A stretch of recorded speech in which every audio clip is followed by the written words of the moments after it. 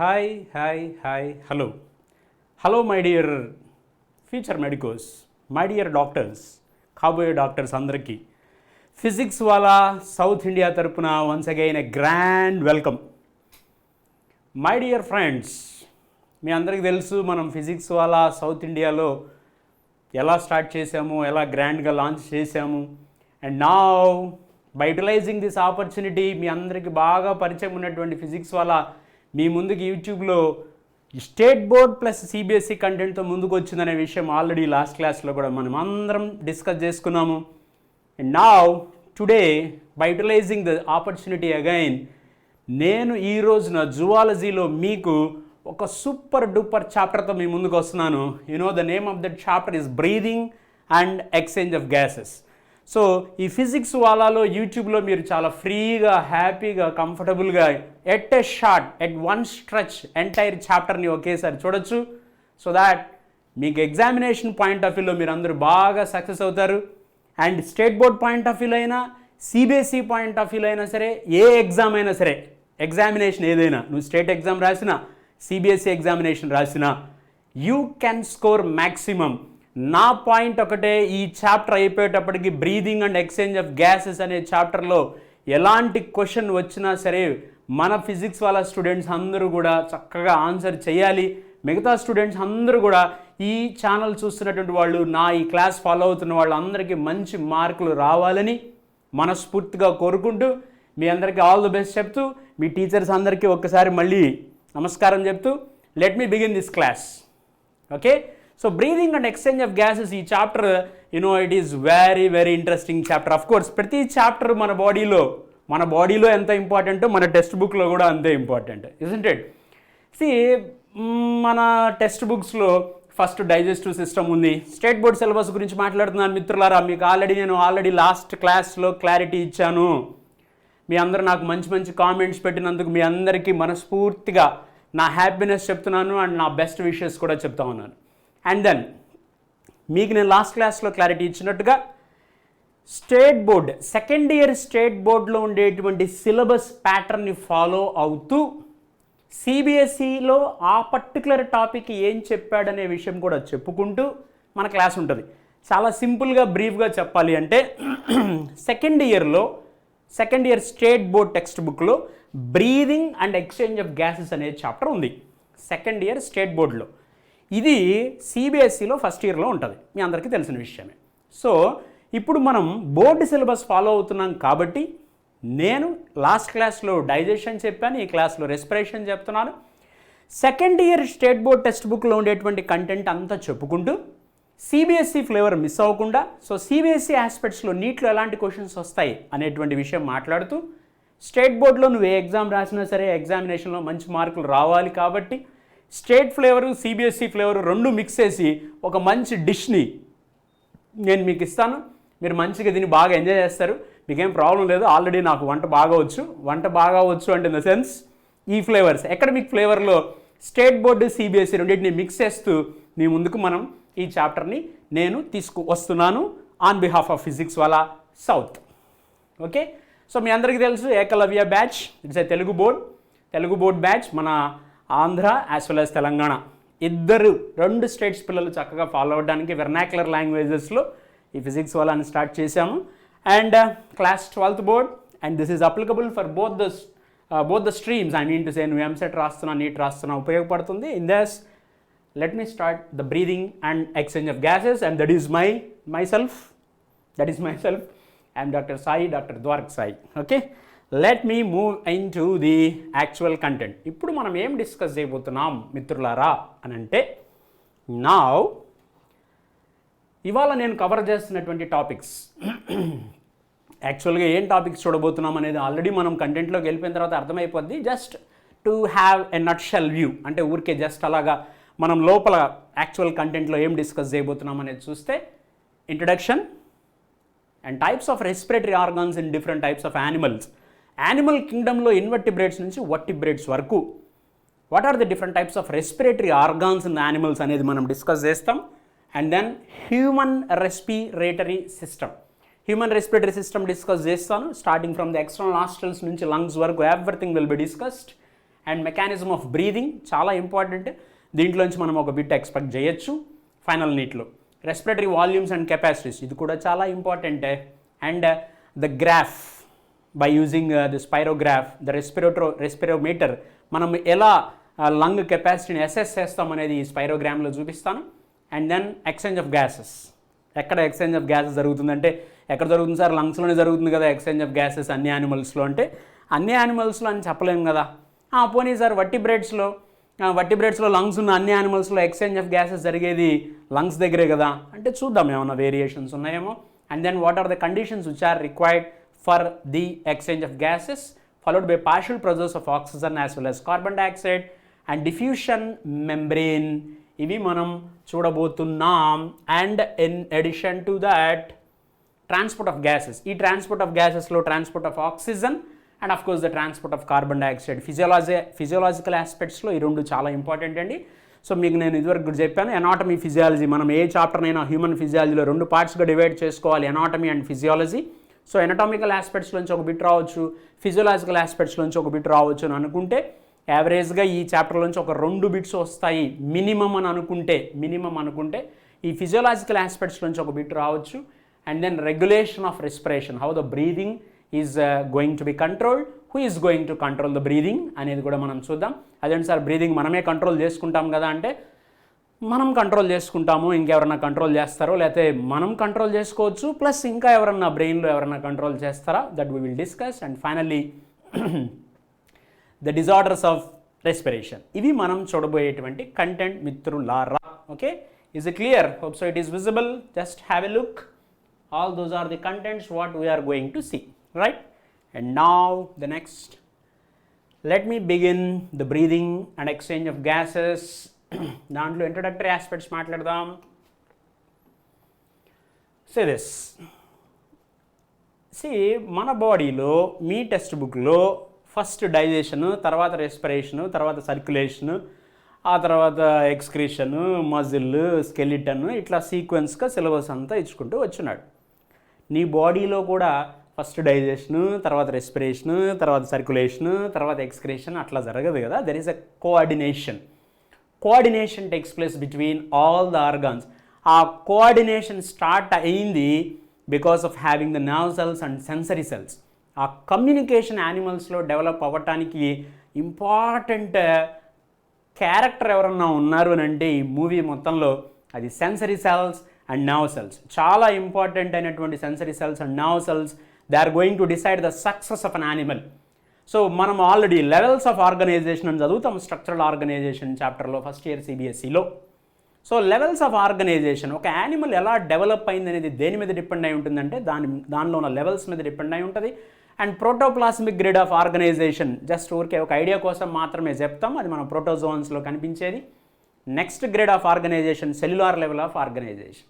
ఆ తర్వాత cells combine to form tissues combine to form organs combine to form organ system. ఇలా different types of organisations మనం యానిమల్స్లో చూస్తూ ఉంటాము. ఓకే, అండ్ ఇదే ఆస్పెక్ట్లో in the same content now what I'm going to tell you is communication చాలా important అనేటువంటి పాయింట్ని డిస్కస్ చేస్తూ లెవెల్స్ ఆఫ్ ఆర్గనైజేషన్ చెప్పాను. ఆ కమ్యూనికేషన్ ఎంత ఇంపార్టెంట్ అంటే, నువ్వు ఫుడ్ మెటీరియల్ తీసుకున్నప్పుడు డైజెషన్ అయిపోయిన తర్వాత ఆ ఎండ్ ప్రొడక్ట్స్ ఆఫ్ డైజెషన్ ఎలా అయితే బ్లడ్లోకి వెళ్తున్నాయో, వెళ్ళిన తర్వాత ఏం జరుగుతుంది, వెళ్ళిన తర్వాత ఆ ఫుడ్ మెటీరియల్స్, జాగ్రత్తగా వినాలి, డైజెషన్ అయిపోయింది, ఫుడ్ మెటీరియల్స్ సింపుల్ ఫుడ్ మెటీరియల్స్గా కన్వర్ట్ అయ్యాయి, అవన్నీ బ్లడ్లోకి రీచ్ అవుతున్నాయి. బ్లడ్లోకి వెళ్ళిన తర్వాత ఏం జరుగుతుంది అనేది ఇప్పుడు మనం మాట్లాడబోతున్నాం. Once you take the food material, once the food material has been digested and now the digested content, ఇప్పుడు ఆ డైజెస్టెడ్ ఫుడ్ అంతా జస్ట్ వన్స్ అగైన్, సో ఆ డైజెస్టెడ్ ఫుడ్ అంతా ఎక్కడికి వెళ్తుంది అన్న ఆస్పెక్ట్లో మాట్లాడితే, the smaller components of the food, the smaller food particles, they should enter in to the బ్లడ్లోకి వెళ్ళిన తర్వాత all those small compounds have to be oxidised in order to liberate the energy. So నీ బాడీలో catabolism, break down of food materials already జరిగి, ఆ food materials oxidise అయ్యి నువ్వు తీసుకున్న ఆక్సిజన్ ఏదైతే ఉంటుందో ఆ ఫుడ్ మెటీరియల్ మీద వర్క్ చేసి ఆ ఫుడ్ మెటీరియల్స్ని ఆక్సిడైజ్ చేసి ఎనర్జీని లిబరేట్ చేస్తుంది బయటకి. So liberation of energy, that is a very important aspect. ఆ ఎనర్జీ లేకపోతే మన బాడీలో మనం ఏ వర్క్ చేయలేం. సో ఆ ఎనర్జీ ఉంటేనే మనం ఏ పనైనా చేయగలుగుతాం. నీ చేత ఆ ఏ పనైనా సరే నీ బాడీ చేయించగలుగుతుంది అంటే దానికి who is required? ATP, energy currency of the cell. So సెల్కి ఎనర్జీ ఎంత ఇంపార్టెంటో నాకు మీరు అంత ఇంపార్టెంట్. మీరు ఇచ్చేటువంటి ఎనర్జీ, మీ కామెంట్స్ మాకు అంత బ్లెస్సింగ్స్ అవుతాయి. సెల్ ఎనర్జీ లేకపోతే రన్ అవ్వలేదు, మేము మీ బ్లెస్సింగ్స్ లేకపోతే రన్ అవ్వలేము. So we want your blessings, our body requires the blessings of ATP. ATP is the energy currency of the cell. అలాంటి ఎనర్జీ ప్రొడ్యూస్ అవ్వాలి అంటే ఫుడ్ మెటీరియల్స్ ఆక్సిడైజ్ అవ్వాలి. So smaller food particles previous క్లాస్లో మనం చూసాము. Carbohydrates అన్ని షుగర్స్గా, proteins అన్ని అమైనో యాసిడ్స్గా, అండ్ ఫ్యాట్స్ అన్ని ఫ్యాటీ యాసిడ్స్ అండ్ గ్లిజరాల్గా కన్వర్ట్ అయిన తర్వాత ఈ కన్వర్ట్ అయిన స్మాలర్ ఫుడ్ పార్టికల్స్ అన్నీ ఆక్సిడైజ్ అయితే ఎనర్జీ లిబరేట్ అవుతుంది అని మాట్లాడుతున్నాం. సో ఈ స్టోరీ మొత్తంలో కావాల్సినటువంటి ఒక కాంపౌండ్ ఎవరు అంటే ఆక్సిజన్. మరి ఆ ఆక్సిజన్ బాడీకి ఎలా వస్తుంది అనే పాయింట్ మనం డిస్కస్ చేయాలి. అయితే ఈ ఆక్సిజన్ అన్ని యానిమల్స్లో ఒకే రకంగా బాడీలోకి రాదు. There are different types of animals are there. There are different types of means of entry of oxygen in to the body. Oxygen బాడీలోకి రకరకాలుగా ఎంటర్ అవుతుంది. ఒక్కొక్క యానిమల్లో దానిలో ఉండేటువంటి రెస్పిరేటరీ ఆర్గాన్ని బట్టి లోపలికి ఆక్సిజన్ ఎంటర్ అవుతూ ఉంటుంది. జనరల్గా మనం రెస్పిరేషన్ అంటే ఏమంటాము అంటే ఎయిర్ తీసుకుంటున్నాము, ఎయిర్ బయటికి పంపిస్తున్నాము, that is nothing but respiration అంటాం.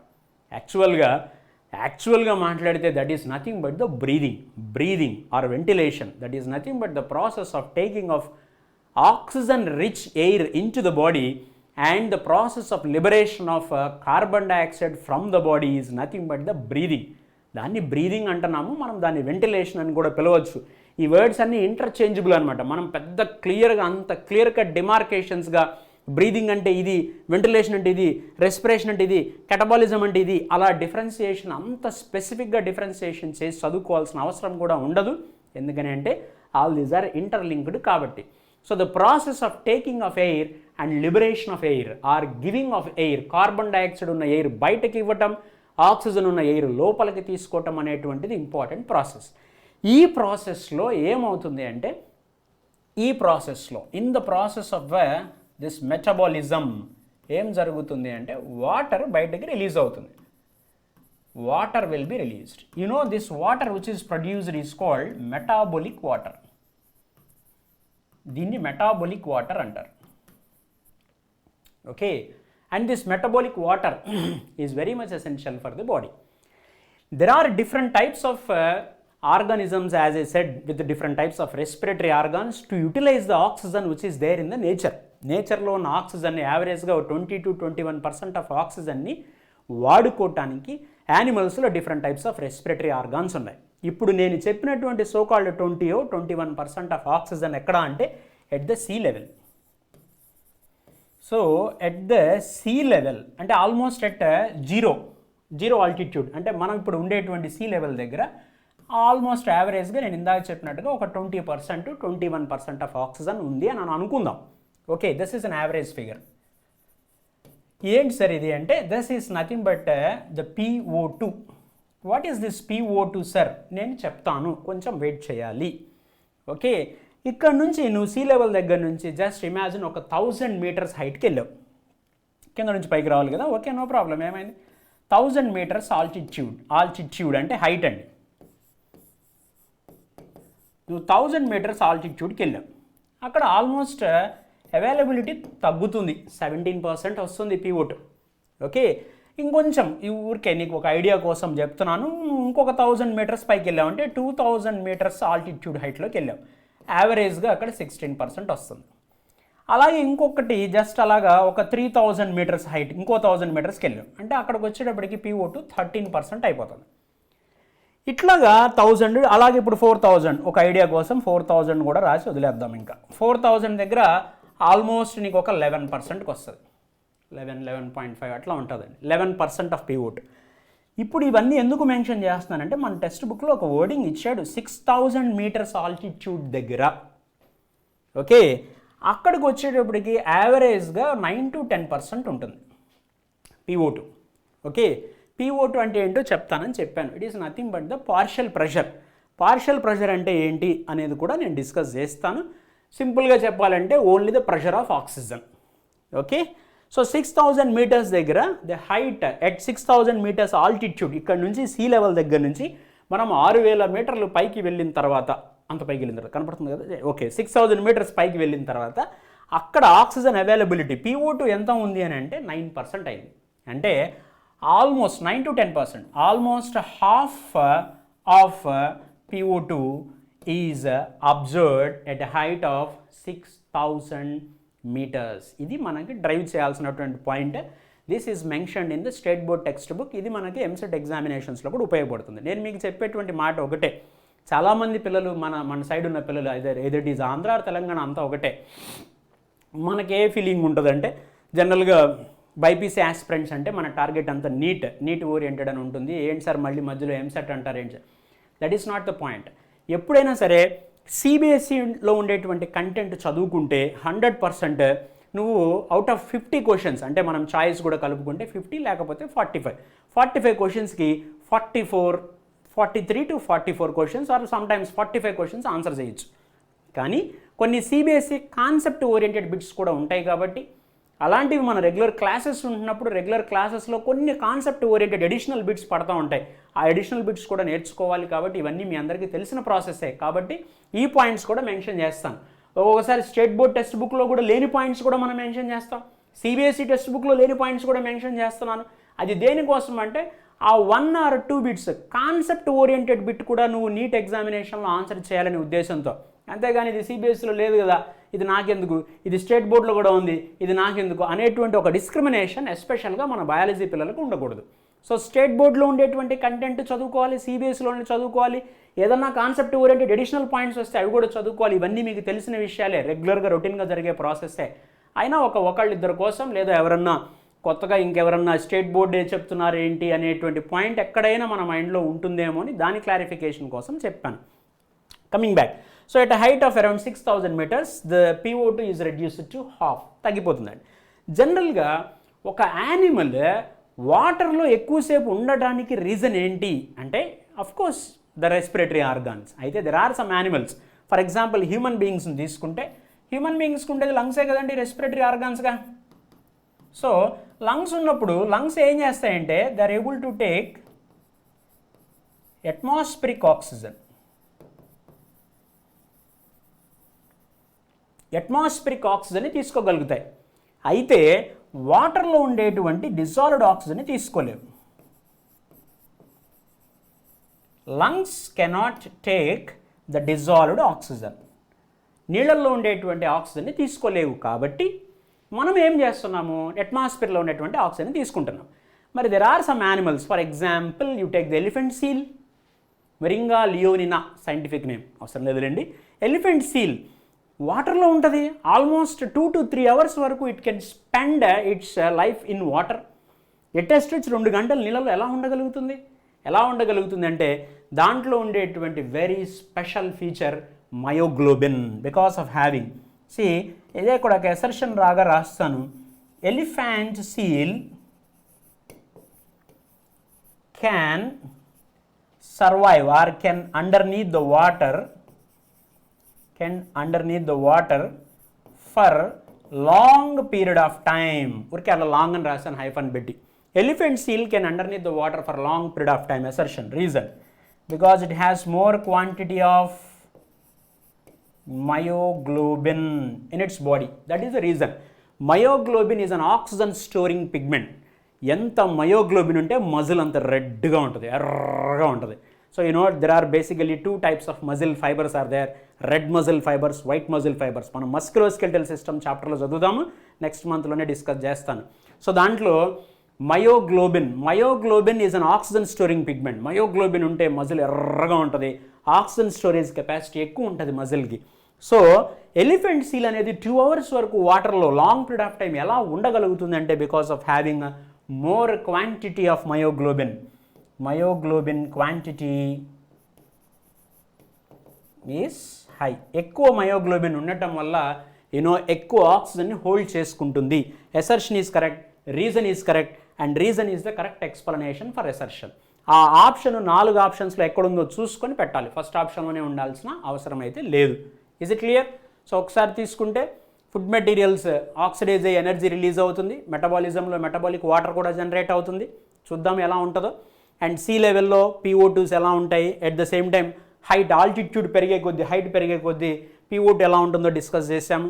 అండ్ లంగ్స్ అట్మాస్ఫిరిక్ ఆక్సిజన్ తీసుకుంటాయి. But there are some aquatic animals, aquatic mammals which have lungs. వాటికి లంగ్స్ ఉంటాయి. అది పాయింట్. లంగ్స్ ఉన్నా కూడా వాటర్లో ఉన్న ఆక్సిజన్ని ఎలా తీసుకోగలుగుతున్నాయి అంటే వాటర్లో ఉన్న ఆక్సిజన్ తీసుకోవడం కాదు, ఆక్సిజన్ స్టోరింగ్ పిగ్మెంట్ ఎక్కువ ఉంటుంది అనేది నేను మెన్షన్ చేశాను. I clear?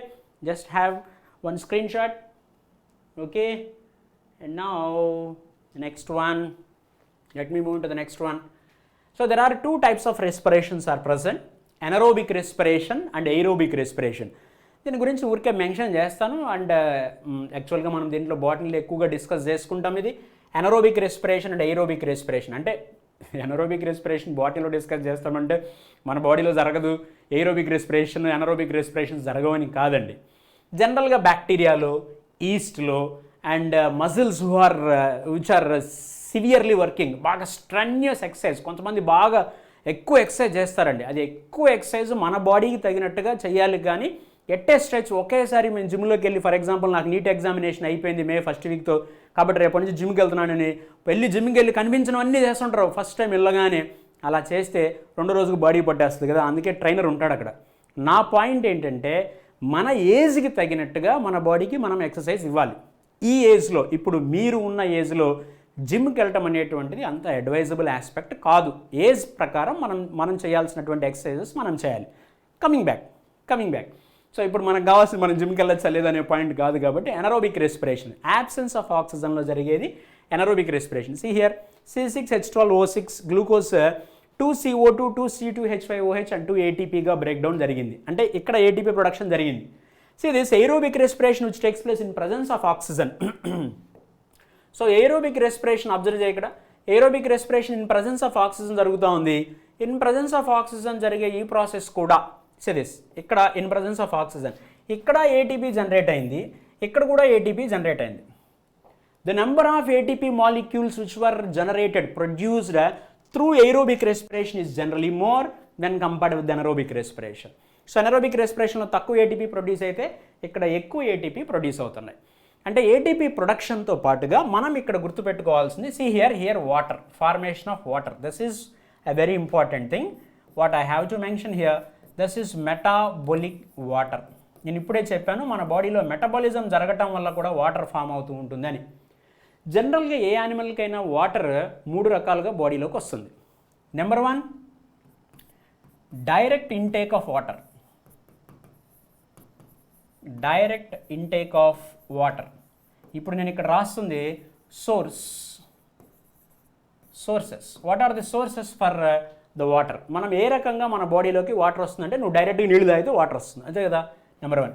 Number 2, the food material what you are taking may contains water. నువ్వు తీసుకున్న ఫుడ్ మెటీరియల్లో, ఫర్ ఎగ్జాంపుల్ వాటర్ మిలన్, నువ్వు తీసుకున్నటువంటి ఫ్రూట్స్, నువ్వు తీసుకునే ఫుడ్ మెటీరియల్లో వాటర్ ఉంటుంది. ఆ వాటర్ని మన బాడీ వాడుకుంటుంది. This is the second source. And another source metabolic water. Metabolism జరగటం వల్ల వాటర్ జనరేట్ అవుతుంది బై ప్రోడక్ట్గా. ఆ వాటర్ని కొన్ని యానిమల్స్కి ఓన్లీ ఆ వాటర్ మీద డిపెండ్ అవుతాయి. ఒక ఎగ్జాంపుల్ చెప్పండి, kangaroo rat which completely depends on this metabolic water. Okay, దానికి స్పెషాలిటీస్ మామూలుగా ఉండవు, దాని అడాప్టేషన్స్, సూపర్ అడాప్టేషన్స్ ఉంటాయి. టైం వచ్చినప్పుడు డిస్కస్ చేద్దాం. So direct intake of water and water which is present in the food material and metabolic water, ఇవి major sources అన్నమాట. అయితే ఇక్కడ ప్రొడ్యూస్ అయినటువంటి వాటర్ని మన బాడీ వాడుకుంటుంది ఏరోబిక్ రెస్పిరేషన్లో. ఇది జనరల్గా హ్యూమన్ బీయింగ్ బాడీలో జరిగేది. దీనికి కావాల్సింది ఆక్సిజన్. ఇప్పుడు మన కాన్సెప్ట్ అంతా ఇదే. ఈ ఆక్సిజన్ని బాడీకి ఎవరు ప్రొవైడ్ చేస్తారు అది మనం డిస్కస్ చేయాలి. సో ఇది జనరల్గా ఎవరిలో జరుగుతుంది అంటే, it takes place generally in ఏది anaerobic respiration. It takes place generally in bacteria and also in yeast and in muscles during severe exercise, and not in normal conditions actually. Exercise, muscle బాగా exercise చేస్తున్న టైంలో stress అంటే for example ఫెటీగ్నెస్ వస్తుంది, అలసిపోతాం, కంటిన్యూస్గా రాస్తున్నాం అనుకోండి, రాస్తుంటే ఇక్కడ పెయిన్ వస్తుంది, లాక్టిక్ యాసిడ్ అక్యుములేషన్ జరుగుతుందన్నమాట.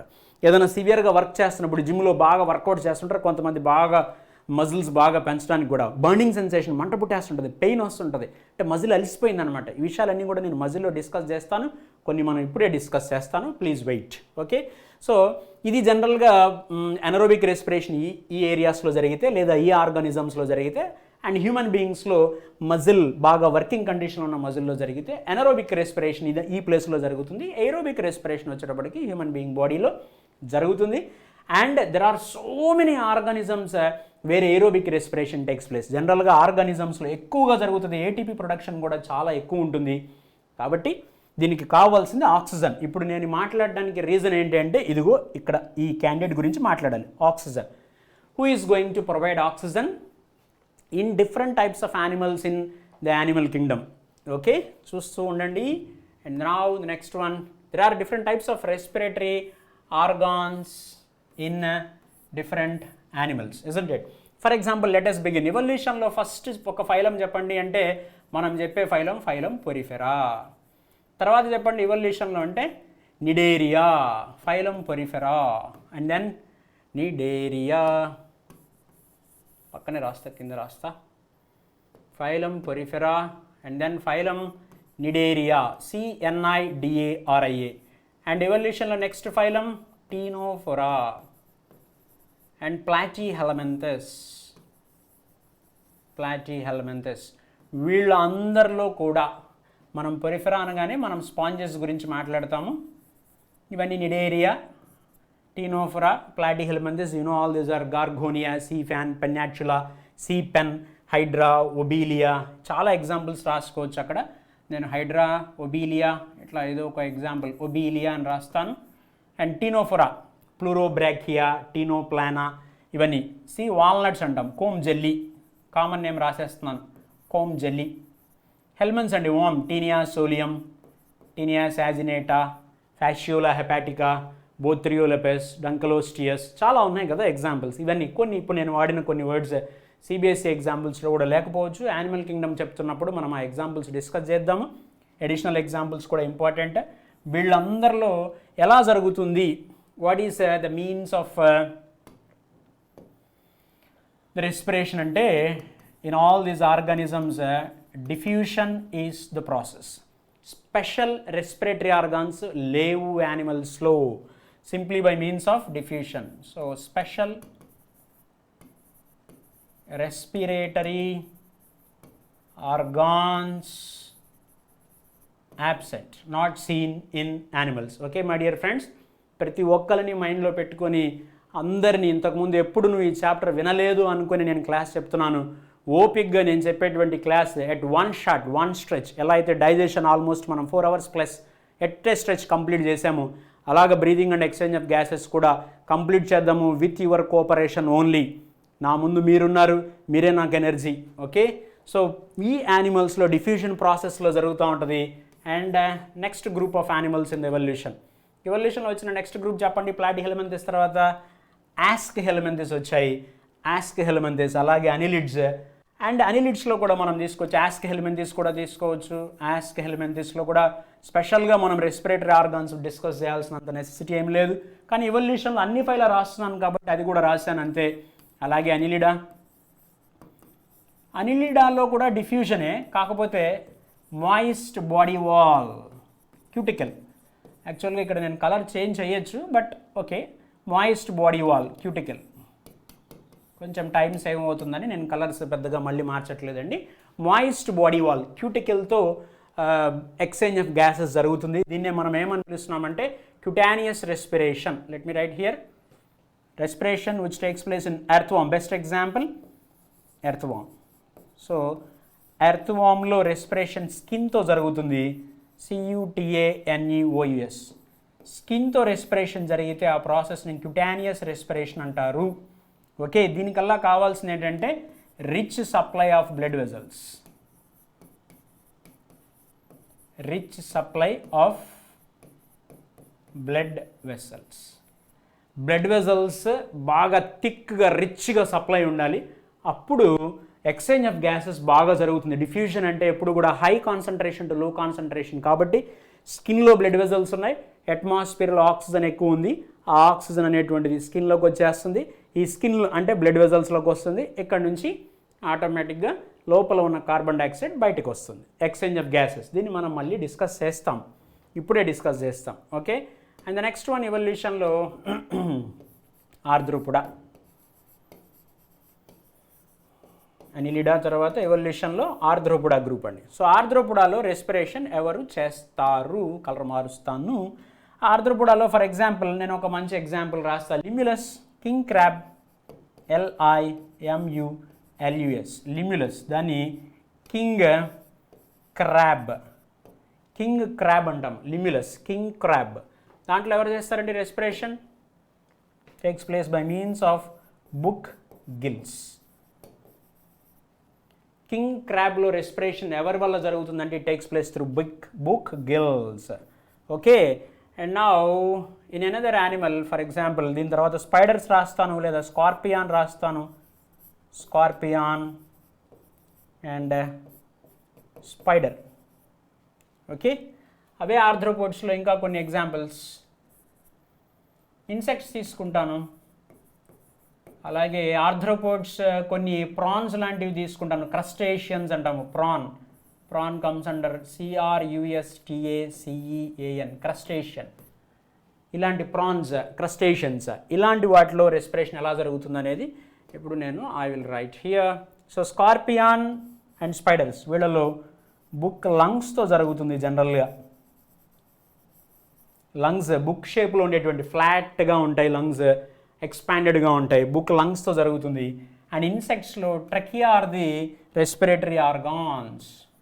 ట్రకియా కొంచెం మధ్యలో చెక్ చేసుకుంటూ ఉండాలి, నేను ఎక్స్క్రీషన్ గురించి కూడా ఏమైనా చెప్తున్నానేమో అని, ఎందుకంటే ఎక్స్క్రిటరీ ఆర్గాన్స్ గురించి కూడా మనం ఇలాగే డిస్కస్ చేస్తూ ఉంటాం. సో ప్రాన్స్లో రెస్పిరేషన్ ఎలా జరుగుతుంది అంటే గిల్స్తో జరుగుతుందండి, గిల్స్.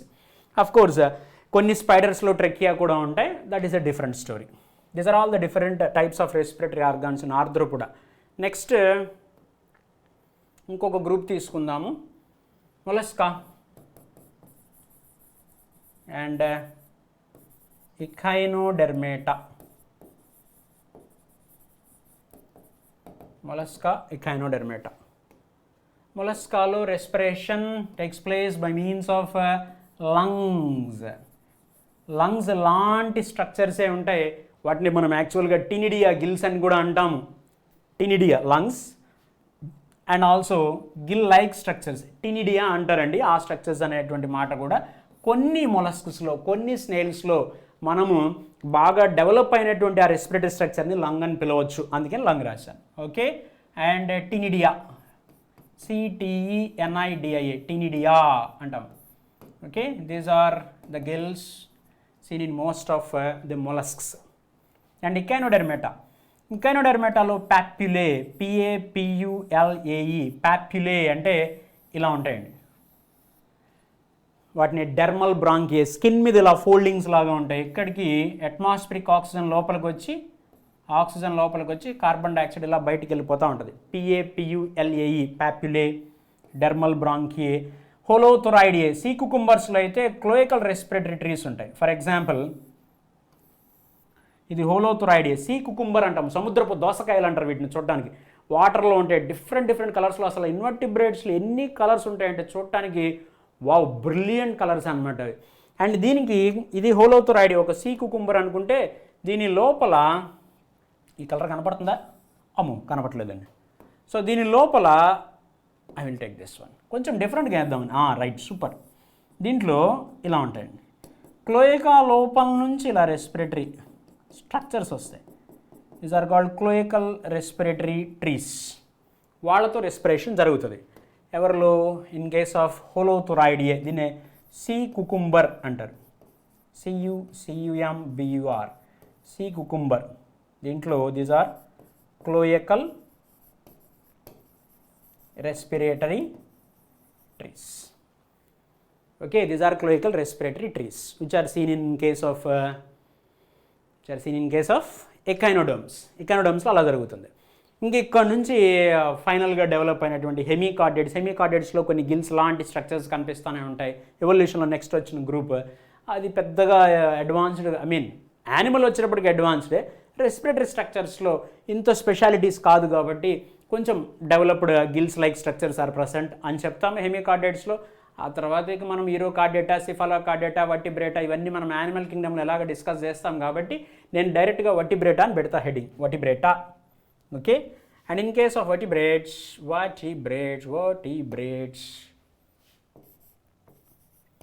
VRTBRATA వర్టిబ్రేటాలో మనం గిల్స్ గురించి మాట్లాడతాం, ఎందుకంటే మనం ఫిష్ గురించి మాట్లాడకుండా వర్టిబ్రేటా అనలేం కదా.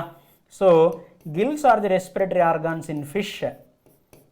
ఓకే, యాంఫీబియన్స్లో కూడా ఆక్వాటిక్ ఎన్విరాన్మెంట్లో ఉండేటువంటి యాంఫీబియన్స్లో కూడా gills are the respiratory organs. Adult amphibians దగ్గరికి వచ్చేటప్పటికి gills are transformed to lungs. So lungs, adult amphibians and RAM. Who is RAM? Reptiles, Aves, mammals వాళ్ళందరిలో కనిపించేవి లంగ్స్. వాళ్ళందరిలో లంగ్సే ఉంటాయి. ఓకే, ఆక్వాటిక్ యాంఫీబియన్స్ అంటే జనరల్గా అడల్ట్ ఆక్వాటిక్ యాంఫీబియన్స్లో కొన్నిట్లో గిల్స్ ఉంటాయి. External gills are present in some animals, something like Ichthyophis అనే ఒక యానిమల్, ఇక్థియోఫిస్, గెగనోఫిస్, యూరియోటిప్లాస్, ఇలా కొన్ని ఎగ్జాంపుల్స్ ఉన్నాయి. నేను చెప్పాను కదా, మీరు వీటి గురించి ఏం ఆలోచించద్దు, మనం యానిమల్ కింగ్డమ్లో డిస్కస్ చేయొచ్చు. సో ఆక్వాటిక్ అడల్ట్ యాంఫీబియన్స్లో కొన్నిటికి విజిబుల్ ఎక్స్టర్నల్ గిల్స్ ఉంటాయి. ఫర్ ఎగ్జాంపుల్ ఫిష్లో అనుకోండి, షార్క్ లాంటి దానికైతే సైడ్ ఇలా గిల్స్ కనపడతా ఉంటాయి. వేరేస్ బోనీ ఫిష్కి అయితే మాత్రం గిల్స్ లోపల ఉంటాయి. ఎందుకంటే ఆ గిల్స్ లోపల, in the sense gills are covered by a lid like structure. What is that lid అంటే operculum. Operculum is the lid which covers or which encloses the gills. Okay, అదే షార్క్లో అయితే operculum ఉండదు, lid are cover, దాన్ని Gill cover అని కూడా అంటాం. ఆ operculum ఉండదు కాబట్టి గిల్స్ కనపడుతుంటాయి. వెరాజ్ అడల్ట్ యాంఫీబియన్స్, వాటర్లో ఉండేటువంటి అడల్ట్ యాంఫీబియన్స్ కూడా ఇలా సైడ్స్ ఇలా గిల్స్ కనిపిస్తూ ఉంటాయి, ఎక్స్టర్నల్గా కనపడుతుంటాయి. And of course the larva of frog. ఎవరు లార్వా ఆఫ్ ఫ్రాగ్? చెప్పండి. ఎస్, టాడ్పోల్ లార్వా, దానికి కూడా గిల్స్ ఉంటాయి. ఓకే, అడల్ట్ యాంఫీబియన్స్లో మనం బెస్ట్ ఎగ్జాంపుల్ ఫ్రాగ్ తీసుకుంటే where the lungs are present. ఇంకా రెప్టైల్స్ గురించి మాట్లాడేదేముంది, రెప్టైల్స్, ఏవ్స్, మ్యామల్స్ వీళ్ళందరికీ డెవలప్డ్ యానిమల్స్ కాబట్టి వీళ్ళందరిలో కూడా లంగ్సే ఉంటాయి. సో ఇలా different types of respiratory organs are present in the animal kingdom. మనం యానిమల్ కింగ్డమ్లో ఇన్వర్టిబ్రేట్స్ నుంచి వర్టిబ్రేట్స్ వరకు యానిమల్స్లో different types of respiratory organs రాశాను. ఎగ్జామినేషన్లో మ్యాచింగ్ పాయింట్ ఆఫ్ వ్యూలో కూడా చాలా ఉపయోగం. Just take one screen shot. ఒక్కసారి స్క్రీన్ షాట్ తీసుకొని అలా పక్కకు వచ్చేసాను. Me check the time. Okay, good, right. And then next one, let me move to the next slide. Human respiratory system. So different types of respiratory organs యానిమల్స్లో మనం discuss చేసిన తర్వాత human బీయింగ్లో respiratory system ఎలా ఉంటుందో చూద్దాం. Okay, so this is a great thing. Human being బాడీలో same mouth and which colour? Okay, right, see here. మనం already ఇంతకుముందు ఫుడ్ మెటీరియల్స్ ఈ ఆస్పెక్ట్ గురించి మాట్లాడాము, అండ్ నౌ ఈ ఆస్పెక్ట్ గురించి మాట్లాడాలి. నాస్ట్రల్స్, ఎక్స్టర్నల్ నాస్ట్రల్స్ దగ్గర నుంచి స్టార్ట్ చేయాలి. See this is an external nostrils. మనం హ్యూమన్ బీయింగ్ మన గురించే మనం మాట్లాడుకుంటాం. See these are external nostrils.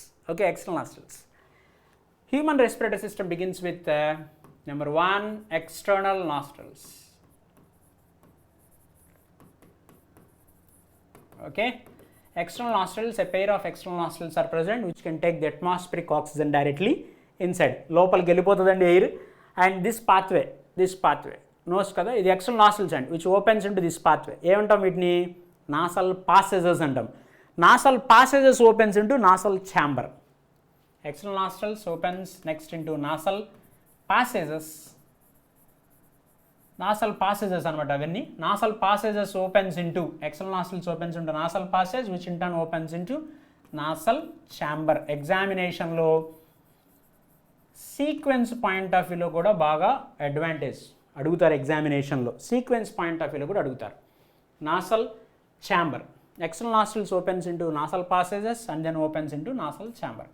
Nasal chamber of course internal nostrils, అక్కడ నుంచి నాసోఫారింగ్స్, అది వేరే విషయం. Just before going to enter into internal nostrils. ఇంటర్నల్ నాస్ట్రిల్స్లోకి వెళ్ళబోయే ముందు ఈ నాసల్ ఛాంబర్లో ఎవరు ఉంటారో చూద్దాం. This is nasal chamber, area అంతా, this entire area, this is nasal chamber. ఆ నాసల్ ఛాంబర్లో you can see 3 twisted bones. ఈ సైడ్న imagine this as your nose. ఈ నోస్లో ఇలా సైడ్ ఇలా కొన్ని బోన్స్ కనపడతాయి, ఇలా స్క్రోల్ లైక్ ట్విస్టెడ్, ఇలా ట్విస్టెడ్ బోన్స్ 3 బోన్స్ కనపడుతున్నాయి. And those twisted bones what you can see here, say this one, this one, this one, this one. So 3 twisted bones are present and those twisted bones are called turbinals. What name అని పిలుస్తారంటే I will write here. Nasal chamber contains 3 twisted bones, వీటిని turbinals అంటారు. Turbinals అది రాయబోయే ముందు ఈ nasal chamber లో this is the first part of the nasal chamber. First part of nasal chamber. What is the first part of nasal chamber? Nasal chamber గురించి మాట్లాడుతున్నానండి. First one is vestibular part. Vestibular part. What is the vestibular part? Nasal chambers opens into the first portion. ఇది this is the area, this is the area. ఇప్పుడు నేను ఎక్కడైతే dots పెడుతున్నానో that area is nothing but the vestibular part. అక్కడే మనకి hair particles కనపడుతుంటాయి. Hair particles జనరల్గా చాలామందికి బాగా ప్రొఫ్యూజ్గా బయటకు వచ్చినట్టుగా కూడా కనపడుతుంటాయి. కొంతమంది హెయిర్ పార్టికల్స్ లోపలికి ఉంటాయి. ఆ హెయిర్ పార్టికల్స్ని కంప్లీట్గా trimming చేసేస్తుంటాం. So-called hair particles. Vestibular part contains hair. Then function ఏంటంటే hair అనగానే it helps in filtration of dust particles. Vestibular portion, the basic function is filtration of dust particles. Vestibular portion కొంచెం cooling కూడా provide చేస్తుంది కదా యాక్చువల్గా vestibular portion. తర్వాత next open అయ్యేది vestibular portion opens into respiratory part. Vestibular part opens into the respiratory part. What is the respiratory part? ఇదేనండి vestibular portion తర్వాత కనిపించే పోర్షన్ అంతా రెస్పిరేటరీ పార్ట్. అంటే ఆ 3 ట్విస్టెడ్ బోన్స్ ఉన్నది రెస్పిరేటరీ పార్ట్లోనే కదా సార్? అవునండి. ఏంటవి? They are 3 twisted bones. ఏమన్నాం వాటినే? The 3 twisted bones are called conchae. I will write here. 3 twisted bones are present. And what are those 3 twisted bones? They are called turbinals. Turbinals. Turbinals are concave. Conchae. Concave. Turbinals are concave. Antamandi. Turbinals are concave. Scroll are twisted bones. They are scroll, paper like. Paper లాగా twist అయిపోయి ఉన్నటువంటి bones అన్నమాట. అవి side ఇలా 3 bones ఉన్నాయి కదా. ఈ మూడిట్లో ఒకటి సుపీరియర్, ఒకటి మిడిల్, ఒకటి ఇన్ఫీరియర్ అండి. This one is superior and this is middle and this is inferior. Superior nasal కాంకే, middle nasal కాంకే and this one is inferior nasal conchae. This is inferior nasal కాంకే. Superior nasal కాంకే, middle nasal కాంకే and inferior nasal కాంకే. ఇక్కడ నేను రాసింది అదేనండి, ఏమీ లేదు. కొంచెం మళ్ళీ ఆ yellow colour కన్నా బ్లాక్ డామినెంట్గా ఉంటుందని మళ్ళీ అట్లా రాస్తున్నాను అంతే. Inferior nasal కాంకే, superior nasal కాంకే, middle nasal కాంకే, inferior nasal conchae. Okay, ఇది సుపీరియర్ నాసల్ కాంకే. ఇక్కడ ఆల్ఫాక్టరీ ఎపిథీలియం ఉంటుంది. Next portion, next part, respiratory part తర్వాత కనిపించే part olfactory part. Olfactory part. So ఇప్పుడు ఈ ఆల్ఫాక్టరీ పార్ట్ గురించి మాట్లాడితే ఈ ట్విస్టెడ్ బోన్స్లో ఇన్ఫీరియర్ నాసల్ కాంకే కింద నుంచి వస్తే ఇన్ఫీరియర్, దాని తర్వాత ఉన్నది మధ్యలో ఉన్నది మిడిల్, దానిపైన ఉన్నది సుపీరియర్, దానిపైన ఉన్నది సుపీరియర్ నాసల్ కాంకే. ఓకే, ఈ superior nasal conchae is in contact with olfactory part, అది మ్యాటర్. ఇది superior nasal conchae. This is superior concha, see concha singular, which is in contact with this olfactory epithelium. Olfactory epithelium తో కాంటాక్ట్ ఉన్న బోన్ ఎవరు? superior nasal conchae. Okay, and then సీక్వెన్స్లు ఇప్పటిదాకా వచ్చింది చూడండి. External nostrils, nasal passages, nasal chamber, nasal ఛాంబర్లో వెస్టిబులర్, రెస్పిరేటరీ, ఆల్ఫాక్టరీ, ఇదంతా సీక్వెన్స్లో, సీక్వెన్స్ పాయింట్ ఆఫ్ వ్యూలో ఎగ్జామినేషన్లో ఉపయోగపడతాయి. ఓకే, తర్వాత నెక్స్ట్ ఆల్ఫాక్టరీ పార్ట్ అంటే నాసల్ ఛాంబర్స్ అయిపోయిందండి, which opens into internal nostrils. Internal nostrils. ఈ ఇంటర్నల్ నాస్ట్రిల్స్ దేంట్లోకి ఓపెన్ అవుతున్నాయంటే the in turn opens into nasopharynx. Nasopharynx తర్వాత ఎవరు ఉంటారు అంటే నాసోఫారింగ్స్ అంటే ఎగ్జాక్ట్గా ఎక్కడ అంటే ఇంటర్నల్ నాస్ట్రిల్. సాఫ్ట్ ప్యాలెట్ ఉంది కదా, లాస్ట్ క్లాస్లో చెప్పాను, నువ్వు మౌత్ క్లోజ్ చేసుకున్నప్పుడు పైన రూఫ్లో కనపడేది palette.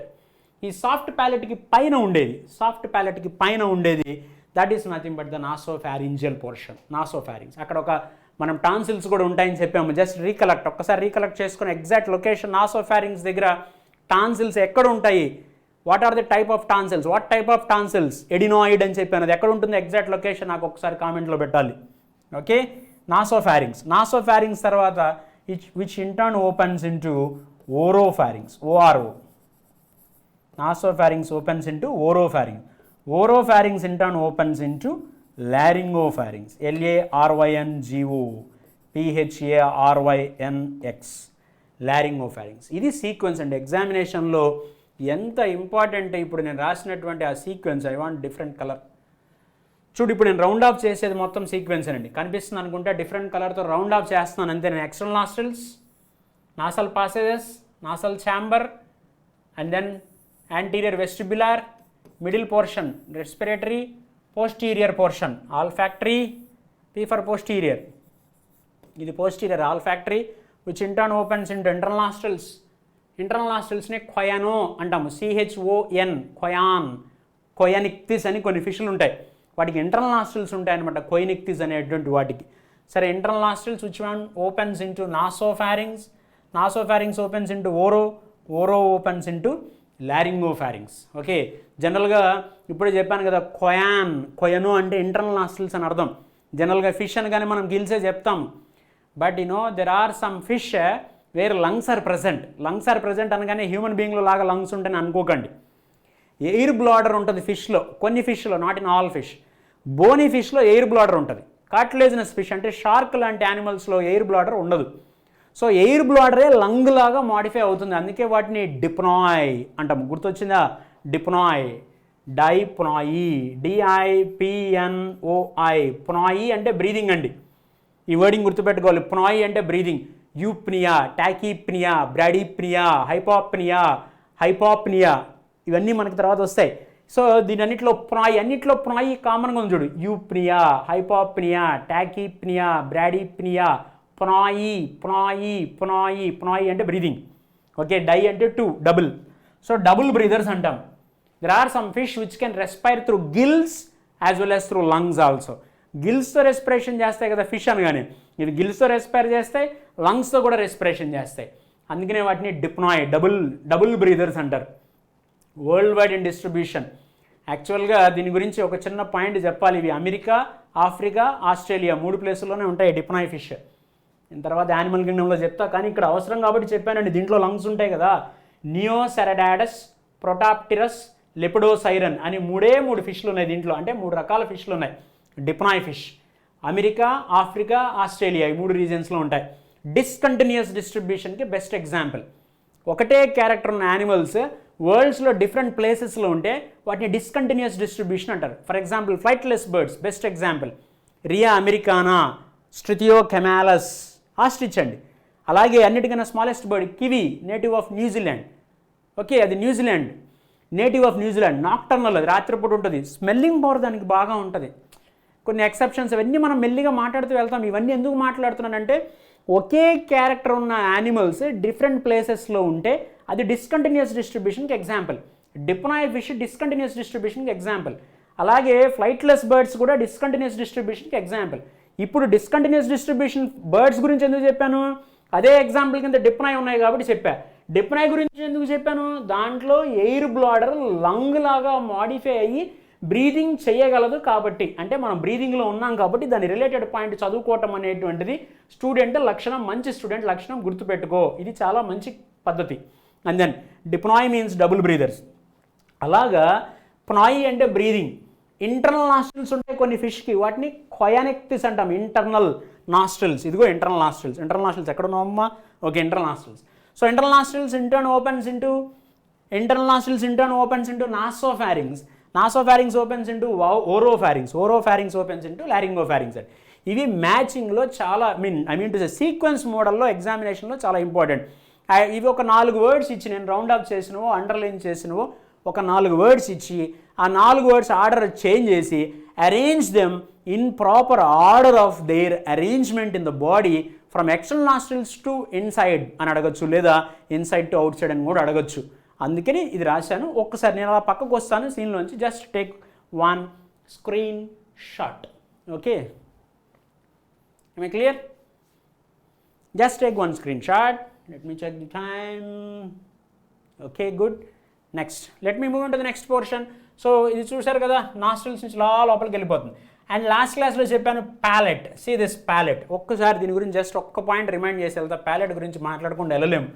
See this palate, this is the palate and this is the hard part of the palate and this is the soft portion of the palate. ఇదే కొండనాలుక, ఊవులా అంటాం కదా, uvula, soft palate. This is uvula. నోరు పూర్తిగా తెరిచిన తర్వాత మనకు కనిపించేదన్నమాట. Okay, uvula. So this is the palate. Palate ఉండబట్టే we are able to breathe the food, we are able to breathe the air and chew the food materials at the same time. 2 పనులు ఒకేసారి జరగడానికి కారణం ఎవరంటే ప్యాలెట్ అండి. నేను ఒక పాయింట్ రాస్తా చూడు ఇక్కడ, ప్యాలెట్. ఇక్కడ ఒక ఎసర్షన్ రాస్తాను. Human being can breathe simultaneously while he is chewing, or reverse కూడా రాయొచ్చు, human being can chew simultaneously while he is breathing. So can breathe simultaneously while he is chewing. 2 పనులు ఒకేసారి జరుగుతున్నాయి. ఎసర్షన్. రీజన్, దానికి reason ఎవరు అంటే palate. Palate is the reason. అంటే oral region, oral part, I mean to say పైన dorsal కదండి, dorsal nasal portion and ventral కింద అంటే వెంట్రలే కదా, ఓరల్ పోర్షన్. ఇక్కడ అలాగే తీసుకుంటాం, కింద అంటే వెంట్రల్. జనరల్గా వెంట్రల్ అంటే stomach side is ventral side, తెలుగులో ఉదర భాగము అంటాం. ఉదరము అంటే స్టమక్ కదా, సో ఉదర భాగము, ventral side is stomach side and dorsal side opposite side, this is dorsal side. So dorsal nasal, ventral oral, ఈ రెండింటిని సపరేట్ చేసేది ప్యాలెట్. ఇది ఉంది కాబట్టి మనం ఫుడ్ మెటీరియల్ని చ్యూయింగ్ చేయగలుగుతున్నాం అండ్ ఎయిర్ కూడా ఒకేసారి తీసుకోగలుగుతున్నాం. That is an advantage. So we can breathe while we are chewing the food materials. Okay, and uvula, soft palate. నువ్వు ఎప్పుడైతే ఫుడ్ మెటీరియల్, ఈ సాఫ్ట్ ప్యాలెట్ ఇలా హ్యాంగ్ అవుతుంటుందండి. నువ్వు ఫుడ్ తిన్నప్పుడు ఏమవుతుందని చెప్పాను లాస్ట్ క్లాస్లో, ఈ సాఫ్ట్ ప్యాలెట్ ఇలా పైకి వస్తుంది, సాఫ్ట్ ప్యాలెట్ ఇలా వస్తుంది. అంటే ఇవి ఇంటర్నల్ నాస్ట్రిల్స్, ఇక్కడ ఉంటాయి internal nostrils.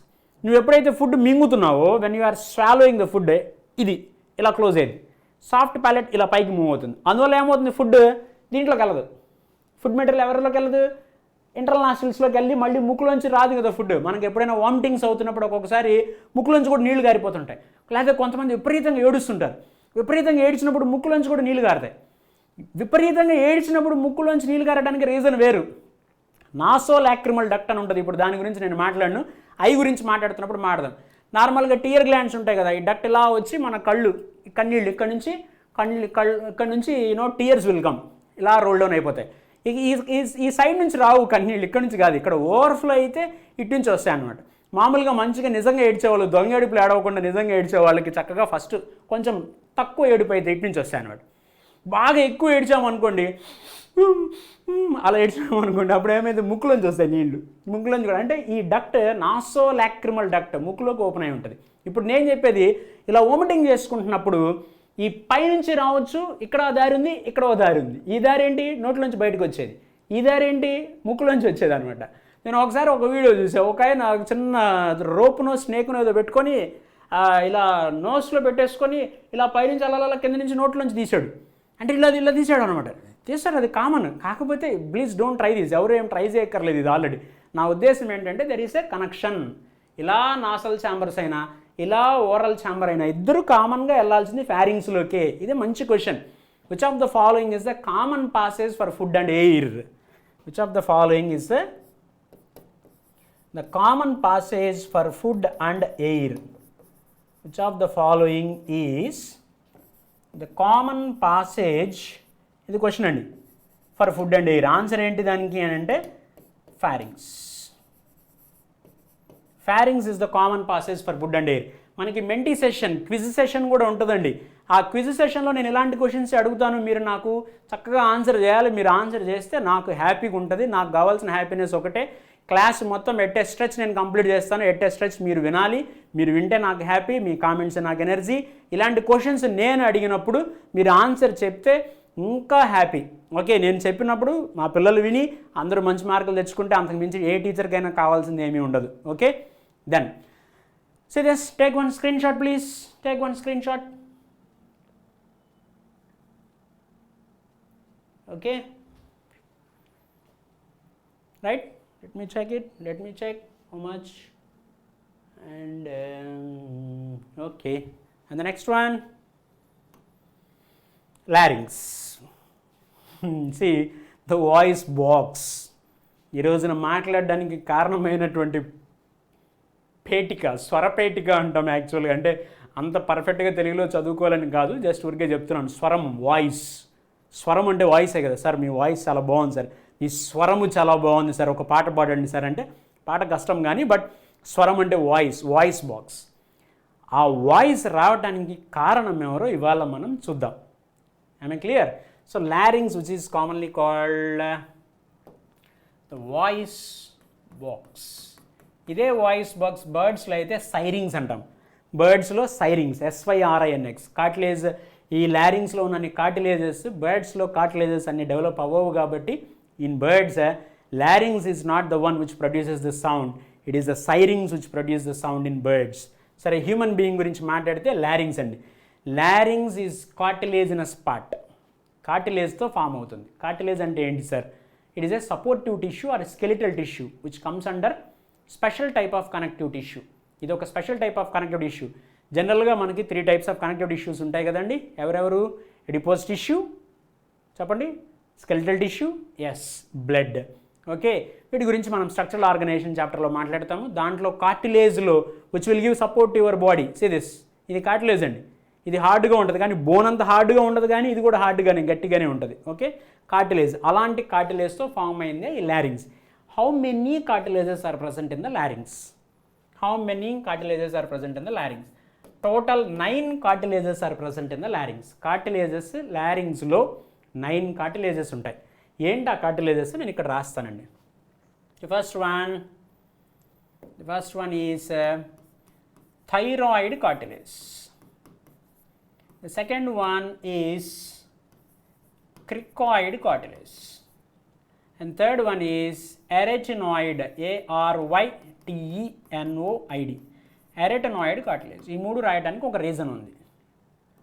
And fourth one is epiglottis, EPIGLOTTIS. And corniculate cartilage, CORNICULAT, కార్నిక్యులేట్.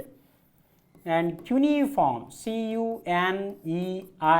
CUNEIFORM, cuneiform cartilages. ఇవన్నీ కార్టిలేజెస్ అనండి. These are the different types of cartilages present in larynx. దీంట్లో in these cartilages thyroid, cricoid, arytenoid రాయడానికి ఒక reason ఉంది. 3 వరుసగా రాయడానికి. ఈ మూడిట్లో ఉండే cartilage, what is the cartilage? Hyaline cartilage, HYALINE, hyaline cartilage. సి మన బాడీలో చాలా ప్రిడామినెంట్గా ఉండే cartilage highline cartilage.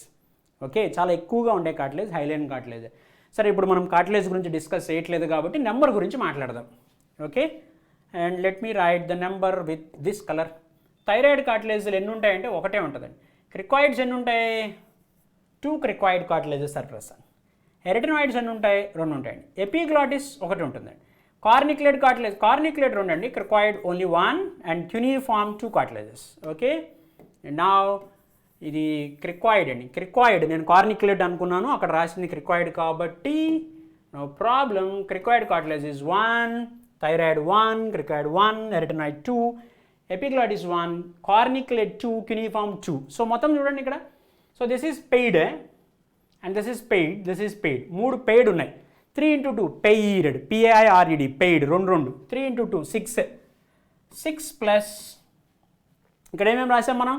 Thyroid 1, క్రికాయిడ్ 1, epiglottis 1, 3. 6 plus 3, total 9 cartilages are present.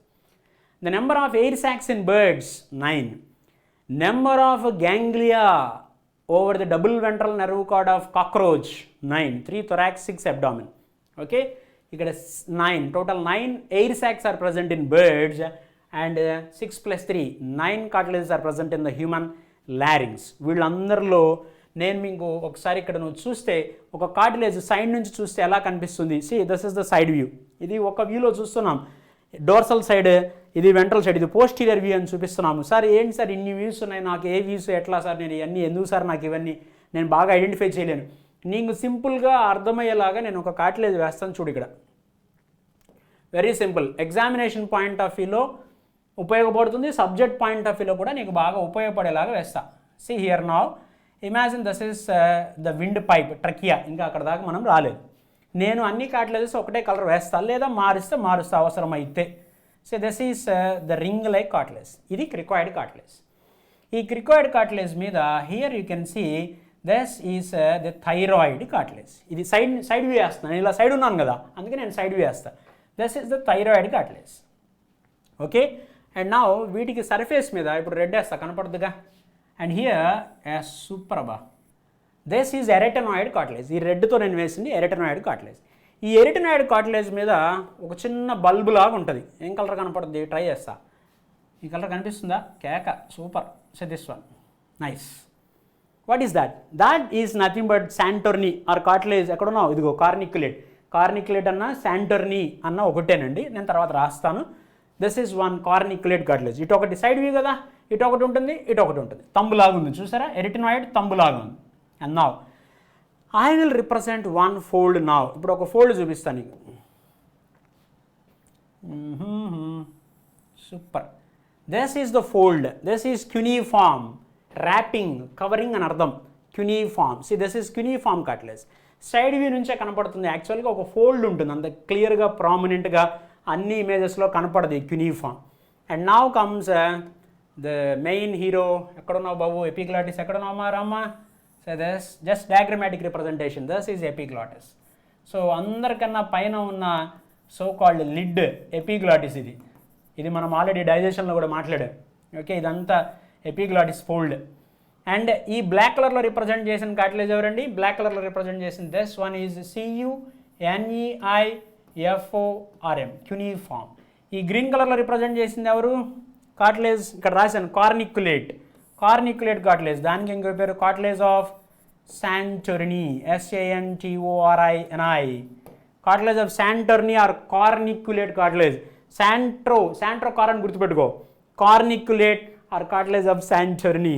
And క్యూనిఫార్మ్, this one ఇది రాశాంగా క్యూనిఫార్మ్. And this one, this is ఎరిటనాయిడ్, ARYTENOID, ఎరిటనాయిడ్. And this is thyroid, THYROID. ఇది ring like, CRICOID, క్రికాయిడ్. And this is trachea, TRACHEA, trachea. ఇవి cartilages. So side నుంచి చూసినప్పుడు నీకు first trachea పైన ring like cartilage. Which of the following is a ring like cartilage? Cricoid is the ring. Cricoid is the ring like cartilage. And thyroid cartilage ఇలా ఉంటుందండి, this one, ఇది thyroid cartilage. ఇలా లాగొచ్చు. ఇది కూడా కంప్లీట్గా ఏమి ఉండదు, ఇది ఇన్కంప్లీట్గా ఉంటుంది. ఈ డోర్సల్ సైడ్స్ చూసారా, ఇదిగో ఇది చూసారా ఎలా ఉంది, ఇది థైరాయిడ్ కార్టిలేజ్ అండి. This is thyroid.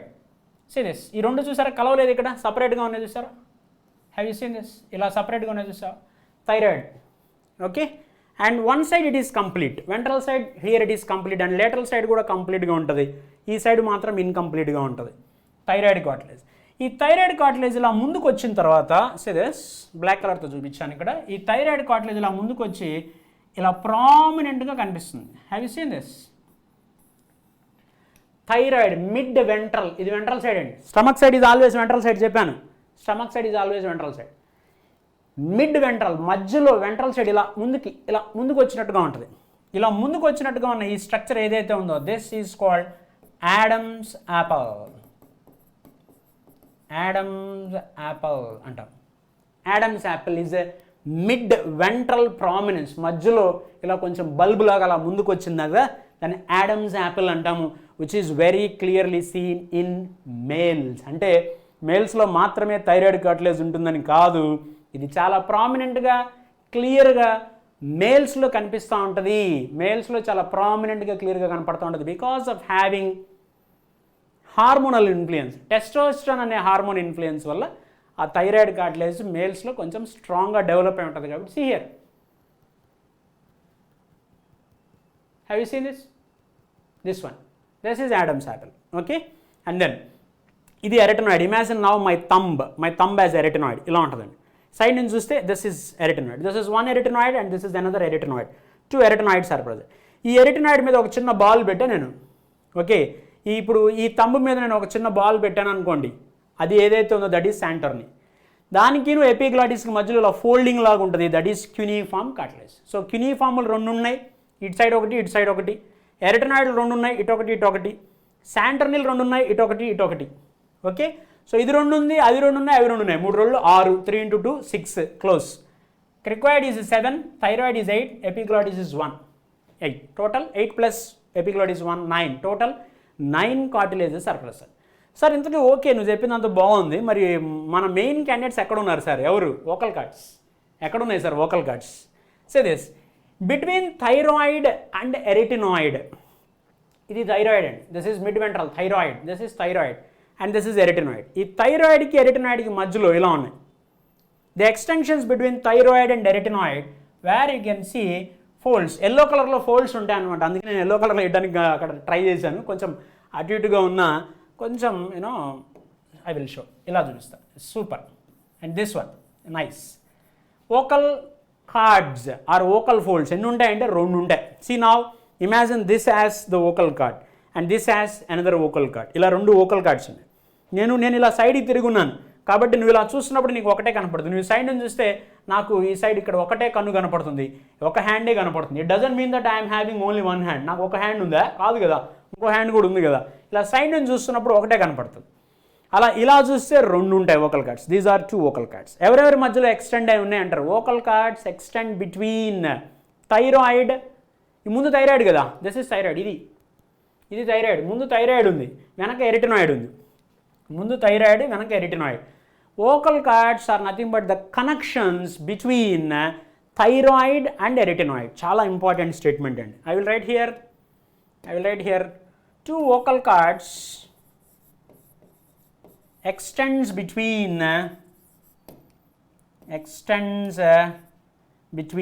ఎవరెవరి మధ్యలో ఎక్స్టెండ్ అయి ఉన్నాయండి? extends between thyroid and erythenoid. ARYTENOID. Thyroid and arytenoid వీళ్ళిద్దరి మధ్యలో ఉన్న ఆ సో కాల్డ్ ఫోల్డింగ్స్ ఏవైతే ఉన్నాయో దాని nothing but vocal cords which is used for production of sound ప్రొడక్షన్లో రోల్ ప్లే చేస్తాయి. చెప్పబోయే ముందు ఒకసారి జస్ట్ దాన్ని ఒక్కసారి అలా స్క్రీన్ షాట్ కొట్టమ్మా. ఈ లోపు టైం చూస్తా. You just take 1 screen shot. Super. Okay, తీసారు కదా? పక్కకు రానా? Okay. And now, vocal cords are nothing but the connections between thyroid and erythenoid like this, and the space present between 2 true vocal cords. True vocal cords. ఇదేంటి sir మళ్ళీ twist చెప్తాను. 2 vocal cords కి మధ్యలో ఉన్న space rima glottidis. Rima GLOTTIDIS. Rima glottidis is nothing but the space between 2 true vocal cords. Between 2 true vocal cords. 2 true vocal cords కి మధ్యలో ఉన్న space. Imagine now my 2 4 fingers has 2 vocal cords. ఈ రెండింటిని 2 vocal cords అనుకో. ఈ 2 vocal cords కి మధ్యలో ఉన్న స్పేస్ ఏదైతే ఉందో ఇది దిస్ స్పేస్. ఫర్ ఎగ్జాంపుల్ ఇదిగోనబ్బా, ఇది ఈ మార్కర్ ఎక్కడైతే ఉందో, ఇప్పుడు నీకు మార్కర్ ఎక్కడైతే కనపడుతుందో that is nothing but the rima glottidis అంటాం. ఓకే కదా? ఆ 2 రెండింటికి మధ్యలో ఉన్న స్పేస్. ఇంకో రకంగా కూడా చెప్పచ్చు. చూడు ఒకసారి, ఇది ఎరిటినాయిడ్, ఇది ఎరిటినాయిడ్. ఆ ముందు ఎవరున్నారు? థైరాయిడ్.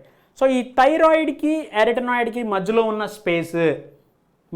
స్పేస్ అక్కడేగా వోకల్ కార్డ్స్ ఉంది. ఆ వోకల్ కార్డ్స్కి మధ్యలో ఉన్న స్పేస్, లేదా థైరాయిడ్కి ఎరిటినాయిడ్కి మధ్యలో ఉన్న స్పేస్ అని కూడా చెప్పచ్చు. అంటే 2 లంగ్స్కి మధ్యలో మిడియాస్టినం, స్టెర్నంకి వెనక మిడియాస్టినం, వర్టిబ్రల్ కాలంకి పైన మిడియాస్టినం, అలా ఎన్ని రకాలుగా ఏం చెప్పొచ్చు. మీ ఇల్లు ఎక్కడ అంటే వాళ్ళ ఇంటి పక్కన, ఈ ఇంటి అనక, ఆ గుడి ఎదురు, ఈ పార్క్ పక్కన, ఇట్లా చెప్తాం కదా మనం కొంచెం గుర్తుపట్టడానికి. ఆ రెస్టారెంట్ పక్కన, ఈ రెస్టారెంట్ పక్కన, ఇలా ఎలా అయితే చెప్తాం ఎన్ని రకాలుగా ఏం చెప్పొచ్చు.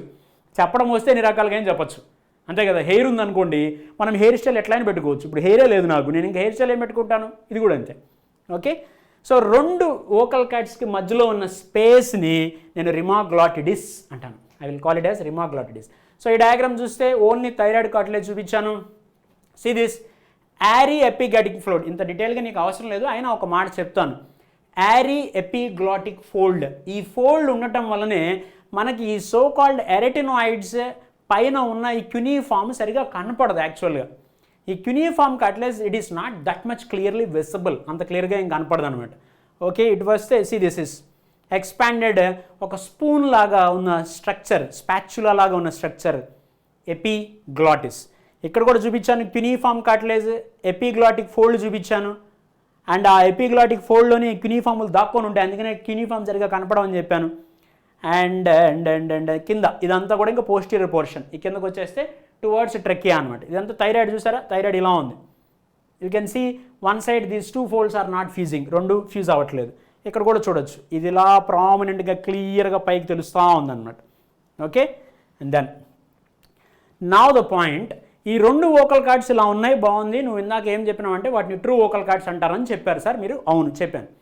ట్రూ వోకల్ కార్డ్స్ అన్నారంటే ఫాల్స్ వోకల్ కార్డ్స్ కూడా ఉండే ఉంటాయి కదా. ట్రూ సీలోమ్ అంటే ఫాల్స్ సీలోమ్ ఉన్నట్టు, ట్రూ సిగ్మెంటేషన్ అంటే ఫాల్స్ సిగ్మెంటేషన్ ఉన్నట్టు.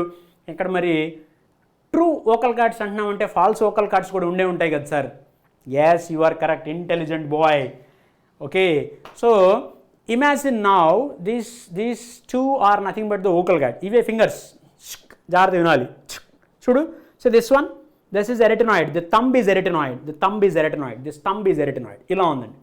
ఇప్పుడు ఇమాజిన్ నౌ ఈ కింద ఉన్న ఫింగర్స్ మొత్తం పెడతాను. ఈ కింద ఉన్న ఫింగర్స్ ఏవైతే ఎక్సెప్ట్ 4 ఫింగర్, ఈ కింద ఉన్న ఫింగర్స్ మొత్తం కూడా ట్రూ వోకల్ కార్డ్ అనుకుంటే, వీటిని ట్రూ వోకల్ కార్డ్స్ అనుకుంటే, వీటి పైన ఉండేటువంటి ఈ finger this is false vocal fold. అంటే నీకు అర్థం కావడానికి చూపిస్తున్నాను. ఇది నువ్వు వోకల్ కార్డ్, ఈ హ్యాండ్ మొత్తం వోకల్ కార్డ్ అనుకుంటే, దీని పైన ఇంకొక ఫోల్డ్ ఉంటుంది. ఆ ఫోల్డ్నే ఫాల్స్ వోకల్ ఫోల్డ్ అంటాం. False vocal fold. ఆ వోకల్ ఫోల్డ్స్ ఏం చేస్తాయి సార్ అంటే, vocal folds are useful for protecting the true vocal cords. మరి వాటిని ఎందుకని ట్రూ వోకల్ కార్డ్స్ అనలేదు సార్ అని అంటే, true vocal cords are the vocal cords which are useful for the production of sound, whereas false vocal cards are the cards which are not useful for the production of sound. Sound production లో false vocal cards కి role లేదు. So two false vocal cards are present. Two false vocal cards are present. ఆ రెండు falls vocal కార్డ్స్కి మధ్యలో కూడా space ఉంటుంది కదా. మరి ట్రూ వోకల్ కార్డ్స్కి మధ్యలో స్పేస్ ఉన్నప్పుడు, వాళ్ళ కింద ఉన్న ట్రూ వోకల్ కార్డ్స్కి మధ్యలో స్పేస్ ఉన్నప్పుడు, వాళ్ళ పైన ఉన్న ఫాల్స్ వోకల్ కార్డ్స్కి మధ్యలో స్పేస్ ఉండదా? ఖచ్చితంగా ఉంటుంది. That is called rima vestibuli. RIMI, rima vestibuli, VESTIBULI.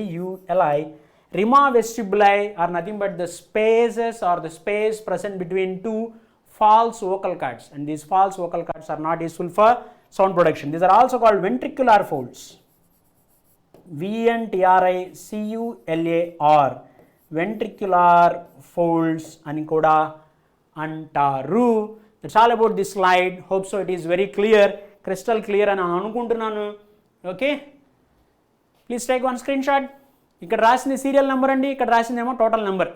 అది రిక్వైర్డ్ అండి, ఒకటే. Okay, that's it. And now let me move on to the next slide, please. Trachea, which is called wind pipe. How many wind pipes are there in human? Sir, how many wind pipes? And wind pipe అంటే ఒకటే కదా ఉండేది. అవును, ఒకటే wind pipe ఉండేది. మరి how many అని ఎందుకు అడిగారు సార్? చెప్తాను, తొందరపడకు.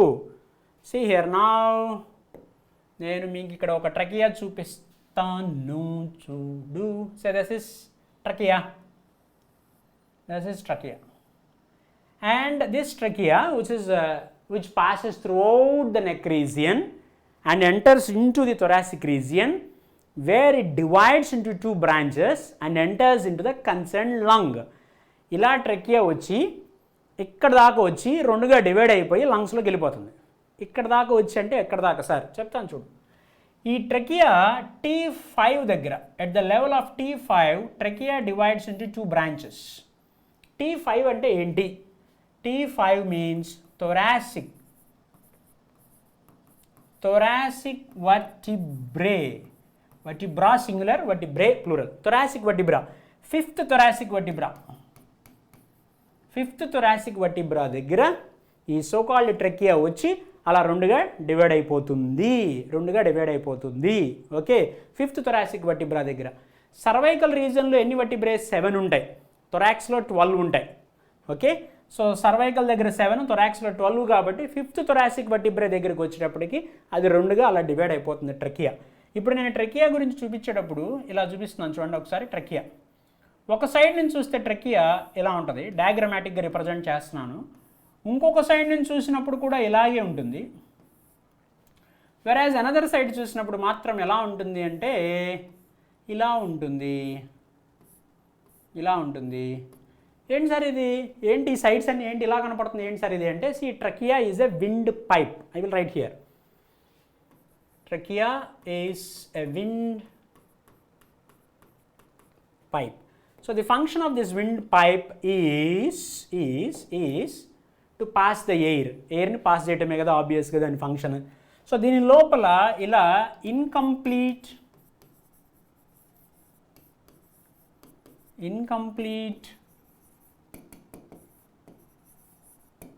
cartilaginous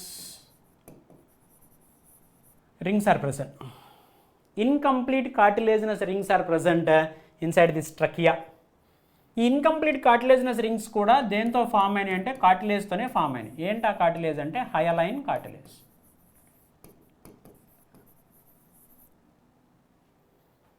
ఓకే, ఇన్కంప్లీట్ కార్టిలేజినస్ రింగ్స్తో ఫామ్ అయింది. ఆ ఇన్కంప్లీట్ కార్టిలేజినస్ రింగ్స్ కూడా హైలైన్ కార్టిలేజ్తోనే ఫామ్ అయ్యాయి.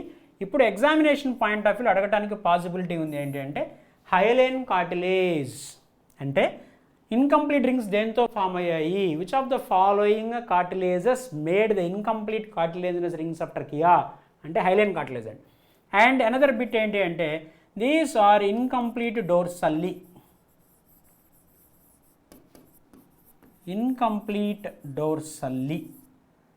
అండ్ కంప్లీట్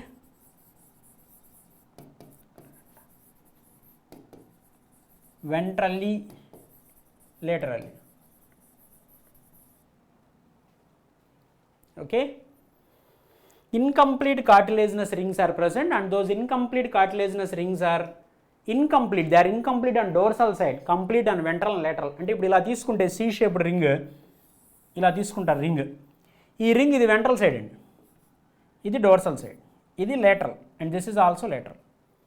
అంటే ఇప్పుడు ఈ రింగ్ హెడ్ సైడ్ ఇన్కంప్లీట్గా ఉంది అని అంటే డోర్సల్ సైడ్. అంటే డోర్సల్ సైడ్ అంటే ఈసోఫాగస్ సైడ్ అనమాట, వెనకాలి ఇది రింగ్. ఇప్పుడు చూడండి ఒకసారి ట్రకియాలోంచి ఇలా రింగ్ బయటికి తీసాను. తీసినప్పుడు ఇటు సైడ్ చూడండి ఎలా ఉందో.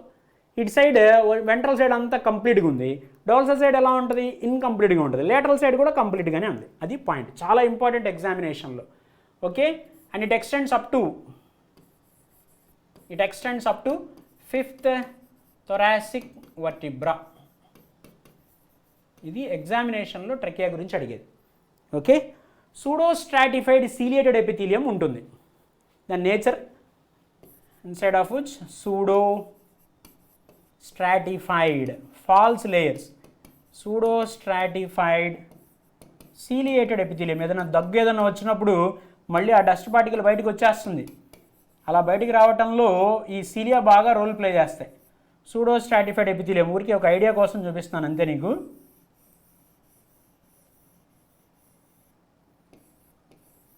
ఇలా ఉంటుందండి, ఇదొన్ని న్యూక్లియస్, ఇవన్నీ న్యూక్లియస్. చూడటానికి వచ్చేటప్పటికి యాక్చువల్గా ఇదంతా సింగిల్ లేయరే, కానీ it appears that as if it is having more than one layer. ఒక లేయర్ కన్నా ఎక్కువ ఉన్నట్టుగా కనపడుతుంది, యాక్చువల్గా ఒక లేయర్ కన్నా ఎక్కువ ఏం లేదు, ఒకటే లేయర్ అదంతా. సూడో అంటే ఫాల్స్, స్ట్రాటా అంటే లేయర్స్, ఫాల్స్ లేయర్స్. అంటే మోర్ దాన్ వన్ లేయర్ ఉన్నట్టుగా కనపడుతుంది. ఒకటే లేయర్ అది, ఫాల్స్ లేయర్స్ అన్నాను, ఫాల్స్ లేయర్ అన్న, ఫాల్స్ లేయర్స్ లాగా కనపడుతుంది కాబట్టి సూడో స్ట్రాటిఫైడ్. దానికి సీలియా ఉంటాయి. Here cilia are present. So the function is to sweep the dust particles మొత్తాన్ని నీట్గా ఒకవైపు స్వీప్ చేసేస్తుంది, శుభ్రంగా క్లీన్ చేసి ఏదన్నా డస్ట్ పార్టికల్ లోపలికి వస్తే అని తగ్గుతాం, ఆ డస్ట్ పార్టికల్ బయటకు వచ్చేస్తుంది. That's all about trachea. And the trachea it enters into the concerned lung with the help of primary bronchi. This is primary bronchi, BRONCHI, primary bronchi plural, bronchus singular. Okay, ఆ primary bronchi బ్రాంకస్లో కూడా ఇలాగే incomplete cartilaginous rings ఉంటాయి. Primary bronchi ఇంకెలా divide అవుతుందో నేను చెప్తాను. చెప్పబోయే ముందు అక్కడతో trachea just take one screen shot and now let me move in to the next one. Okay, good. Now next one, bronchi and bronchioles. Trachea divides into bronchi. Let me write here, trachea. This is trachea which divides into bronchi. Primary bronchi which enters into the lung దగ్గరికి వెళ్తున్నప్పుడు దాని గురించి చెప్తాను. ముందు ఒకసారి primary bronchi ఒక side చూస్తే it divides into secondary bronchi. Secondary bronchi divides into tertiary bronchi, then primary bronchiole. ఇక్కడ రాస్తున్నాను చూడండి.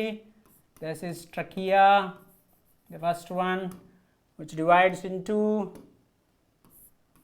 primary bronchi, bronchus singular, and this is secondary bronchus. And the next one is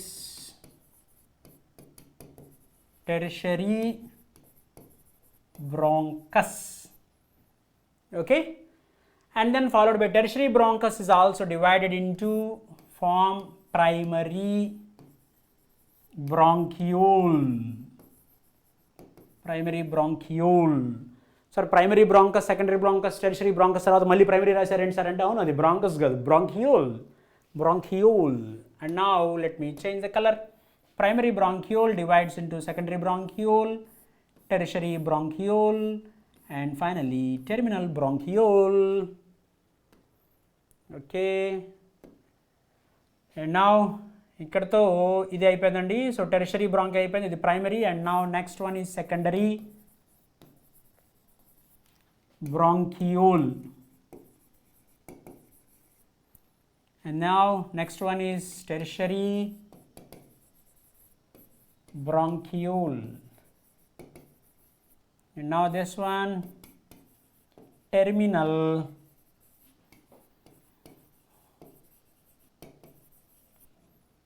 bronchiole. Okay, so this is terminal bronchiole, primary bronchi, secondary bronchi, tertiary bronchi. మళ్ళీ చెప్తున్నాను, ఇక్కడ రాస్తున్నాను నేను, bronchus is S for singular, bronchus is singular.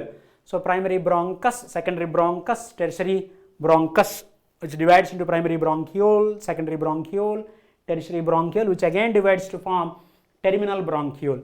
ఇలాగా ఇది ఒక లంగ్లోకి వెళ్ళిపోయి ఇవన్నీ ఇంకా ఫర్దర్గా బ్రాంచెస్గా డివైడ్ అయిపోతాయి. అలాగే ఇటు సైడ్ యాక్చువల్గా 3 బ్రాంచెస్ వస్తాయి, ఆ 3 బ్రాంచెస్ మళ్ళీ ఫర్దర్గా డివైడ్ అవుతాయి, నేను లంగ్స్లో చెప్తాను. So like that number of branches అన్నీ ఉంటాయి. ఈ టెర్మినల్ బ్రాంకియోల్ ఏదైతే ఉందో జాగ్రత్తగా చూడండి diagram. I want different colour. This terminal bronchiole it shows alveolar ducts, and now I want different color. ఇంకో కలర్ ఏం తీసుకోనా alveolar ducts which shows sac like structures, alveolar sacs, inside of which number of, now these are nothing but alveoli.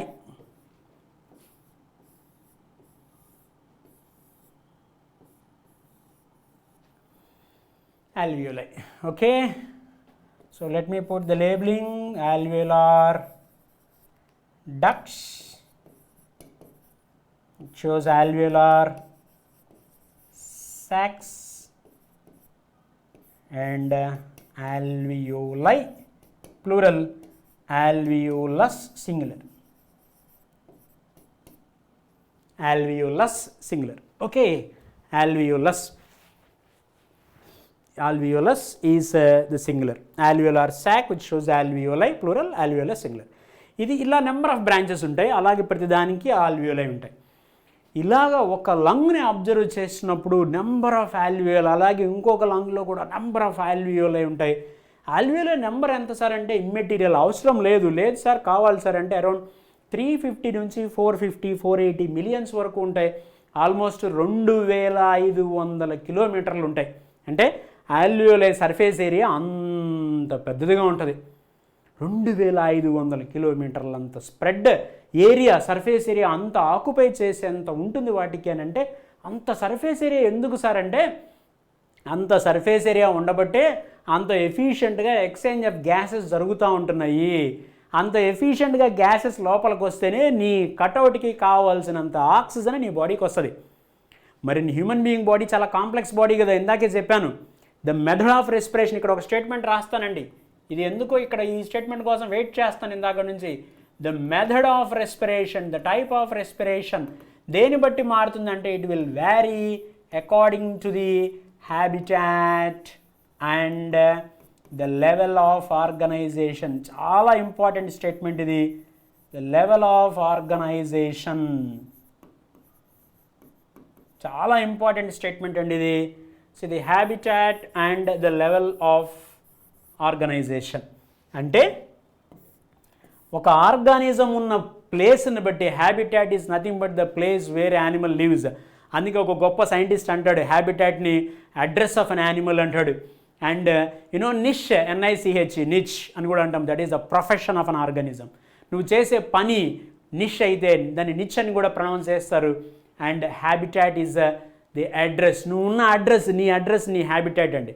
నువ్వు ఎక్కడున్నావు అంటే నేను ఫలానా ఏరియాలో ఉన్నాను, ఆ ఏరియాలో ఉన్నాను, ఈ ఏరియాలో ఉన్నాను కాదు. Human being habitat, terrestrial environment, that is your habitat. So నువ్వు ఉన్న ప్లేస్ని బట్టి మిత్రమా, నువ్వు ఇందాక అబ్జర్వ్ చేయి. ఇందాక నేను చెప్పాను different types of respiratory organs in different types of animals, invertebrates వర్టిబ్రేట్స్లో చెప్పా. ఒక్కొక్క ఆర్గాన్లో రెస్పిరేటరీ ఆర్గాన్, ఒక్కొక్క యానిమల్లో రెస్పిరేటరీ ఆర్గాన్ అది ఉన్న ప్లేస్ని బట్టి, దాని కాంప్లెక్సిటీని బట్టి దాంట్లో రెస్పిరేటరీ ఆర్గాన్ డెవలప్ అవుతూ వచ్చింది. అయ్యా అక్కడ దాకా దీనికి ఇదే రెస్పిరేటరీ ఆర్గాన్ ఫ్రాగ్లో కూడా ఉంది. కానీ ఫ్రాగ్లో హ్యూమన్ బీయింగ్గా డెవలప్ అయినంత ఇలాస్టిసిటీ, అంత సర్ఫేస్ ఏరియా, అంత ఎఫిషియెంట్ ఎక్స్చేంజ్ ఆఫ్ గ్యాసెస్ ఉండదు సార్. మరి అలా లేనప్పుడు మరి ఫ్రాగ్లో లంగ్స్ ఆక్సిజన్ని హ్యూమన్ బీయింగ్లో సప్లై చేసినంత లేకపోతే మరి ఫ్రాగ్కి ఎలా సార్ పాపం అంటే, టు కాంపన్సేట్ దట్ దాంట్లో క్యూటేనియస్ రెస్పిరేషన్ కూడా జరుగుతుంది ఫ్రాగ్లో. యాంఫీబియన్స్లో ఫ్రాగ్ మామూలు కాదండి, సూపర్ డూపర్ ఫ్రాగ్. దాంతో స్కిన్తో కూడా రెస్పిరేషన్ జరుగుతుంది కాబట్టి క్యూటేనియస్ రెస్పిరేషన్ అంటాము. లంగ్స్తో రెస్పిరేషన్ చేసే ఏ యానిమల్ అయినా సరే పల్మోనరీ రెస్పిరేషన్ అంటారు. సో పల్మోనరీ రెస్పిరేషన్ అంటే the respiration which takes place through lungs. గిల్స్తో రెస్పిరేషన్ చేసే ఏ యానిమల్ అయినా సరే బ్రాంకియల్ రెస్పిరేషన్ అంటాము. ఇది పల్మోనరీ అండి. బ్రాంకియల్ అంటే గిల్స్తో చేసేది, స్కిన్తో చేస్తే క్యూటేనియస్ అని ఆల్రెడీ రాశాము. బకోఫారింగ్స్తో కూడా చేస్తుంది ఫ్రాగ్ అయితే, అందుకే దాన్ని బకోఫారింజియల్ రెస్పిరేషన్ అని కూడా అంటారు. ఫ్రాగ్లో buccopharyngeal respiration which is seen in frog. Sir ఏం సార్ ఫ్రాగ్లో స్కిన్తో చేస్తుంది అన్నారు, లంగ్స్తో చేస్తుంది అన్నారు, బకోఫారింగ్స్ అంటున్నారు, ఏంటి animal? Yes, there are some animals which can respire even through the cloaca also. Cloacal respiration, cloacal respiration కొన్ని సీ స్నేక్స్లో, సముద్రంలో ఉండేటువంటి కొన్ని తాబేళ్లలో క్లోయికల్ రెస్పిరేషన్ జరుగుతుంది. అట్లెట్లా సార్ క్లోయికల్ రెస్పిరేషన్ జరుగుతుంది? ఎస్ జరుగుతుంది, చెప్తాను. మెథడ్ ఏం లేదు, క్లోయికాలోంచి వాటర్ తీసుకుంటుంది యానిమల్. ఎక్స్చేంజ్ ఆఫ్ గ్యాసెస్, ఈ క్లోయికాలో వాటర్ ఉన్నాయి కదా, ఆ వాటర్లో ఉన్న డిజాల్వ్డ్ ఆక్సిజన్కి క్లోయికాలో ఉన్న రెస్పిరేటరీ వెజల్స్, ఆ వాల్స్ ఆఫ్ బ్లడ్ వెజల్స్కి మధ్యలో ఎక్స్చేంజ్ జరుగుతుంది. అంటే ఈ రూమ్ అంతా నువ్వు క్లోయికా అనుకుంటే, ఈ రూమ్లో వాటర్ ఉంటే ఈ వాటర్లో ఉన్న ఆక్సిజన్ ఆ గోడల్లో ఉన్న బ్లడ్ వెజల్స్లోకి వెళ్ళిపోతుంది. ఆ బ్లడ్ వెజల్స్లో ఉన్న కార్బన్ డైఆక్సైడ్ ఈ క్లోయికాలో ఉన్న వాటర్లోకి వస్తుంది. వాటర్ మొలో ఉన్న ఆక్సిజన్ మొత్తం అయిపోయిన తర్వాత యానిమల్ క్లోయికాలో ఓపెన్ చేస్తుంది, వాటర్ బయటకు వెళ్ళిపోతుంది. Cloacal respiration. అట్లాగనే బకోఫారింజియల్ రెస్పిరేషన్ కూడా సేమ్, క్లోయికా ప్లేస్లో బకోఫారింగ్స్ పెట్టుకోవడమే. బ్రాంకియల్ రెస్పిరేషన్ అంటే గిల్స్తో జరిగేది, పల్మనరీ అంటే లంగ్స్తో జరిగేది, స్కిన్తో జరిగితే క్యూటేనియస్. సో హ్యాబిటాట్ని బట్టి, దాని కాంప్లెక్సిటీని బట్టి, ఫ్రాగ్లో లేకపోతే కొన్ని యానిమల్స్లో అది ప్రొవైడ్ చేసేటువంటి లంగ్స్ ప్రొవైడ్ చేసేటువంటి ఆక్సిజన్ సరిపోవట్లేదు కాబట్టి యానిమల్ ఇంకొక మెథడ్ని ఎత్తుక్కుంటోంది. Best example frog. అది లంగ్స్ హ్యూమన్ బీయింగ్ అంత ఎఫిషియెంట్ కాదు కాబట్టి, లంగ్స్ సప్లై చేసే ఆక్సిజన్ సరిపోవట్లేదు కాబట్టి, ఎఫిషియెంట్ ఎక్స్చేంజ్ ఆఫ్ గ్యాసెస్ అక్కడ జరగట్లేదు కాబట్టి స్కిన్ ద్వారా రెస్పిరేషన్ చేసుకుంటుంది. మనము అలా చేసుకోలేము కాబట్టి నేను ఇందాక చెప్పాను, స్కిన్తో రెస్పిరేషన్ జరగాలంటే స్కిన్ మాయిస్ట్గా ఉండాలి, బ్లడ్ వెజల్స్ ఎక్కువ ఉండాలి. అలాంటి మెథడ్ మనకి లేదు కాబట్టి మనకి స్కిన్ మాయిస్ట్గా, థిక్ బ్లడ్ సప్లై, చాలా పల్స్గా, అట్మాస్ఫిరిక్ ఆక్సిజన్ ఇక్కడ డిఫ్యూజ్ అయిపోయి ఇక్కడ డిజాల్వ్ అయ్యి అది లోపలికి వచ్చి ఇట్లా ఉండదు మనకి skin. Skin is a protective barrier for human beings. So అందుకని రెస్పిరేషన్ చేయడానికి ఒకే ఒక మీడియం ఉంది మనకి, ఒకే ఒక క్యాండిడేట్ ఉన్నాడు. ఆ క్యాండిడేట్ పేరు లంగ్స్. ఇద్దరిని కలిపి లంగ్స్ అంటున్నాము. Okay, lungs. మనకి రెస్పిరేషన్ లంగ్స్తో జరుగుతుంది. చాలా ఇంపార్టెంట్ రెస్పిరేషన్, హ్యూమన్ బీయింగ్స్లో జరిగే రెస్పిరేషన్. ఇందాక ఇంకొక మాట కూడా చెప్పాను, సార్ మరి మీరు ట్రకియా అన్నారు కదా, ఎన్ని ట్రకియా ఉంటాయి అన్నారు. ఎన్ని ట్రకియా అంటే హ్యూమన్ బీయింగ్స్కి అయితే ఒకటే ట్రకియా హ్యూమన్ బీయింగ్. అయితే దెర్ ఆర్ సమ్ యానిమల్స్. ఇందాక ఇన్సెక్ట్స్ రాసేటప్పుడు ఇన్సెక్ట్స్లో ట్రకియా ఉంటాయని చెప్పాను. ఇన్సెక్ట్స్లో ట్రకియా ఒకటి కాదు, number of tracheal tubes are present in insects. So ఒక్క ట్రకియా ఉన్న నువ్వు అట్మాస్ఫిరిక్ ఆక్సిజన్ తీసుకోగలిగితే కాక్రోచ్ లాంటి యానిమల్ లేదా ఇన్సెక్ట్స్లో నెంబర్ ఆఫ్ ఓపెనింగ్స్ ద్వారా డైరెక్ట్గా అట్మాస్ఫిరిక్ ఆక్సిజన్ లోపలికి వచ్చేస్తుంది. So tracheate arthropods are very active. ఇదే ఎందుకు, why tracheate arthropods are very active? Because atmospheric oxygen is directly rushes inside in to the body. ఇక్కడ కూడా నువ్వు అసర్షన్ రీజన్ రాసుకోవచ్చు లేదా స్టేట్మెంట్స్ కూడా రాసుకోవచ్చు. Which of the following statements are true అని. Tracheate arthropods are very active, కరెక్ట్గా statement. In tracheate arthropods oxygen is directly supplied to cells, కరెక్ట్గా స్టేట్మెంట్. ఈ స్టేట్మెంట్ కూడా కరెక్ట్. ఇలా ఆబ్జెక్టివ్లో కూడా రాసుకోవచ్చు, స్టేట్మెంట్స్లో కూడా వేసుకోవచ్చు. Okay, please take one screen shot. ఇక్కడ ఇంకొక పాయింట్ చెప్పాల్సింది ఏంటంటే ట్రకియా కానీ బ్రాంకైలో కానీ కొన్ని ఇనీషియల్ బ్రాంక్యూల్స్ వరకు కూడా where you can see incomplete cartilaginous rings ఉంటాయి. ఎందుకు సార్ అంటే టు గివ్ సపోర్ట్. ఈ రింగ్స్, ఈ ట్యూబ్స్కి సపోర్ట్ ఇవ్వటానికి. You can see in this diagram cartilaginous rings కనపడుతున్నాయి. ఇది రూట్ ఆఫ్ లంగ్ అన్నాడు. ఇక్కడ నుంచి ఇది లెఫ్ట్ సైడ్ చూపిస్తున్నాడు అండి, ప్రైమరీ బ్రాంకస్. అక్కడ నుంచి సెకండరీ, టెరిషరీ, స్మాల్ బ్రాంకియోల్స్ ఇవి. అక్కడ నుంచి బ్రాంకియోల్స్ దగ్గర నుంచి డక్ట్స్, ఆ డక్ట్స్ నుంచి ఆల్వియోలార్ సాక్స్, ఆల్వియోలై. ఇంకొక పాయింట్ నేను మీకు చెప్తానండి. ఇప్పుడు నేను చెప్పినటువంటి ఈ సీక్వెన్స్లో నేను సిబిఎస్ఈ కంటెంట్ని ఫాలో అయ్యాను దీనికి సంబంధించి. ఒకవేళ కనుక నువ్వు రాసేది ఎంసెట్ ఎగ్జామినేషన్ అయితే ఒక చిన్న డిఫరెన్స్ ఏంటి అంటే టెర్మినల్ బ్రాంక్యూల్ తర్వాత రెస్పిరేటరీ బ్రాంక్యూల్ కూడా ఉంటుంది అని స్టేట్ బోర్డ్ టెక్స్ట్ బుక్లో మెన్షన్ చేస్తున్నాడు. So there is another duct called terminal bronchiole. This is as per terminal bronchiole తర్వాత రెస్పిరేటరీ బ్రాంక్యూల్. టెర్మినల్ బ్రాంక్యూల్ ఉందని వాడు కూడా చెప్పాడు స్టేట్ బోర్డ్, సిబిఎస్ఈ రెండు. రెస్పిరేటరీ బ్రాంక్యూల్ కూడా యాడ్ చేసుకోవాలి. ఏం లేదు, ఆ డక్ట్ పేరే రెస్పిరేటరీ బ్రాంక్యూల్ అన్నాడు అంతే. ఇంకొక డక్ట్ పేరు అడిషనల్గా వచ్చినటువంటి డక్ట్సే ఒక దాని పేరు రెస్పిరేటరీ బ్రాంక్యూల్ అని పెట్టాడు. సో నువ్వు రాసేది కనుక స్టేట్ బోర్డ్ ఎగ్జామ్ అయితే దాంట్లో జువాలజీలో కనుక క్వశ్చన్ వస్తే రెస్పిరేటరీ బ్రాంక్యూల్ కూడా యాడ్ చేయాలి. నీట్ రాసేటువంటి పిల్లలందరూ కూడా టెర్మినల్ బ్రాంక్యూల్ దగ్గర ఆగాలి. అదేంటి సార్ ఇట్లా ఉంది అని అంటే కొన్ని పాయింట్స్ ఉన్నాయండి. This is the sum differentiating feature between the state board and CBSE board. చిన్న చిన్నవి. అలాగే మజిల్ కంట్రాక్షన్ ఒకటి, ట్రాన్స్మిషన్ ఆఫ్ నెర్వ్ ఇంపల్స్ అనే టాపిక్ ఒకటి, బ్రెయిన్లో సంబంధించింది ఒకటి, ఆటోనమిక్ నర్వస్ సిస్టమ్. ఇలా కొన్ని టాపిక్స్ అక్కడ ఒక రకంగా ఇక్కడ ఒక రకంగా కొంచెం వే ఆఫ్ ఎక్స్ప్రెషన్ డిఫరెంట్గా ఉంటుంది. ఎస్పెషల్గా ఇది కూడా హ్యూమన్ బీయింగ్ డెవలప్మెంట్ కూడా. సో ఇవి కంప్లీట్గా కాంట్రాస్టింగ్గా ఉంటాయి, కొంత వేరియేషన్ ఉంటుంది. ఇంకా కొన్ని పాత ప్రింట్స్, ఓల్డ్ ప్రింట్స్లో చూస్తే state board Telangana state board, AP state బోర్డుకి తెలంగాణ స్టేట్ బోర్డుకి కూడా డెవలప్మెంట్లో కొన్ని వేరియేషన్స్ ఇచ్చాడు. ఫర్టిలైజేషన్లో కూడా కొన్ని వేరియేషన్స్ ఉన్నాయి యాక్చువల్గా. ఏం సార్ అంటే స్టేట్ బోర్డులో ఫర్టిలైజేషన్ ఒక రకంగా, సెంట్రల్లో ఒక రకంగా జరుగుతుందా అంటే అని కాదండి. మనం కొంచెం దాంట్లో వే ఆఫ్ ఎక్స్ప్రెషన్ని, దీంట్లో ఇచ్చిన వే ఆఫ్ ఎక్స్ప్రెషన్ని రెండింటిని అర్థం చేసుకొని, ఆ కవి హృదయాన్ని అర్థం చేసుకొని రెండింటిని మిక్సప్ చేస్తూ నేను ఒక స్టైల్లో వెళ్తాను, నీకు ఇబ్బంది లేకుండా ఆ స్టైల్ ప్రకారం ఫాలో అయిపోదాం. సో నువ్వు రాసేది సిబిఎస్ఈ నీట్ ఆస్పెక్ట్లో అయితే మాత్రం నేను రాసిందాన్ని ఇక్కడ రాసిందని ఫైనల్గా తీసుకుందాం. Okay, please take one screen shot and then let me move in to the next slide. ఇంకో స్లైడ్ దగ్గరికి వెళ్తానండి. Okay, clear? Now lungs. ఇప్పుడు వచ్చాం లంగ్స్ దగ్గరికి. ఓకే, నౌ కంటిన్యూస్గా ఒక 1.5 hour నుంచి మాట్లాడుతున్నాం. ఇప్పుడు లంగ్స్ దగ్గరికి వచ్చాం. లంగ్స్లోంచి మనం బయటికి వెళ్ళే టైంకి రెస్పిరేటరీ డిజార్డర్స్లోంచి బయటికి వెళ్ళాలి. ఓకే, ఇంకొక 1.5 hour 2 hours వెళ్ళిపోదామని అనుకుంటున్నాను. బట్ చెప్పాను కదా, ఐ వాంట్ యువర్ సపోర్ట్. మీరు అందరూ అలాగే కంటిన్యూస్గా చూస్తూనే ఉండాలి. అదే నాకు energy. Okay, and now see this trachea. ఇది ట్రకియా నువ్వు చూడొచ్చు. It divides into 2 branches. వీటిని ఏమన్నా మనం ప్రైమరీ బ్రాంకై. ఇది ఒక primary bronchus. Okay, you can see the number of branches which enters into the concerned lungs and where it divides into so many branches. And now మంచి colour తీసుకుందామండి. దానికి ఏం తీసుకుందాం? బ్లాక్ తీసుకుందాం, బాగా కనపడుతుందిగా. Okay, good. See this is the right portion of lung. దీన్ని right lung అంటానండి, దీన్ని లెఫ్ట్ లంగ్ అంటున్నాను. Right lung, left lung, 2 lungs ఉన్నాయి. ఓకే, అండ్ నౌ ఈ right lung it is divided into 3 lobes. You can see this is 1 lobe and this is 2nd lobe and this is the 3rd lobe. Left lung is divided into this is 1st lobe and this is 2nd lobe. 2 lobes. Right lung is divided into 3 lobes. Left lung is divided into 2 lobes. Okay? And ఏంటి sir ఈ lobe?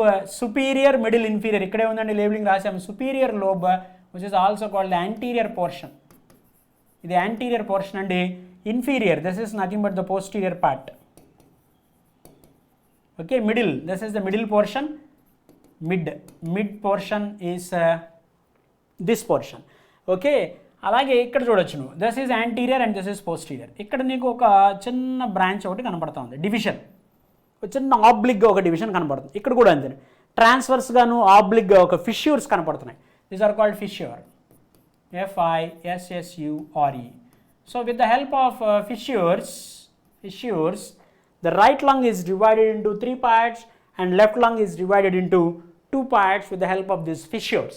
Okay, ఇక్కడ కూడా నువ్వు బాగా క్రాస్గా చూడొచ్చు. ఇక్కడ oblique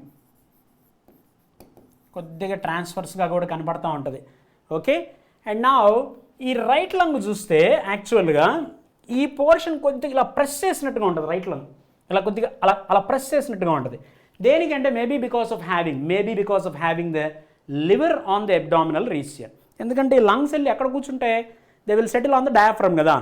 ఈ డయాఫ్రమ్ ఉంటుంది ఇక్కడ. Muscular partition which is the characteristic feature which is seen in mammals especially. ఇలా ఉంటుందండి a partition. This is nothing but this partition is diaphragm.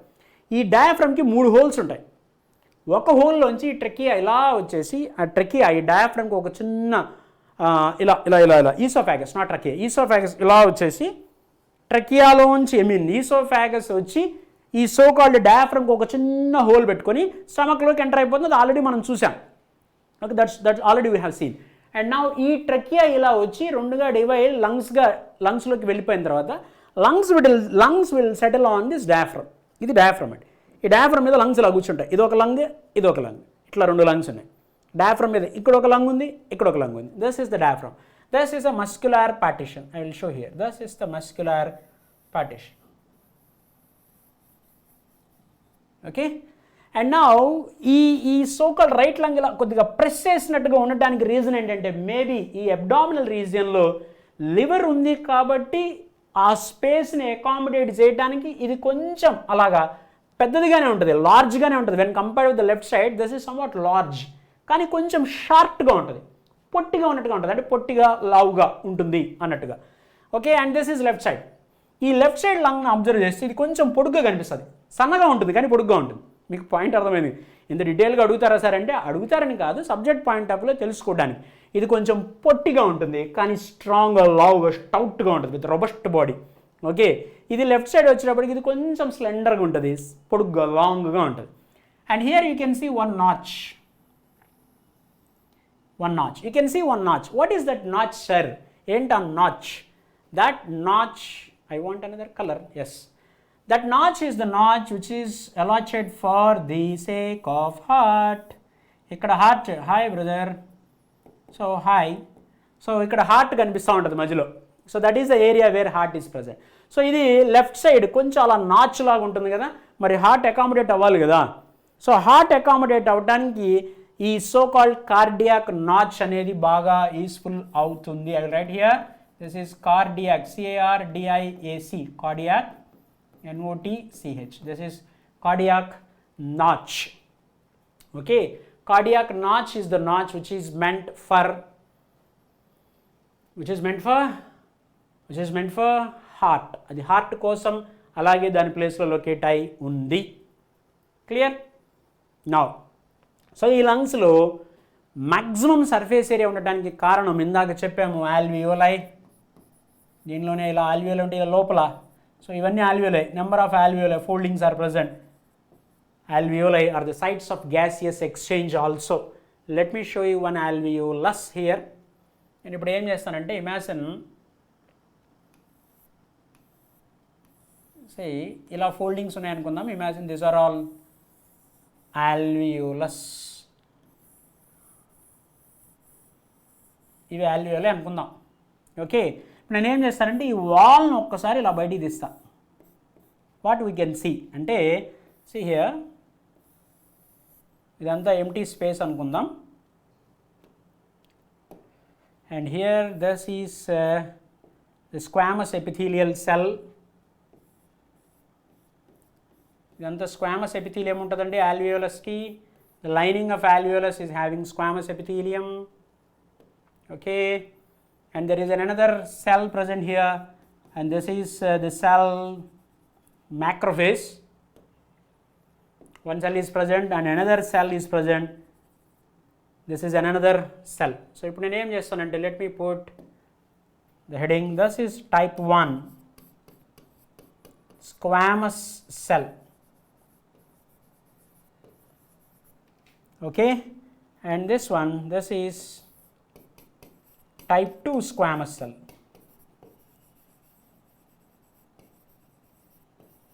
And this one is called alveolar macrophage.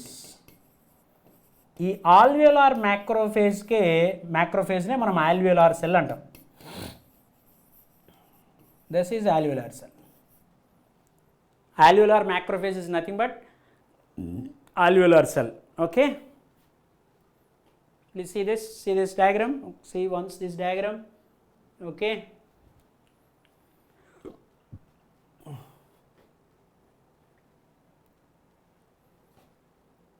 just see this diagram. Alveolar macrophage, alveolar cell. ఏం sir ఇది type 1 squamous cell? So lining useful for efficient exchange of gases.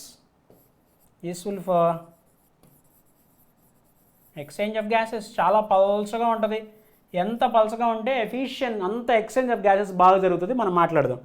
And type 2 squamous cell. ఈ type 2 squamous cell ఏంటంటే ఆ septal cell first ఆ squamous epithelium ఏదైనా damage అయినా దాన్ని repair చేయడంలో రోల్ ప్లే చేస్తుంది. In addition to that it produces surfactant, surfactant, CTANT. What is the surfactant ECT, surfactant. ఎందుకు సార్ ఈ సర్ఫెక్టాంట్? అసలు దాంట్లో ఏముంటుంది? సర్ఫెక్టాంట్ కంటైన్స్ lipoprotein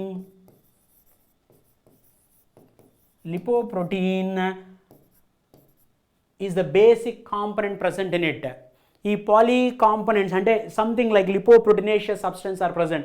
ఈ lipoproteinaceous substance ఎక్కువగా ఉండేది అదే లెసిథిన్ అనే ఒక కాంపౌండ్ కూడా ఉంటుంది. ఓకే, రాస్తాను. What is there? లెసిథిన్. ఆ లెసిథిన్లో ఉండేటువంటి బేసిక్ కాంపొనెంట్ ఆ lipoproteinaceous substance. ఎందుకు యూజ్ అవుతుంది సార్ అంటే యాక్చువల్గా అవి ఎంటీ స్పేస్ కదా, ఆ ఎంటీ స్పేస్ పడిపోకుండా to prevent the collapse. So ఆ సర్ఫేస్ టెన్షన్ని కరెక్ట్గా మెయింటైన్ చేయటానికి ఆ ఫ్లూయిడ్, ఆ లిక్విడ్ సబ్స్టెన్స్ బాగా యూజ్ అవుతుంది.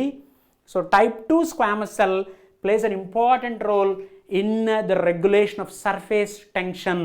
అందువల్ల ఏంటంటే సోప్ బబుల్ కదా, సోప్ బబుల్ టపక్కన ఎలా అయితే పగిలిపోతుందో అలా ఆల్వియోలై పగిలిపోకూడదు, బర్స్ట్ అవ్వకూడదు.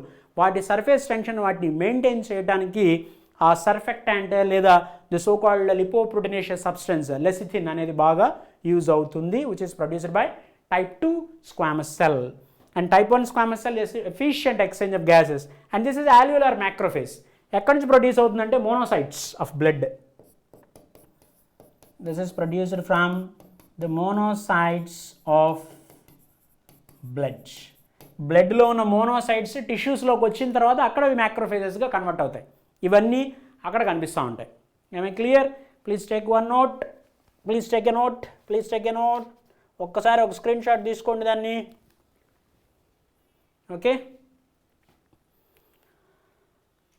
That's it. సో నీకు కావాలనుకుంటే surfactant, lipoprotein, lecithin, monocytes, they will become the macrophages. Okay, I clear? Next దానికి వెళ్ళమంటారా? రాసుకోవాలనుకుంటే ఈవెన్ ఏమైనా రాయొచ్చు, ఇంకా పాస్ఫోలిపిడ్స్ కూడా రాసుకోవచ్చు. పాస్ఫోలిపిడ్స్ వీళ్ళందరి basic function surface tension regulate చేయటం. That's it. ఇన్ని ఉన్నాయి కాబట్టే అంత ఎఫిషియెంట్గా ఎక్స్చేంజ్ ఆఫ్ గ్యాసెస్ హ్యూమన్ బీయింగ్లో జరగగలుగుతుంది. అది లేకపోతే ఎక్స్చేంజ్ ఆఫ్ గ్యాసెస్ జరగదు. సో ఎక్స్చేంజ్ ఆఫ్ గ్యాసెస్ జరగాలి అంటే కావాల్సింది ఏంటంటే థిన్ ఎపిథీలియం. థిన్ ఎపిథీలియం యాక్చువల్గా అంత థిన్గా ఉండటానికి కూడా రీజన్ నేను మీకు చెప్తాను. Okay, so a pair of lungs are present which are very spongy. A pair of lungs which are spongy and elastic and they are present in thoracic cavity. నన్ను అడగచ్చు, ఏం సార్ దాంట్లో ఇలాస్టిక్గా ఉంది అంతే కదా, లంగ్స్ అంటేనే ఇలాస్టిక్గా ఉంటాయి కదండి. కాదండి, బర్డ్స్లో in birds lungs are inelastic. అంటే లంగ్స్లో ఇలాస్టిసిటీ ఉండదు బర్డ్స్లో. ఓకే, ఇంకో విషయం చెప్పనా, alveoli absent in birds. బర్డ్స్లో alveoli కూడా ఉండవు. నేను మీ అందరికి ఒక క్వశ్చన్ వేస్తున్నాను, చాలా simple question. If alveoli absent in bird lung, where the exchange of gases takes place? నాకు కామెంట్లో చెప్పాలి. Okay, you have to mention in comment. బర్డ్స్లో alveoli ఉండవు, మరి ఎక్స్చేంజ్ ఆఫ్ గ్యాసెస్ ఎక్కడ జరుగుతుందో నాకు మీరు కామెంట్స్లో చెప్తే I will be the happy. Okay, I will be the happiest person. That's it. That's all about the lungs. Please take one screenshot. I am moving to the next slide. 1, 2, 3. Okay, the next one. ఇప్పుడు దాకా మనం మాట్లాడేటువంటి ఇష్యూస్లో external nostrils దగ్గర నుంచి the part starting from external nostrils దగ్గర నుంచి మనం సీక్వెన్స్లో చాలా చెప్పుకుంటూ వచ్చాం. ఎక్స్టర్నల్ నాస్ట్రిల్స్, అక్కడ నుంచి నాసల్ పాసేజెస్, నాసల్ ఛాంబర్, అక్కడ నుంచి ఇంటర్నల్ నాస్ట్రిల్స్, నాసోఫారింగ్స్, ఓరోఫారింగ్స్, అక్కడ నుంచి లారింగోఫారింగ్స్ నెక్ అనమాట, నెక్ పోర్షన్ దగ్గరికి వచ్చేటప్పటికి నేను ఆల్రెడీ డైజెషన్లో చెప్పాను మీకు. And this is the ventral portion, this is called trachea, and this is the dorsal portion, and this one is called oesophagus. This is esophagus. This is the beginning portion, and this is the beginning portion of trachea is called glottis. And this glottis is covered by a lid like structure. What is this? This is epiglottis. So no tinna food material ikkadiki raakunda, when you are swallowing the food material, then epiglottis closes the glottis. Appudu close chestam, appadaka aithe close cheyadu, alage untadi. Epiglottis never closes the glottis, only it will close at the time of swallowing of food material. Okay, and now ila vachi food material lopaliki vachi బయటికి వెళ్ళిపోకుండా ఈ epiglottis దాన్ని close చేసేస్తుంది. And now the food enters into the next portion called ఈసోఫాగస్లోకి వెళ్తుంది. ఇది already ఇదివరకు కూడా నేను మాట్లాడాను. సో ఈ స్టార్టింగ్ పాయింట్ ఇది లారింగ్స్, ఇది లారింగోఫారింగ్స్, ఈ ఏరియా అంతా లారింగోఫారింగ్స్. This is లారింగోఫారింగ్స్. అక్కడ నుంచి ఇది ట్రకియా. ఎక్స్టర్నల్ నాస్ట్రిల్స్ ఇలా ట్రకియాలోకి వెళ్ళిపోయి, అంటే external nostrils which in turn opens into so many structures and then opens into అలా ఎక్కడికి వెళ్ళిపోతుంది, ట్రకియాలోకి వెళ్ళిపోతుంది. ట్రకియా నుంచి primary bronchi, secondary bronchi, tertiary bronchi, primary bronchiole, secondary bronchiole, tertiary bronchiole, terminal bronchiole వరకు వెళ్ళిపోతుంది. సో ఎక్స్టర్నల్ నాస్ట్రిల్స్ నుంచి terminal bronchiole వరకు ఉన్న portion, that portion is the conducting part. దాన్ని కండక్టింగ్ పార్ట్ అంటారు. Okay, that is the conducting part. Am I clear? That is the conducting part of the respiration, human respiration. ఏంటి దాని function ఏంటి? What are the functions? ఈ conducting part ఏం చేస్తుందండి conducting part? Number 1, it transports the atmospheric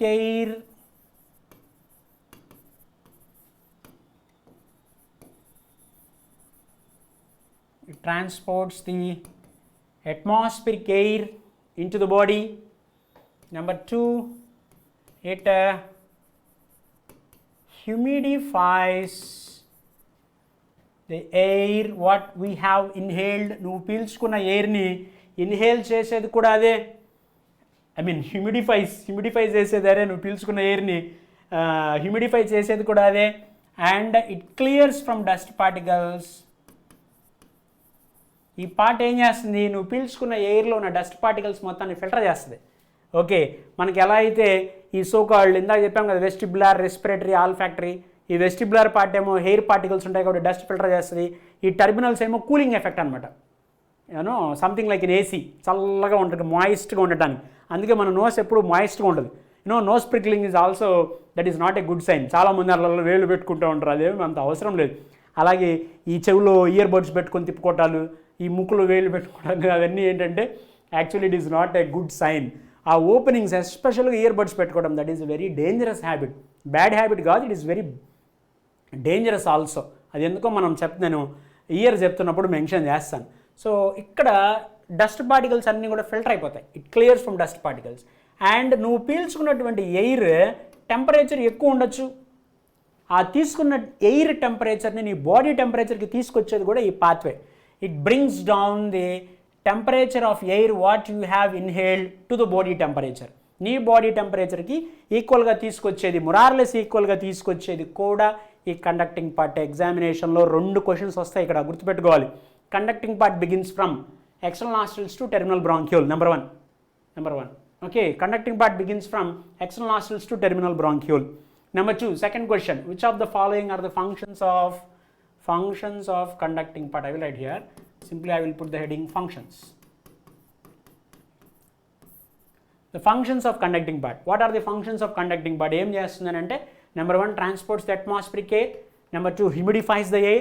Number 3, clears from the dust particles. Number 2, brings down the inhaled air temperature to your body temperature. ఇవి అది చేసేటువంటి functions అన్నమాట. Okay, please take one screen shot. అన్ని functions చేస్తుంది అది, right? And now epiglottis function ఏంటండి? Epiglottis it prevents entry of food into larynx or ట్రకియాలోకి food వెళ్ళనీయకుండా చేస్తుంది. And epiglottis is made with elastic cartilage, అందుకని అది ఫ్లెక్సిబుల్గా ఉంటుంది. ఇట్ ఈజ్ అన్పెయిడ్ కార్టిలేజ్, ఒకటే ఉంటుంది అది. It is an unpaid cartilage, ఒకటే ఉంటుంది. ఎపిగ్లాటిస్, నేను ఇక్కడ ఒక స్టేట్మెంట్ రాస్తా, మంచి స్టేట్మెంట్ రాస్తా నీకోసం, మంచి కలర్తో రాస్తా, ఈ కలర్తో రాస్తా. Epiglottis it never closes the glottis except, comma పెట్టానండి, ఫుల్ స్టాప్ లేదు, except at the swallowing, except at the time of swallowing of food, except at the time of swallowing of 2 సార్లు రాశాను, except at the time of swallowing of food. Swallowing of food తప్ప remaining అన్ని టైంలో, నువ్వు food swallow చేస్తున్నప్పుడు తప్ప remaining టైంలో epiglottis ఎప్పుడూ క్లోజ్ చేయదు. గ్లాటిస్ని క్లోజ్ చేస్తే ఎయిర్ లోపలికి ఎలా వస్తుందండి? స్టార్టింగ్ పోర్షన్ ఆఫ్ ఈసోఫాగస్ని ఏమంటాము? This is called gullet. ఇది గ్లాటిస్, ఇది ఈసోఫాగస్ అండి. Starting portion of oesophagus is gullet, starting portion of trachea is glottis. ఈ గ్లాటిస్ని క్లోజ్ చేస్తే ఎయిర్ ఎలా వెళ్తుంది లోపలికి? ఇది ఇలా వచ్చి ఇలా డివైడ్ అవ్వాలి కదా, రెండుగా ఇలా డివైడ్ అవ్వాలి కదా. సో ఎయిర్ ఇలా లోపలికి రావాలి కదా మరి. సో ఎయిర్ రావాలి లోపలికి, ఫుడ్ మెటీరియల్ రాకూడదు. నేను అది ఇదివరకు కూడా చెప్పాను, నువ్వు తినేటప్పుడు మాట్లాడకూడదు, బెంచ్ మీద కూర్చొని ఊరికే తింటా మాడదు. ఇదివరకు ఒకసారి అడిగిన క్వశ్చన్ ఇది, ప్రీవియస్ క్వశ్చన్. ఏమని అంటే 2 friends are eating the food material at the same table, but for 1 person ఇమీడియట్గా దగ్గు వచ్చింది, the person got the cough.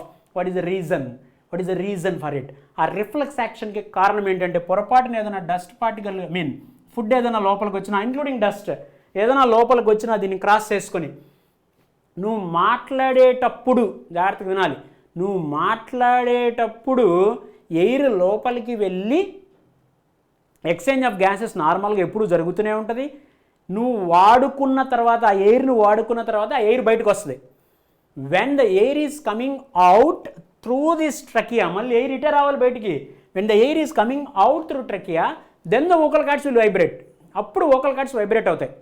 ఎప్పుడైతే వోకల్ కార్డ్స్ వైబ్రేట్ అయ్యాయో అప్పుడు సౌండ్ వస్తుంది. ఆ సౌండ్ని ప్రాపర్గా ఒక ఛానలైజ్ చేసేది ఎవరు అంటే your tongue. So sound production is not because of tongue. Vocal cords will produce the sound and it will be put in proper order. దాన్ని ప్రాపర్ ఆర్డర్లో పెట్టేది ఎవరు అని అంటే టంగ్. ఓకే, అందుకనే when we are inhaling the air you can't speak.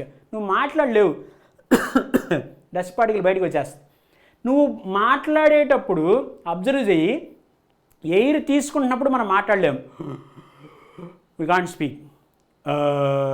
Say this అంటే నువ్వు air అలా బయటికి పంపిస్తున్నప్పుడు అప్పుడు మనకి సౌండ్ వస్తుంది, అంటే సౌండ్ అలా బయటకు వస్తుంది. వచ్చినటువంటి సౌండ్ని టంగ్ ప్రాపర్గా ఒక స్పీచ్ లాగా తీసుకొచ్చేది ఎవరు అని అంటే నీ టంగ్. సో ఎయిర్ బయటికి వస్తున్నప్పుడే వోకల్ కార్డ్స్ వైబ్రేట్ అవుతాయి. ఆ వోకల్ కార్డ్స్ జనరల్గా those vocal cords in case of males బాగా థిక్గా ఉంటాయండి. ఫీమేల్స్లో ప్లస్ చిల్డ్రన్లో అవి థిన్గా ఉంటాయి. They are thin. కొంచెం స్ట్రాంగ్ ఉంటాయి మేల్స్లో vocal cords because of having the testosterone. ఇందా చెప్పాను కదా, ఇది యాడమ్స్ యాపిల్. ఈ Adam's apple testosterone hormone influence వల్లనే బాగా స్ట్రాంగ్గా ఉంటుంది. అలాగనే ఈ మేల్స్లో కూడా వోకల్ కార్డ్స్ థిక్గా ఉంటాయి కాబట్టి యూనో అవి మందంగా ఉన్నప్పుడు కదిలేటువంటి సౌండ్ ఒక రకంగా ఉంటుంది, పల్స్గా ఉన్నప్పుడు కదిలే సౌండ్ ఒక రకంగా ఉంటుంది. మందంగా ఉందనుకోండి, థిక్గా ఉందనుకోండి, కదులుతున్నప్పుడు యూనో లో పిచ్ సౌండ్ అంటే వాయిస్ తక్కువ కాదండి, వాయిస్ ఎక్కువ. మేల్ వాయిస్ చూడండి, మేల్స్కి వాయిస్ ఎక్కువ ఉంటుంది, ఫీమేల్స్ కూడా వాయిస్ ఎక్కువే ఉంటుంది, అది వేరే విషయం, నేను దాని గురించి చెప్పట్లేదండి. ఫీమేల్ వాయిస్ మనకి డిఫరెన్స్ తెలిసిపోద్ది. మేల్ వాయిస్లో టెస్టోస్టెరాన్ హార్మోన్ ఇన్ఫ్లుయెన్స్ వల్ల బాగా యూనో లో పిచ్ వాయిస్ ఎక్కువ సౌండ్ వస్తుంది అనమాట. ఫీమేల్స్కి వాయిస్ ఎలా ఉంటుంది, అలాగే చిన్నపిల్లలకు కూడా హై పిచ్ సౌండ్ అనమాట. హై పిచ్ సౌండ్ అంటే తక్కువ సౌండ్ వస్తుంది. హై పిచ్ సౌండ్, హలో బాగున్నారా, ఏం చేస్తున్నారు, వాయిస్ కొంచెం డిఫరెంట్గా ఉంటుంది వాళ్ళు. సో ఫీమేల్ వాయిస్ అంటే ఇలా ఉంటుందని కాదండి, please don't curse me, okay, నన్ను అట్లా అనకండి, నేను ఏదో ఊరికే ఎగ్జాంపుల్కి చెప్తున్నాను అంతే. ఫీమేల్ ఫీమేల్స్ వాయిస్ అలా స్వీట్గా ఉండటానికి కారణం, ఓకే కదా, ఇప్పుడు హ్యాపీ కదా, అలా ఉండటానికి కారణం ఏంటి అని అంటే ఆ వోకల్ కార్డ్స్ థిన్గా పల్స్గా ఉంటాయి. టెస్టోస్టెరాన్ హార్మోన్ మేల్స్లో ఉన్నంత ఉండదు కదా, కాబట్టి అవి పల్స్గా ఉంటాయి. టెస్టోస్టెరాన్ హార్మోన్ అనాబోలిక్ స్టెరాయిడ్, అది ఉండటం వల్ల బేసిక్గా మేల్స్లో కొంచెం మస్కులేచర్ కూడా కంపారిటివ్గా స్ట్రాంగ్గా ఉంటారు when compared with the females. That's it అండి, చాలు ఇప్పటికి ఎక్కువైపోయింది. Next please take one screen shot. Next దానికి వెళ్ళిపోతాను. Please take one screen shot. Okay, let me move on to the next slide. Exchange part. మరి ఎక్స్చేంజ్ పార్ట్ అంటే ఎవరు? Exchange part ఇదే తీసుకుంటా, కలర్ బాగుంది ఇది. Exchange part these are alveolar ducts కదా, అండ్ ఆల్వియోలై. ఇది alveolar ducts and alveoli. Let me take the white color. So this is an exchange part. Alveoli, alveolar ducts, alveoli అని రాసేస్తాను. Here actual exchange of gases takes place. Here exchange of gases, actual exchange of gases takes place because of thin nature of squamous epithelium. Simple అంటేనే single layer అని అర్థం. Simple squamous epithelium, simple squamous epithelium. Okay, please have a look on it. ఒకసారి చూడండి అది, please have a look on it. Okay,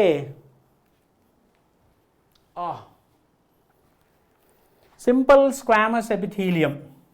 ఎవరెవరు ఉన్నారని ఇక్కడ? Alveolar ducts and alveoli. They form the actual site of exchange of gases. ఈ రెండు చాలా important. Ducts చాలా ఇంపార్టెంట్, అలాగే ఆల్వియోలై కూడా చాలా important. Clear? That is an actual exchange part. దాని పేరులోనే ఉంది, which involves an exchange of gases. So ఎగ్జామినేషన్లో which of the following is an exchange part of respiratory system of human being అని అడగచ్చు. అలాగే what is the actual function of exchange part of respiration అని కూడా అడగచ్చు. దాని పేరులోనే ఉంది, సింపుల్ క్వశ్చన్, డిఫికల్ట్ ఏం కాదు. That's all. Okay, let me move to the next portion. Next slide, take one screen shot. Now what are the basic steps of respiration? మనం రెస్పిరేషన్లోకి ఎంటర్ అయిపోతున్నామండి. మెయిన్ ఫిజియోలాజికల్ ఆస్పెక్ట్స్లోకి ఎంటర్ అవుతున్నాం. Friends వింటూనే ఉండాలి, అందరూ వింటూనే ఉండండి. మనం ఎనాటమికల్ ఆస్పెక్ట్స్ని మ్యాక్సిమం ఆల్మోస్ట్ క్లోజ్ చేసాం. ఫిజియోలాజికల్ ఆస్పెక్ట్స్లోకి ఎంటర్ అవబోతున్నాం. See the physiological aspects. What are the 5 steps of respiration? Number 1, the first one is the external air which is present, external or atmospheric air. Atmospheric air. Atmosphere lo unna air is drawn into the lungs. Lungs loki ravatam. This is the first step. Atmosphere lo unna air లంగ్స్లోకి రావటం. This is the first step. దీన్నే మనం ఏమని పిలవచ్చు అంటే ventilation or pulmonary breathing. Pulmonary అంటే ఏం చెప్పాం? పల్మోనరీ అంటే lungs. Okay, this is the first step. And now the next one. అట్మాస్ఫియర్లోని ఎయిర్ ఇలా లోపలికి వచ్చిందండి, ఫస్ట్ స్టెప్ అయిపోయింది. And now the second one, అట్మాస్ఫియర్లో ఉన్న ఎయిర్ ఆల్వియోలైలోకి వచ్చాక ఆల్వియోలైలోంచి బ్లడ్ వెజల్స్లోకి రావాలి. So the exchange of gases should takes place between the alveoli and blood vessels present at lungs దగ్గర ఉన్న బ్లడ్ వెజల్స్ని ఏమంటాము? పల్మోనరీ. సో అట్మాస్ఫియర్లోని ఎయిర్ లోపలికి వచ్చిందండి, ఫస్ట్ స్టెప్ అయిపోయింది. And this is the second step which should takes place. ఇవి pulmonary capillaries. Artery అన్నాము, artery divides into small branches కదా, capillaries. So these are lung దగ్గర ఉన్న క్యాపిలరీస్ కాబట్టి పల్మోనరీ క్యాపిలరీస్ అంటాం. Pulmonary capillaries where efficient exchange of gases takes place. అది ఎక్కడ జరుగుతుంది? బయట జరుగుతుంది. అంటే బయట ఇన్ ద సెన్స్ బాడీ బయట అని కాదండి, లంగ్స్ దగ్గర జరుగుతుంది. కాబట్టి this is also called external respiration. External respiration or the pulmonary exchange. Pulmonary exchange.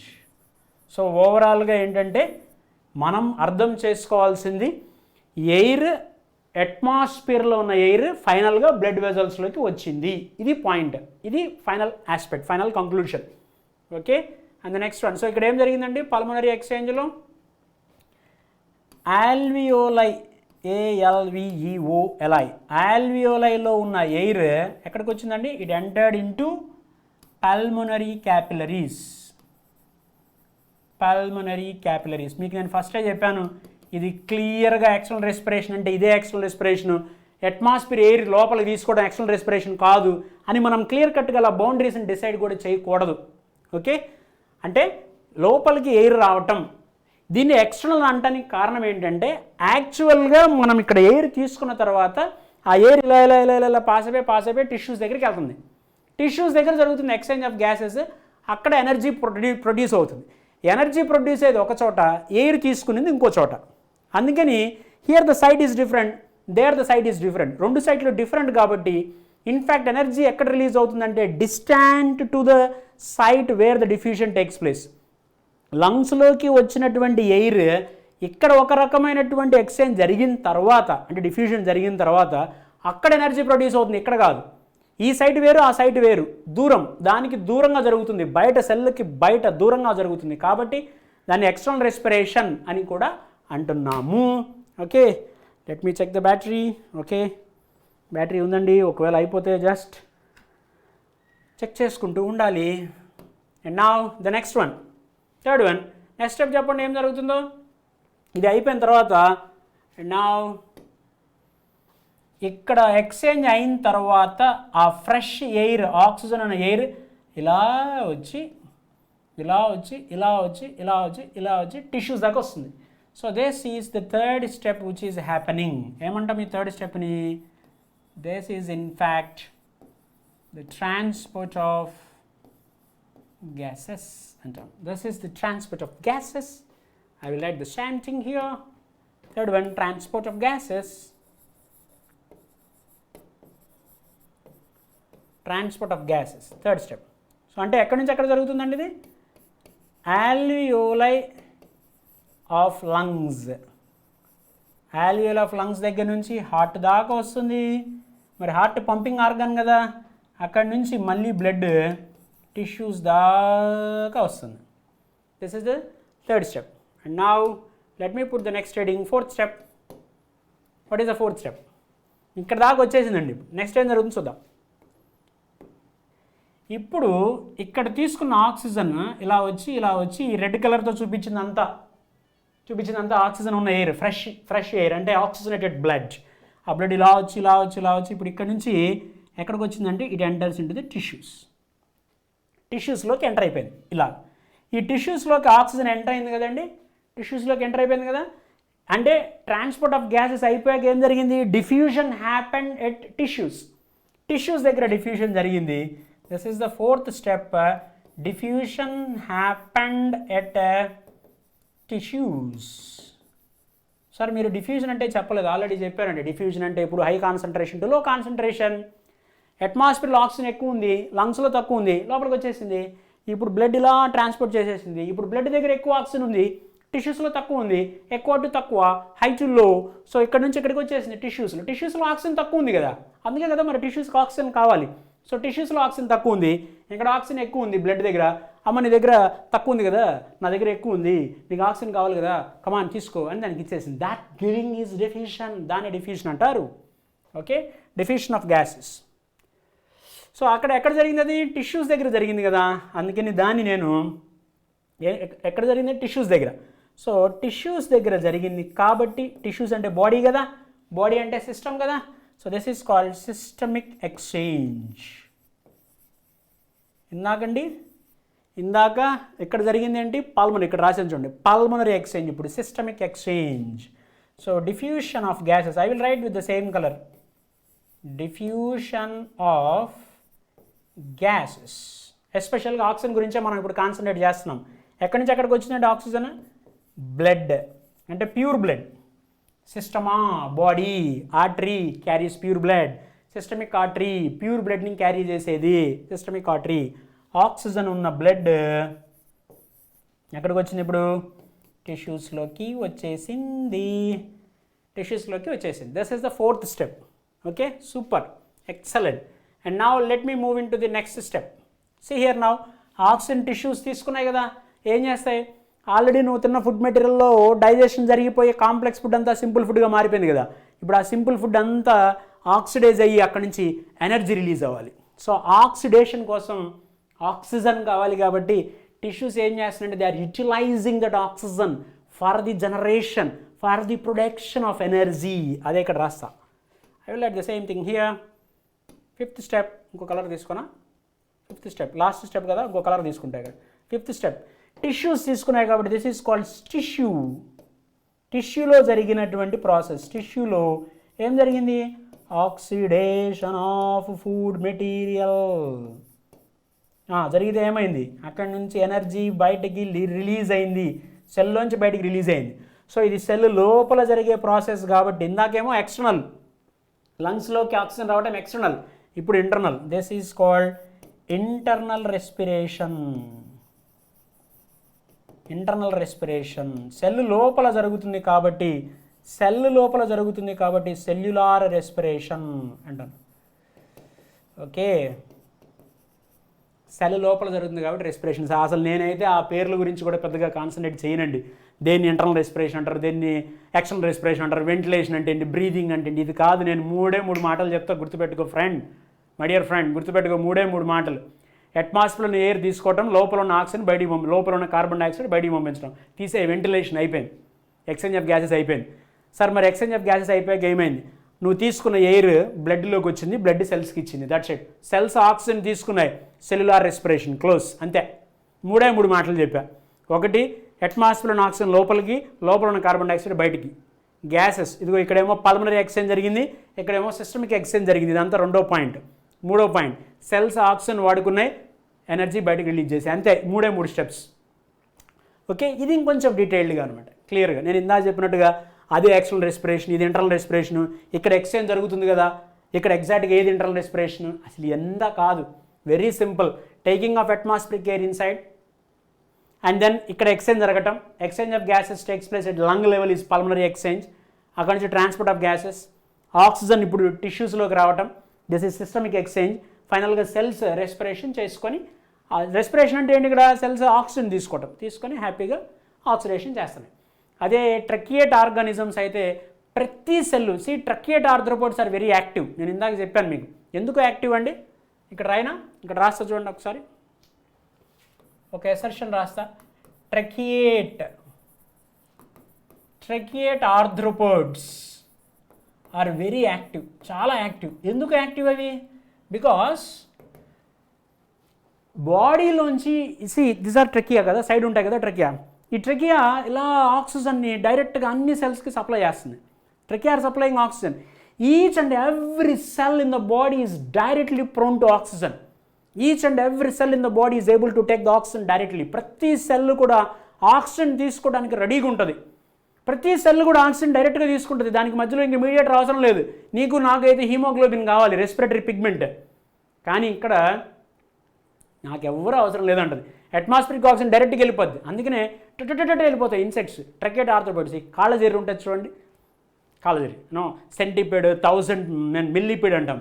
Centipede మిల్లీపీడ్ అంటే 100 లెగ్గర్ 1000 లెగ్గర్. జులస్ అంటాం యాక్చువల్గా. జులస్ అంటే దాన్ని యాక్చువల్గా ఈ అమలాపురం, రావులపాలెం, రాజమండ్రి, భీమవరం, వైజాగ్ ఈ సైట్స్ కూడా ఎక్కువ ఎక్కడైతే హిల్ రీజన్ ఉందో, కొండ ప్రాంతాలు, కొంచెం వాటర్ ఉన్న ప్లేసుల్లో ఈ జులస్ అది ఎక్కువగా కనపడుతూ ఉంటుంది. దాని తెలుగులో రోకల్ బండ్ అంటారు. లావుగా ఉంటుంది, 1000 లెగ్స్ ఉంటాయి. కొంచెం స్లోగా ఫాస్ట్గానే వెళ్తుంది, కానీ 100 లెగ్గర్ అంత ఫాస్ట్గా వెళ్ళదు. 100 లెగ్గర్ అంటే కాళ్ళజెర్రి జప్ వెళ్ళిపోతుంది, వెళ్ళిపోతుంది. స్కోలోపెండ్రా, స్కుటిజెరా 2 రకాలు ఉంటాయి మళ్ళీ కాళ్ళజెర్రీలు. దాని సంగతి తర్వాత చూద్దాం. కొంచెం భయంగా ఉంటుంది యానిమల్ చూసినా కూడా. జూఫోబియా ఉంటుంది కదా కొంతమందికి జూఫోబియా ఉంటుంది. ఫోబియా వేరు, ఎలర్జీ వేరండి. తర్వాత మాట్లాడదాం. Coming back. So tracheate arthropods are very active. Reason, cells can take oxygen directly. చాలా ఇంపార్టెంట్. సెల్ డైరెక్ట్గా ఆక్సిజన్ తీసుకుంటుంది. డైరెక్ట్గా సెల్ వెళ్ళి ఆక్సిజన్ తీసేసుకుంటుంది. అంటే బఫెట్ ప్లేట్, నీ ప్లేట్ నువ్వే తీసుకుని వెళ్ళి నీకు కావాల్సిన ఫుడ్ వాళ్ళు పెట్టమంటే పెడతారు. తొందరగా అయిపోద్ది. మధ్యలో మీడియేటర్ ఉండదు. అదే కూర్చొని తినే దగ్గర అయితే మధ్యలో వేరే వాళ్ళు వచ్చి నీకు ఫుడ్ మెటీరియల్ వడ్డిస్తే అది నువ్వు తినాలి.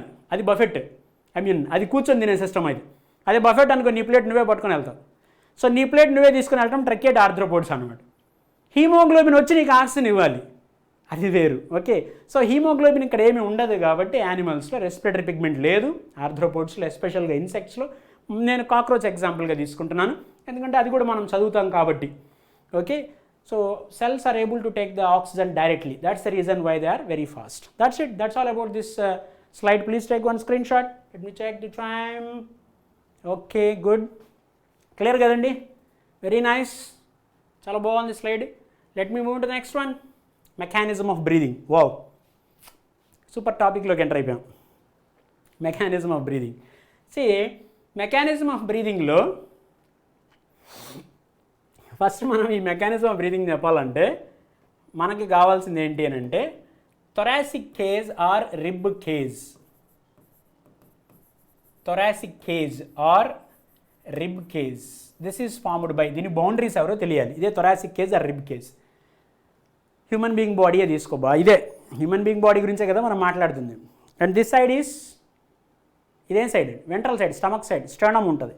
This is sternum. The bone present here is sternum, breast bone అంటాం. ఇది వర్టిబ్రల్ కాలం. ఎవరిది? ఏ సైడ్ ఇది? ఇది వెంట్రల్ సైడ్ అయితే ఇది dorsal side. Dorsal vertebral column. లేటరల్గా ఎవరున్నారు? లేటరల్గా రిబ్స్ ఉన్నాయి. కింద ఎవరున్నారు? పోస్టీరియర్గా ఎవరున్నారండి? Posteriorly diaphragm. Okay, these are all the boundaries. ఏంటా బౌండరీస్ అంటే? బౌండరీస్ కింద posterior side diaphragm. Let me write here. Thoracic cage formed dorsally, వెనక ఫస్ట్ డోర్సల్లీ వర్టిబ్రల్ కాలం.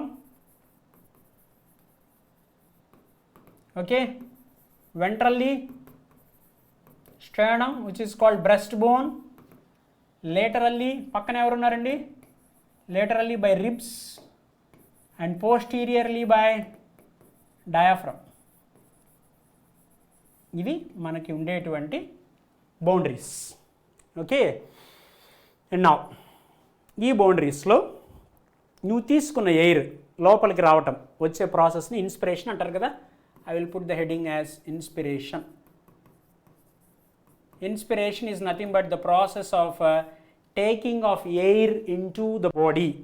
లోపలికి ఎయిర్ వచ్చేటువంటి ప్రాసెస్ని ఇన్స్పిరేషన్ అంటారు. ఓకే, నౌ ఇన్స్పిరేషన్లో ఏం జరుగుతుందో ఒకసారి జాగ్రత్తగా వినండి. Please listen very carefully. ఇది స్టర్నమ్ అండి. ఇక్కడ రిబ్స్ ఉన్నాయి, మనకి 12 pairs ఆఫ్ రిబ్స్ ఉంటాయి. రిబ్స్ ఇలా ఉన్నాయి. Imagine now my fingers as ribs. Okay, imagine now my fingers as ribs. మధ్యలోది sternum. When you keep the hand over the chest during the breathing, ఏం జరుగుతుందో ఒకసారి ఇమాజిన్ చేయండి. నువ్వు నీ చెస్ట్ మీద హ్యాండ్ ఇలా పెట్టుకున్నావు, ఎయిర్ తీసుకున్నప్పుడు చూడు ఏమవుతుందో. అంటే హ్యాండ్ పైకి కిందకి, హ్యాండ్ పైకి కిందకి వస్తుంది. కొంచెం డీప్గా తీసుకొని నీకు అర్థం కూడా చూపిస్తుంది చూడు,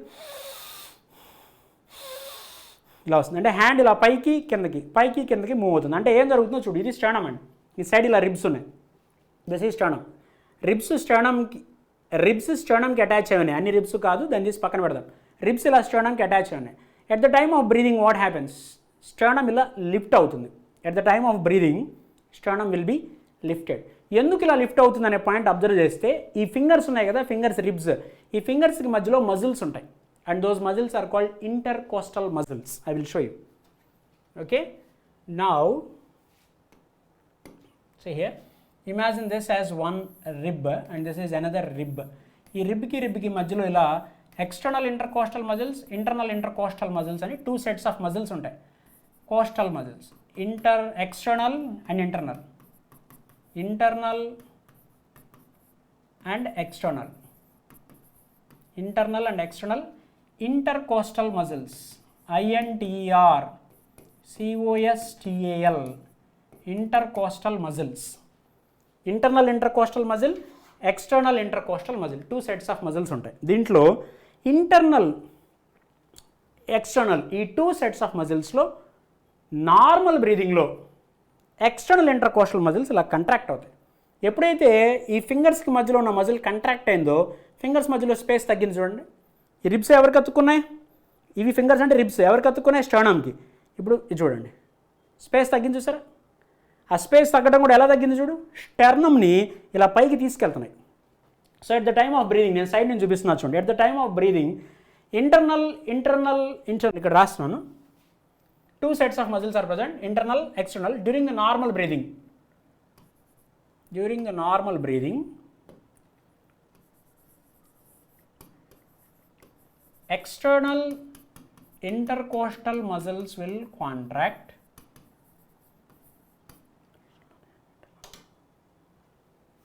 ఇంటర్నల్ ఇంటర్కోస్టల్ మజిల్స్ కంట్రాక్ట్ అవ్వవు, దే రిమైన్ కీప్ క్వైట్, ఎప్పుడు సైలెంట్గా ఉంటాయి. ఎప్పుడు అంటే డ్యూరింగ్ ద నార్మల్ బ్రీదింగ్. నార్మల్గా మనం ఎయిర్ తీసుకుంటున్నప్పుడు only external intercostal muscles contract అయ్యి రిబ్కి మధ్యలో స్పేస్ తగ్గి స్టర్నమ్ ఇలా పైకి లిఫ్ట్ అవుతుంది. దిస్ ఈజ్ స్టర్నమ్కి అతుక్కొని ఉన్నాయి కదా, ఇలా లిఫ్ట్ అవుతుంది. అందుకే మీ ఇంట్లో ఏదైనా పెట్ యానిమల్స్, డాగ్ ఏదైనా ఉన్నప్పుడు అబ్జర్వ్ చేయండి, దానికి ఇట్లా కిందకు వస్తూ ఉంటుంది, స్టర్నమ్ ఇలా కింద కొట్టుకుంటూ ఉంటుంది. సో మనం ఇలా ఉన్నాం కాబట్టి ఇలా మూమెంట్ ఉంటుంది. సో ఈ మూమెంట్లో స్టర్నమ్ ఇలా లిఫ్ట్ అవుతుంది. Sternum will be lifted like this. Sternum will be lifted, ఇలా లిఫ్ట్ అవుతుంది. సో రిబ్కి మధ్యలో ఉన్న స్పేస్ ఎందుకు తగ్గుతుంది అంటే because of contraction of external intercostal muscles. And now the space will be decreased. వెనక ఎవరున్నారని చెప్పాను? Vertebral column. ముందు ఎవరున్నారు? స్టర్నమ్ ఉంది.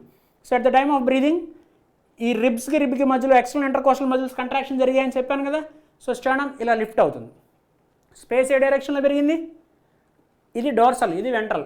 డోర్సో వెంట్రల్లీ స్పేస్ ఇంక్రీజ్డ్, ఇలా పెరిగింది space. Dorsoventrally the space increased, అది రాస్తాను.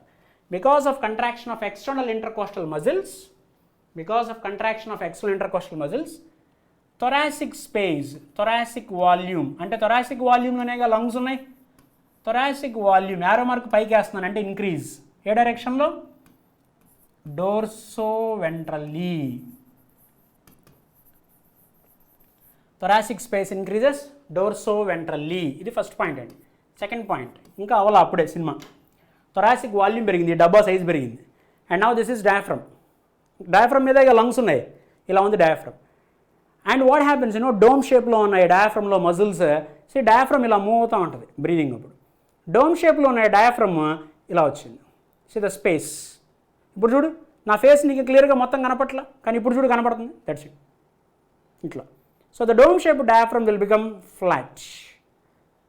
See, the space increased in which direction? Antero-posteriorly the space increased. I will write the same thing. So because of the contraction of diaphragm muscles, DIAPHRAGM, diaphragm లో ఉన్న muscles ని phrenic muscles అంటారు. PHRENIC, phrenic అన్న radial muscles అన్న ఒకటే. ఆ muscles ఎప్పుడైతే డయాఫ్రమ్లో ఉన్న మజిల్స్ కంట్రాక్ట్ అయ్యాయో space increases, thoracic volume increases in thoracic volume అండి. మళ్ళీ ఇది నువ్వు టైడల్ వాల్యూమ్ అనుకుంటావేమో. ఓకే, థొరాసిక్ వాల్యూమ్ పెడతా. And thoracic volume increases anteroposteriorly. Thoracic volume increases anteroposteriorly. anteroposterior డైరెక్షన్లో థొరాసిక్ వాల్యూమ్ పెరుగుతుంది. సో థొరాసిక్ వాల్యూమ్ ఈ డైరెక్షన్లో పెరిగింది, ఇందాక ఈ డైరెక్షన్లో. అంటే డోర్సోవెంట్రల్లీ స్టర్నమ్ ఇలా ఉంది కదా, స్టర్నమ్ లిఫ్ట్ అయింది, space increased dorsoventrally, and diaphragm relax అయింది. ఎప్పుడైతే కంట్రాక్ట్ అయిందో డోమ్ షేప్లో నార్మల్గా ఉంటుంది డయాఫ్రమ్, ఎప్పుడైతే మజిల్స్ కంట్రాక్ట్ అయ్యాయో డోమ్ షేప్ డయాఫ్రమ్ ఫ్లాట్గా అవుతుంది, space increases anteroposteriorly. So diaphragm ఇంతకుముందు ఏ షేప్లో ఉంది, డోమ్ షేప్లో ఉన్న డయాఫ్రమ్ ఫ్లాట్గా అయింది. ఇక్కడ మజిల్స్ కంట్రాక్షన్ జరిగినాయి, contraction of muscles. So this is active process. Active process అని ఎందుకు అంటాము అంటే because contraction of muscles takes place. దీనివల్ల థొరాసిక్ వాల్యూమ్ పెరిగింది. థొరాసిక్ వాల్యూమ్ పెరిగితే కన్సర్న్ లంగ్ వాల్యూమ్ ఇంక్రీజెస్. ఎంత థొరాసిక్ వాల్యూమ్ పెరిగితే అంత పల్మనరీ వాల్యూమ్ పెరుగుతుంది. పల్మనరీ వాల్యూమ్ ఎంత పెరుగుతుంది, థొరాసిక్ వాల్యూమ్ ఎంత పెరిగితే అంత.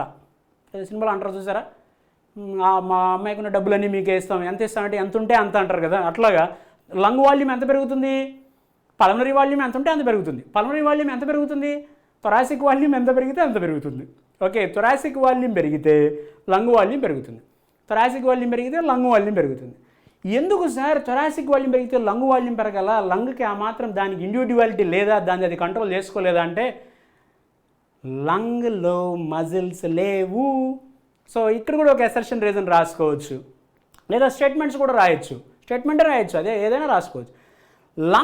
Lung can't change its own volume because లంగ్లో మజిల్స్ ఉండవు, because muscles absent in the lung. These muscles which are useful for contraction, relaxation, space పెంచడానికి తగ్గించడానికి మజిల్స్ ఉండవు. కాబట్టి దాని వాల్యూమ్ని అది రెగ్యులేట్ చేసుకోలేదు. కాబట్టి థొరాసిక్ వాల్యూమ్లో ఉన్న మజిల్స్ కంట్రాక్షన్, రిలాక్సేషన్ జరిగితే దానికి తగినట్టుగా లంగ్ వాల్యూమ్ వేరియేషన్స్ వస్తాయి. ఇప్పుడు నీకు థొరాసిక్ వాల్యూమ్ పెరిగిందిగా, థొరాసిక్ వాల్యూమ్ పెరిగితే లంగ్ వాల్యూమ్ కూడా పెరుగుతుందిగా, వాల్యూమ్ పెరిగితే ప్రెషర్ తగ్గుతుందిగా. Boyle's law volume and pressure are inverse relation Boyle's law ప్రకారం కదా. సో ఎప్పుడైతే వాల్యూమ్ పెరిగిందో ప్రెషర్ తగ్గిపోయింది, ప్రెషర్ తక్కువ ఉంది, that is called negative pressure. That is negative pressure. ఎప్పుడైతే నెగిటివ్ ప్రెషర్ వస్తుందో, నెగిటివ్ ప్రెషర్ అంటే తక్కువ అని అర్థం. నెగిటివ్ ప్రెషర్ అంటే ప్రెషర్ తక్కువ. ఎవరితో కంపేర్ చేస్తే ఇమీడియట్ ఎన్విరాన్మెంట్, ఈ పక్కనే ఉన్న బయట ఉన్న ఎన్విరాన్మెంట్తో కంపేర్ చేస్తే ఇక్కడ ప్రెషర్ తక్కువ ఉంది. So gases always move from higher pressure to lower pressure. Higher pressure to lower pressure. లోపల ప్రెషర్ తక్కువ ఉంది, లోవర్ ప్రెషర్. బయట ప్రెషర్ ఎక్కువ ఉంది, higher pressure. Higher to lower, air లోపలికి వచ్చేస్తుంది. That is inspiration. Negative pressure, pulmonary pressure or intra pulmonary pressure. Pulmonary pressure inside lungs, కాబట్టి దాన్ని ఇంట్రా అనే నా ఉద్దేశం. Intra pulmonary pressure is negative intra pulmonary pressure అని చెప్తాం. ఓకే, ఇవి జరిగినప్పుడు ఇన్స్పిరేషన్ జరుగుతుంది. నేను ఇందాక చెప్పాను ఇన్స్పిరేషన్ ఈజ్ యాక్టివ్ అన్నాను because it involves in contraction of muscles. అందుకనే అది యాక్టివ్ ప్రాసెస్. కంట్రాక్షన్ జరగాలంటే ఎనర్జీ కావాలి. So it is energy requiring process. Inspiration is active process in human beings, not in all animals. అన్ని యానిమల్స్లో inspiration active అని చెప్పకూడదు. కొన్ని యానిమల్స్లో inspiration passive, expression active process కొన్ని యానిమల్స్లో. ఇప్పుడు నేను మాట్లాడుతున్న హ్యూమన్ బీయింగ్ కాబట్టి యాక్టివ్ ప్రాసెస్. కంట్రాక్షన్ చపక్ ఇలా కొట్టాలంటే ఎనర్జీ కావాలి, హ్యాండ్ ఇలా వదిలేయాలంటే అవసరం లేదు. స్విమ్మింగ్ ఇలా చేయాలంటే ఎనర్జీ కావాలి, మళ్ళీ హ్యాండ్ ఇలా అనాలంటే ఎక్కువ ఎనర్జీ అవసరం లేదు. So contraction requires energy. Contraction of muscles requires energy. That is inspiration. మరి ఎక్స్పిరేషన్ ఏంటి sir? What is expiration then? Okay, I will write, no problem. I will write the same thing here. Let me put the heading expiration. Expiration చక్కగా నువ్వు రాసేయచ్చు. ఇదే expression అయితే నువ్వు రాసేయచ్చు. నీ చేత చెప్పించేవాడిని. చూడు ఒకసారి ఇన్స్పిరేషన్ జరిగింది ఇక్కడ. ఇన్స్పిరేషన్ జరుగుతున్నప్పుడు డయాఫ్రమ్ కిందకు వచ్చింది. ఇది చూసారా, ఈ రిబ్స్ అండ్ స్టాండమ్ యారో మార్క్ చూసారా ఎట్లా వేసారు ముందుకి, అంటే రైజింగ్. స్టాండమ్ ఇలా రైజ్ అవుతుంది, రైజ్ అయింది. హ్యాండ్ ఇలా పెట్టుకున్నప్పుడు రైజ్ అవట్లా, అట్లా యారో మార్క్ ఇటు వచ్చింది, ఇది యారో మార్క్ కిందకు వచ్చింది. సో ఎయిర్ లోపలికి వస్తుంది, వాల్యూమ్ ఆఫ్ థొరాక్స్ ఇంక్రీజ్ అయింది, ఎయిర్ లోపలికి వచ్చి. ఇప్పుడు నేను ఎక్కడైతే కంట్రాక్షన్ రాశానో మిత్రులారా, ఫ్రెండ్స్, మై డియర్ ఫ్రెండ్స్, ఎక్కడైతే కంట్రాక్షన్ రాశానో అక్కడ రిలాక్సేషన్ రాస్తే, ఎక్కడైతే ఇంక్రీజ్ రాశానో అక్కడ డిక్రీజ్ రాస్తే ఎక్స్ప్రెషన్. అంటే ఇంకా సింపుల్గా చెప్పాలంటే ఇప్పుడు చెప్పిన ఈవెంట్స్ అన్నీ రివర్స్ అయితే అదే ఎక్స్ప్రెషన్. ఇప్పుడు చెప్పిన ఈవెంట్స్ అన్నీ రివర్స్ అయిపోతాయి. ఒకసారి నా మాట వినండి, ప్లీజ్ లిసన్ టు మీ. ఇందాక రిబ్స్ ఇలా కంట్రాక్షన్ జరిగి స్టర్నమ్ని ఇలా పైకి తీసుకెళ్ళాయి కదా, స్టర్నమ్ లిఫ్ట్ అయింది, స్పేస్ పెరిగింది కదా. ఇప్పుడు మజిల్ ఏమైంది తెలుసా, ఇందాక కంట్రాక్ట్ అయింది కదా, ఇప్పుడు రిలాక్స్ అయింది. Sternum comes back to the normal position, వెనక్కి వచ్చింది, స్పేస్ తగ్గిపోలా. ఏ డైరెక్షన్లో, dorsoventrally space decreased.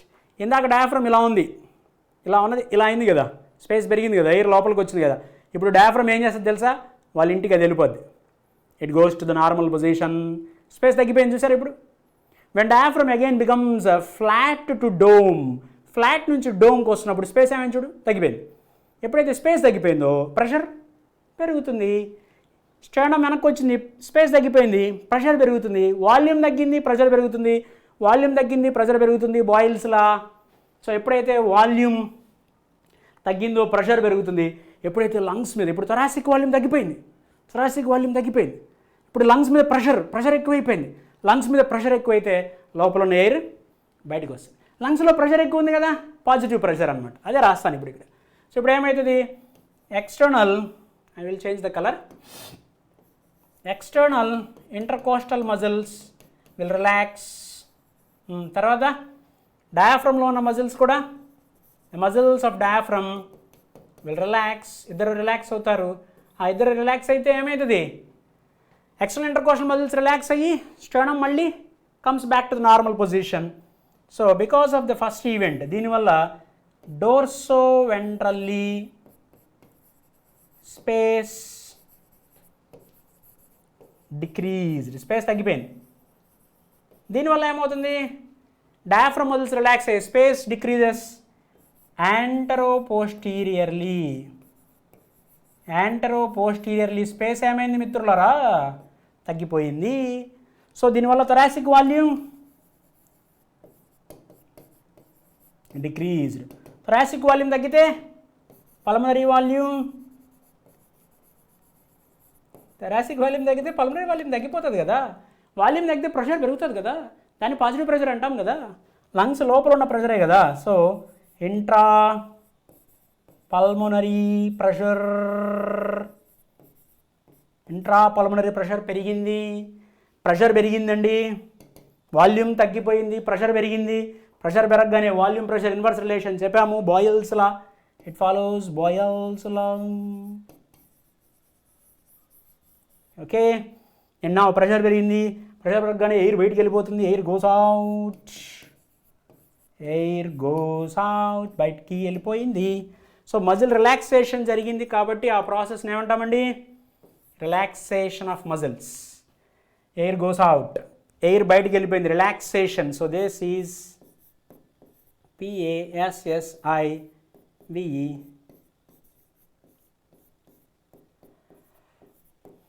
This is passive process. అలా ఎయిర్ బయటికి వెళ్ళిపోయింది. So this is passive process. చాలా సింపుల్ అండి, very simple. Internal intercostal muscles contraction జరిగినప్పుడు స్టర్నమ్ లిఫ్ట్ అయింది. స్టర్నమ్ లిఫ్ట్ అయినప్పుడు స్పేస్ పెరిగింది. డయాఫ్రమ్ డోమ్ షేప్లో ఉన్నది కాస్త మజిల్స్ కంట్రాక్ట్ అయ్యి ఫ్లాట్గా అయింది. డయాఫ్రమ్ ఫ్లాట్గా అయింది, స్టర్నమ్ లిఫ్ట్ అయింది. సో స్పేస్ ఈ డైరెక్షన్ పెరిగింది, ఈ డైరెక్షన్ పెరిగింది. పల్మనరీ థొరాసిక్ వాల్యూమ్ పెరిగితే ఎంత పెరిగితే పల్మనరీ వాల్యూమ్ అంత పెరుగుతుంది. పెరిగింది కదా, స్పేస్ పెరిగింది కదా, ప్రెషర్ లేదు కదా, ఎయిర్ లోపలికి వస్తుంది. ఇది రివర్స్ అయినప్పుడు మళ్ళీ మజిల్స్ వాళ్ళ ప్లేస్లోకి వాళ్ళు వచ్చినప్పుడు థొరాసిక్ వాల్యూమ్ తగ్గిపోద్ది, పల్మనరీ వాల్యూమ్ తగ్గిపోద్ది, ఎయిర్ బయటకు వెళ్ళిపోద్ది. ఇవి ఒకసారి డయాగ్రామ్ చూడండి. ఇప్పుడు జస్ట్ సీ దిస్ డయాగ్రామ్. నార్మల్గా ఈ డయాఫ్రమ్లో ఉన్న మజిల్స్ కంట్రాక్షన్ ఇలా కిందకి కంట్రాక్ట్ అయినప్పుడు, డోమ్ షేప్లో ఉన్న డయాఫ్రమ్ ఇలా ఫ్లాట్గా కిందకు వచ్చేసి, అంటే ఇంకా పైన ఉండేది కిందకు వచ్చింది, యాక్చువల్గా ఇక్కడ ఉండేది కిందకు వచ్చింది. ఓకే, స్టర్నమ్ ఇలా లిఫ్ట్ అయింది, స్పేస్ చూసారా పెరిగిపోయింది, స్పేస్ ఇంక్రీజ్డ్. ఈ డైరెక్షన్లో కూడా స్పేస్ పెరిగింది. ఇక్కడ చూడు ఏమైంది ఇప్పుడు. అండ్ దిస్ ఈజ్ ఎక్స్పిరేషన్, అంటే మళ్ళీ డయాఫ్రమ్ దాని ఒరిజినల్ ప్లేస్కి వెళ్ళిపోయింది. స్టర్నమ్ కూడా మళ్ళీ వెనక్కి వచ్చేసింది. ఎప్పుడైతే మళ్ళీ వాళ్ళు వెనక్కి వచ్చేసారో స్పేస్ ఏమైంది చూడండి, తగ్గిపోయింది.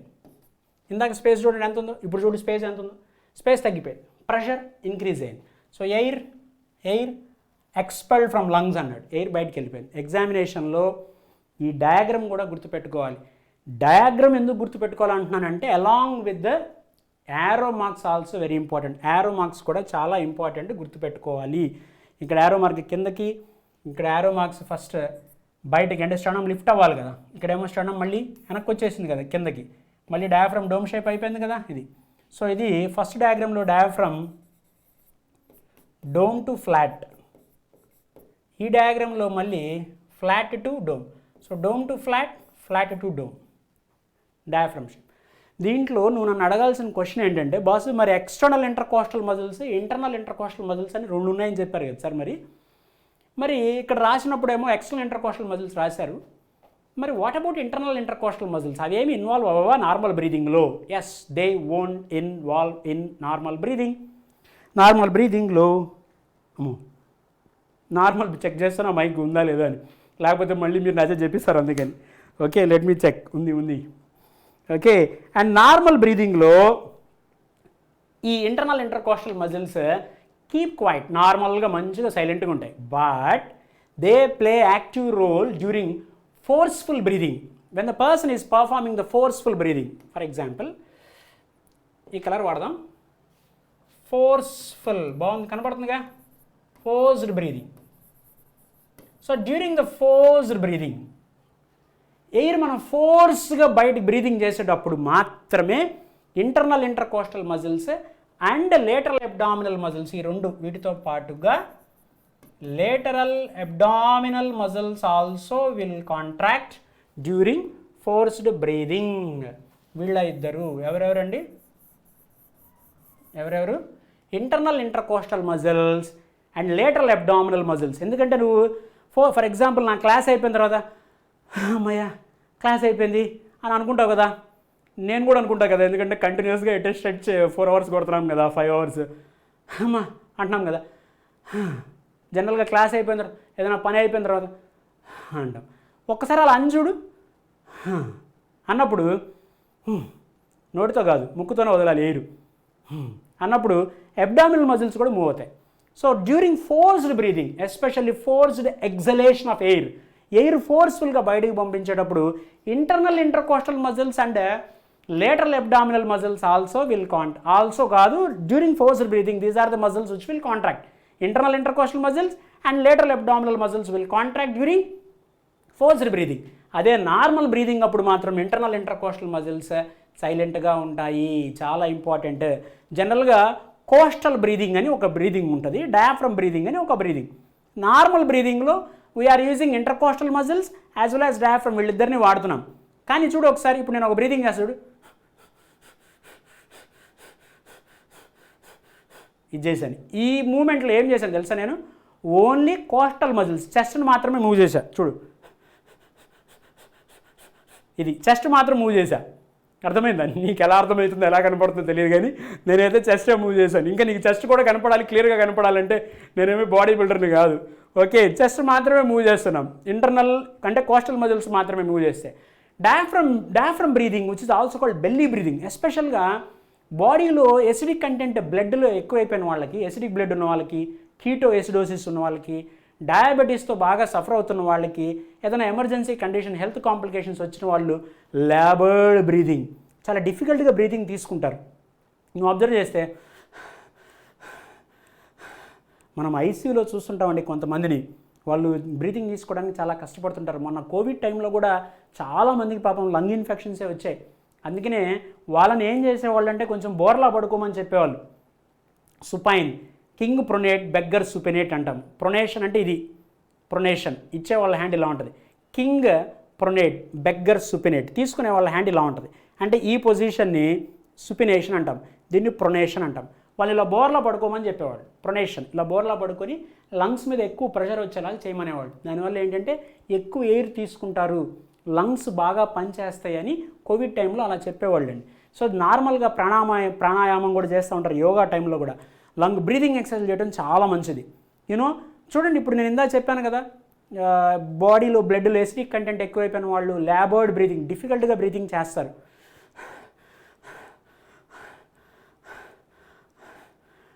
ఇది కుస్మల్ బ్రీతింగ్ అంటాం దీన్నే, కుస్మల్, KUSSUML, కుస్మల్. డయాఫ్రమ్ అంటే బాగా కష్టంగా డయాఫ్రమ్ మీద బెల్లీ బ్రీదింగ్, అబ్డామిన్ మీద ప్రెషర్ ఎక్కువ పడుతుంది. చూడండి, ఇది అనమాట. This is diaphragm breathing. జనరల్గా బ్రీదింగ్ ఎక్సర్సైజెస్ చేస్తున్నప్పుడు కూడా రకరకాలుగా బ్రీదింగ్ ఎక్సర్సైజ్ చేస్తూ మన బాడీలో ఉన్న ఫ్యాట్ని మనం స్పాట్లోనే కరిగించుకోవచ్చు. స్పాట్లో అంటే వెంటనే కరిగిపోదని కాదు, కూర్చున్న ప్లేస్లోనే కూర్చొని లేదా నిలబడిన ప్లేస్లో నిలబడి మనం కొన్ని బ్రీదింగ్ ఎక్సర్సైజ్ చేస్తే స్వెట్టింగ్ చెమట కూడా పట్టేస్తుంది. అంత పవర్ఫుల్గా మన ఫ్యాట్స్ని బర్న్ చేయొచ్చు. ఓకే, అది తర్వాత మాట్లాడదాం. ఇది బేసిక్గా బ్రీదింగ్ గురించి అండి. Hope so everything is clear. దీన్ని స్టేట్మెంట్ పాయింట్ ఆఫ్ వ్యూలో అడగటానికి ఎక్కువ పాసిబిలిటీ ఉంది. Very simple. కంట్రాక్షన్ ప్లేస్లో రిలాక్సేషన్ ప్లేస్లో కంట్రాక్షన్, స్పేస్ ఇంక్రీజ్ ప్లేస్లో డిక్రీజ్ ప్లేస్లో ఇంక్రీజ్, ఎక్స్టర్నల్ ఇంటర్కోస్టల్ మధ్యలో ఇంటర్నల్ ప్లేస్లో ఎక్స్టర్నల్, ఇలా పెట్టి ఇస్తారు కొన్ని క్వశ్చన్స్. నేను యాక్చువల్గా ఈ సెషన్ తర్వాత ఇమీడియట్గా పెడదాం అనుకున్నాను, కానీ మనకి ఎక్స్ప్లెనేషన్కి కొంచెం టైం తగ్గుతుందని క్వశ్చన్స్ లాస్ట్లో పెట్టాను. అక్కడ ఎక్స్ప్లెయిన్ చేద్దాం మన టైంని బట్టి. లేకపోతే మనకి ఎలాగో వీడియో సొల్యూషన్స్ లింక్ ఉంటుంది మీకు, అక్కడ మీరు యాప్లో చూడొచ్చు. ఓకే, ముందు ఇంతవరకు ఒక్కసారి స్క్రీన్ షాట్ తీసుకోండి. Please take one screen shot. Okay,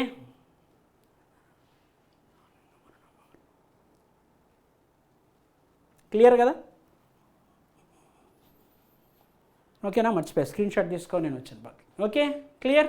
let me move in to the next one. Next slide. Respiratory volumes and capacities, అదిరిపోయే topic. Respiratory volumes and capacities అయిన తర్వాత మనం ఎక్స్చేంజ్ ఆఫ్ గ్యాసెస్లోకి వెళ్తాం. సో ఇంకొక 1 hour, 1.5 hour, 2 hours, 2.5 hours లోపే close చేస్తా. అంటే అంత టైం కాదులేండి, చూద్దాం ఎర్లీగానే క్లోజ్ చేయడానికి ప్రయత్నం చేద్దాం. సిలబస్ ఎంత టైం పడితే అంత time at least we can continue, no problem. Okay, respiratory volumes and capacities. కాకపోతే డోంట్ మిస్ ద క్లాస్. నేను చెప్పాను కదా, మనం ఎక్కడికక్కడికి ఎలా క్వశ్చన్స్ వస్తున్నాయో కూడా చూస్తున్నాం. సో ఆ క్వశ్చన్స్ అన్నీ ఎలా మనం సబ్జెక్ట్ నేర్చుకుంటే, ఇప్పుడు నువ్వు ఇన్స్పిరేషన్ మీద ఎక్స్ప్రెషన్ మీద నీకు గ్రిప్ వస్తే అసలు ఎవరైనా నిన్ను ఆపగలరా చెప్పు? దాని మీద ఎలాంటి క్వశ్చన్ వచ్చినా నువ్వు ఆన్సర్ చేయగలవు, ఇంకా ప్రాబ్లం ఏముంది? So you should have that thought. నీకు ఉండాలి మైండ్లో, నేను సిలబస్ ఎలాగైనా చదవగలను, నేను ఈ క్లాస్ నేను ఎట్టెస్ట్ 4 hours without taking a single break లేకుండా నేను క్లాస్ చెప్తాను. అంటే నేను ఒక్కడే కాదు, నాలాంటి వాళ్ళు చాలామంది చెప్తా ఉంటారు, నేనేం కాదనట్లేదు. సో ఎట్టెస్ట్ నేను ఇలా క్లాస్ తీసుకుంటున్నప్పుడు ఆపకుండా మీకోసం నేను ఒక 4 గంటలో 5 గంటలో క్లాస్ చెప్తున్నప్పుడు ఆపకుండా వినగలిగేటువంటి కెపాసిటీ నీకుండదా? I'm also human being, you are also human being. కూర్చొని 4 గంటలు ఎట్టెస్ట్ మనం వినలేమా? 100% వినగలం. కాదు సార్ కొంచెం బ్రేక్ తీసుకొని వస్తాను నేను మళ్ళీ వింటానంటే okay, it is up to you. కానీ ఒకళ్ళు ఇవాళ వినొచ్చు, ఒకళ్ళు రేపు వినొచ్చు, ఒకళ్ళు గంట ఆగినొచ్చు, కానీ వినటం మాత్రం పక్కా అందరూ వినాల్సిందే. విని చక్కగా చదువుకుంటే మంచి అసైన్మెంట్స్ బిట్స్ అన్నీ ఇస్తాము. ఆ వీడియో సెషన్స్లో కూడా మనం ప్రాక్టీస్ చేద్దాం. మెంటీ సెషన్, క్విజ్ సెషన్లో కూడా మనం లైవ్గా ఇంటరాక్ట్ అవ్వచ్చు, where we can discuss the answers for these questions. ఎస్పెషల్గా నాకు సంబంధించినంత వరకు ఒకసారి జువాలజీ క్లాస్ పర్ఫెక్ట్గా ఈ బ్రీదింగ్ అండ్ ఎక్స్చేంజ్ ఆఫ్ గ్యాసెస్ను ఒకసారి వింటే దేర్ ఎండ్స్ ద మ్యాటర్. నీకు సాధ్యమైనంత వరకు డౌట్స్ రావు, వచ్చినా కూడా I'm there to explain. Okay, let me begin the respiratory volumes and capacities. జనరల్గా ఒక హెల్దీ హ్యూమన్ బీయింగ్, ఒక normal healthy human being 12 to 16 times breathing చేస్తాడండి. అమ్మో కలర్ మారింది, నేను మంచి కలర్ తీస్తాను. 12 to 16 times బ్రీదింగ్ చేస్తాడు పర్ మినిట్. ఎంతసేపు మనం ఒక హెల్దీ హ్యూమన్ బీయింగ్ బ్రీదింగ్ చేయగలడు అంటే చేస్తాడంటే 12 to 16 times బ్రీదింగ్ చేస్తాడు. 12 to 16 times బ్రీదింగ్ చేస్తాడు. దాంట్లో ఫస్ట్ నేను మాట్లాడేటువంటిది first heading tidal volume, which is represented with TV. Tidal volume is represented with TV. What is this TV? నేను దీన్ని డెఫినేషన్ పాయింట్ ఆఫ్ వ్యూలో కూడా చెప్పచ్చు, నీకు అర్థమయ్యే భాషలో కూడా చెప్పచ్చు. డెఫినేషన్స్ నీ టెక్స్ట్ బుక్లో చాలా ఉన్నాయి, స్టేట్ బోర్డులో ఉంది, సిబిఎస్ఈలో ఉన్నాయి, మెటీరియల్స్లో ఉన్నాయి, నేను ఇచ్చే లింక్లో ఉంటాయి, అన్ని చోట్ల ఉంటాయి డెఫినేషన్స్. నేను నీకు అర్థమయ్యే భాషలో ఒక మాట చెప్తాను, గుర్తుపెట్టుకో మిత్రమా. టైడల్ వాల్యూమ్ అంటే నువ్వు తీసుకునే ఎయిర్ లేదా నువ్వు వదిలిపెట్టే ఎయిర్ త్రూ నాస్ట్రిల్స్. నువ్వు నాస్ట్రిల్స్ నుంచి నువ్వు తీసుకునే ఎయిర్ లేదా వదిలిపెట్టే ఎయిర్, అంతే. There ends the matter. లేదు సార్ నాకు డెఫినేషన్ కావాలి. The volume of air that the person can inspire or expire during the normal breathing. Normal breathing అప్పుడు ఒక పర్సన్ తీసుకునే ఎయిర్ లేదా బయటికి వదిలిపెట్టే air, that is tidal volume. The volume of air that the person is inhaling or exhaling. Okay, the volume of air that the person is inhaling or exhaling, nu తీసుకునే air లేదా వదిలిపెట్టే air, that is nothing but tidal volume. In a normal healthy person it will be around 500 ml. ఒక normal healthy పర్సన్కి అది ఎంత ఉంటుంది అంటే ఆ ఎయిర్ 500 ml ఆఫ్ ఎయిర్ మనం తీసుకోగలం లేదా వదిలిపెట్టగలం. That is the first one. And the second one this is the first one. Second one, inspiratory reserve volume, IRV. Inspiratory reserve volume, IRV, inspiratory reserve volume. నేను ఇందాక టీవీని బ్రాకెట్లో పెట్టాను, ఇప్పుడు ఇన్స్పిరేటరీ రిజర్వ్ వాల్యూమ్ డెఫినేషన్ పెట్టాను. It doesn't mean దానివల్ల పెద్ద variation ఫరక్ ఏమీ పడదు. ఎందుకనంటే ఎగ్జామినేషన్లో డైరెక్ట్గా టీవీ అని అడగచ్చు, డైరెక్ట్గా ఐఆర్వి అని కూడా అడగచ్చు. స్టాండర్డ్ ఫామ్స్ ఇవి, షార్ట్ ఫామ్స్, అబ్రివియేషన్స్. సో ఎలాగైనా అడగచ్చు, నువ్వు రెండూ కూడా నీ మైండ్లో ఉండాలి. సో ఇన్స్పిరేటరీ రిజర్వ్ వాల్యూమ్ నేను చెప్పాను కదా, డెఫినేషన్ చెప్పచ్చు అర్థమయ్యేలాగా, లేదా చాలా సింపుల్గా నీకు అర్థమయ్యే లాంగ్వేజ్లో కూడా చెప్పచ్చు. నీకు సింపుల్గా అర్థమయ్యేలా చెప్తా చూడు. చెప్పనా? Additional volume of air at the person is taking. నువ్వు ఫోర్స్ఫుల్గా తీసుకునే ఎయిర్, అంతే. నువ్వు ఫోర్స్ఫుల్గా తీసుకునే ఎయిరే ఐఆర్వి అంటే. నువ్వు ఫోర్స్ఫుల్గా ఎయిర్ తీసుకో ఒకసారి, నాస్ట్రిల్స్తోనే. కండిషన్స్ అప్లై, గుర్తుపెట్టుకో. ఎందుకంటే నువ్వు నోటితో గాలి తీసుకోవడం అనేది అంత అడ్వైజబుల్ కాదు. ఎందుకంటే నువ్వు ముక్కుతో తీసుకుంటేనే మనం చూసాం కదా, వెస్టిబులర్ పార్ట్, రెస్పిరేటరీ, ఆల్ఫాక్టరీ, ఇక్కడేమో హెయిర్, ఈ టర్బినల్స్, మొత్తం కూలింగ్ ఎఫెక్ట్, ఇదంతా ఇంత ఉంటుంది ఇక్కడ సిస్టమ్. దీన్ని వదిలిపెట్టి నువ్వు నోటితో తీసుకుంటానంటే డస్ట్ పార్టికల్ లోపలికి వెళ్ళిపోవు. కాబట్టి it is always advisable to take the air through nostrils. నోటి ద్వారా గాలి తీసుకోవటం అనేటువంటిది అంత మంచి పద్ధతి కాదు. మనం ఎప్పుడైనా సఫకేషన్, బ్రీదింగ్, ఎక్సైల్ చేసేటప్పుడు కొంచెం ఆయాసపడుతున్నప్పుడు నోటితో తీసుకుంటాము, కానీ that is not a good thing. Okay, నా ఇన్స్పిరేటరీ రిజర్వ్ వాల్యూమ్ అంటే నువ్వు ఫోర్స్ఫుల్గా తీసుకునే ఎయిర్, అంతే. అదే ఇన్స్పిరేటరీ రిజర్వ్ వాల్యూమ్. కాదు సార్ నాకు డెఫినేషన్ కావాలి. The additional volume of air that what you are inhaling in addition to the normal breathing. Normal బ్రీదింగ్ది కాకుండా నువ్వు అడిషనల్గా తీసుకునేది. ఇంకొక మంచి డెఫినేషన్ చెప్పనా నీకు అర్థమయ్యేలాగా. The additional volume of air what the person is inhaling from end inspiration. Inspiration అయిపోయిన తర్వాత నువ్వు తీసుకునే ఎయిర్ చూడు ఒకసారి. ఇదిగో ఇది నార్మల్ ఎయిర్ అండి, ఇది నువ్వు ఫోర్స్ఫుల్గా తీసుకునే ఎయిర్. ఇక్కడితో ఇన్స్పిరేషన్ అయిపోయింది. ఇన్స్పిరేషన్ అయిపోయిన తర్వాత నువ్వు తీసుకునేది. So additional volume of air or maximum volume of air what you are taking. So additional volume of air that the person is inhaling, through nostrils only. ఆబ్వియస్గా నేను ఇది కావాలని రాస్తున్నాను ఇక్కడ, త్రూ నాస్ట్రిల్సే బ్రాకెట్లో పెడతా. నాస్ట్రిల్స్ నుంచి నువ్వు తీసుకోవాల్సింది ఎయిర్, నోట్లోది కాదు. నువ్వు తీసుకోకూడదు అని నా ఉద్దేశం. So additional volume of air that the person is inhaling from end inspiration or in addition to the tidal volume. Additional volume of air that the person is inhaling through the forced breathing. Forced breathing అన్నా ఒకటే, ఆర్ in addition to tidal volume, in addition to TV. ఎంత తీసుకుంటాం sir? 2500 నుంచి 3000 ml వరకు తీసుకోవచ్చు. So ఎన్ని రకాలుగా రాసుకోవచ్చు. ఇంకా నీకు కావాలంటే ఫ్రమ్ ఎండ్ ఇన్స్పిరేషన్ అని కూడా రాసుకోవచ్చు. ఎందుకులేండి, ఒకటి చాలు అట్లా. సో 2500 నుంచి 3000 వరకు తీసుకోవచ్చు. Okay, and now third one, ERV, expiratory reserve volume, ERV expiratory reserve volume. What is this ERV? Expiratory reserve volume అంటే ఏంటి అంటే ఇందాక ఏం చేసావు నువ్వు, ఫోర్స్ఫుల్గా తీసుకున్న ఎయిర్ ఇప్పుడు ఫోర్స్ఫుల్గా బయటికి పంపించే air. So it is nothing but the additional volume of air that the person can exhale. Additional volume of exhaled air from the end expiration. Expiration అయిపోయిన తర్వాత నువ్వు ఎంత ఎయిర్ అయితే బయటికి పంపిస్తావో అది అడిషనల్ వాల్యూమ్ ఆఫ్ ఎక్స్హేల్డ్ ఎయిర్. ఇది నువ్వు ఫోర్స్ఫుల్గా చేయాల్సిందేగా. So through forced expiration, ఇందాక ఫోర్స్డ్ ఇన్స్పిరేషన్, ఇప్పుడు ఫోర్స్డ్ ఎక్స్పిరేషన్. ఇందాక ఫోర్స్డ్ బ్రీదింగ్ అని రాశాను కదా, అంటే ఫోర్స్డ్ ఇన్స్పిరేషన్, ఇప్పుడు forced expiration. Okay, of course in addition to టైడల్ volume. In addition to టైడల్ volume ఎంత సార్, ఎంత తీసుకుంటాం మనం, ఎయిర్ ఎంత ఫోర్స్ఫుల్గా బయటికి పంపిస్తాము? 1000 to 1100 ml of air. 1000 to 1100 ml.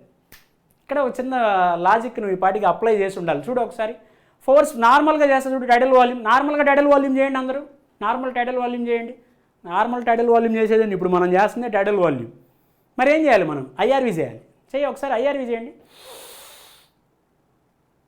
ఇది ఐఆర్వి అంటే కాళ్ళలో లేపక్కర్లేదు, ఊరికే మీకు అర్థం కావడానికి. This is IRV. ఈఆర్వి చేయండి, మీకు జలుబు లేకపోతే ప్రాక్టీస్ చేయండి. Okay, this is expiratory reserve volume.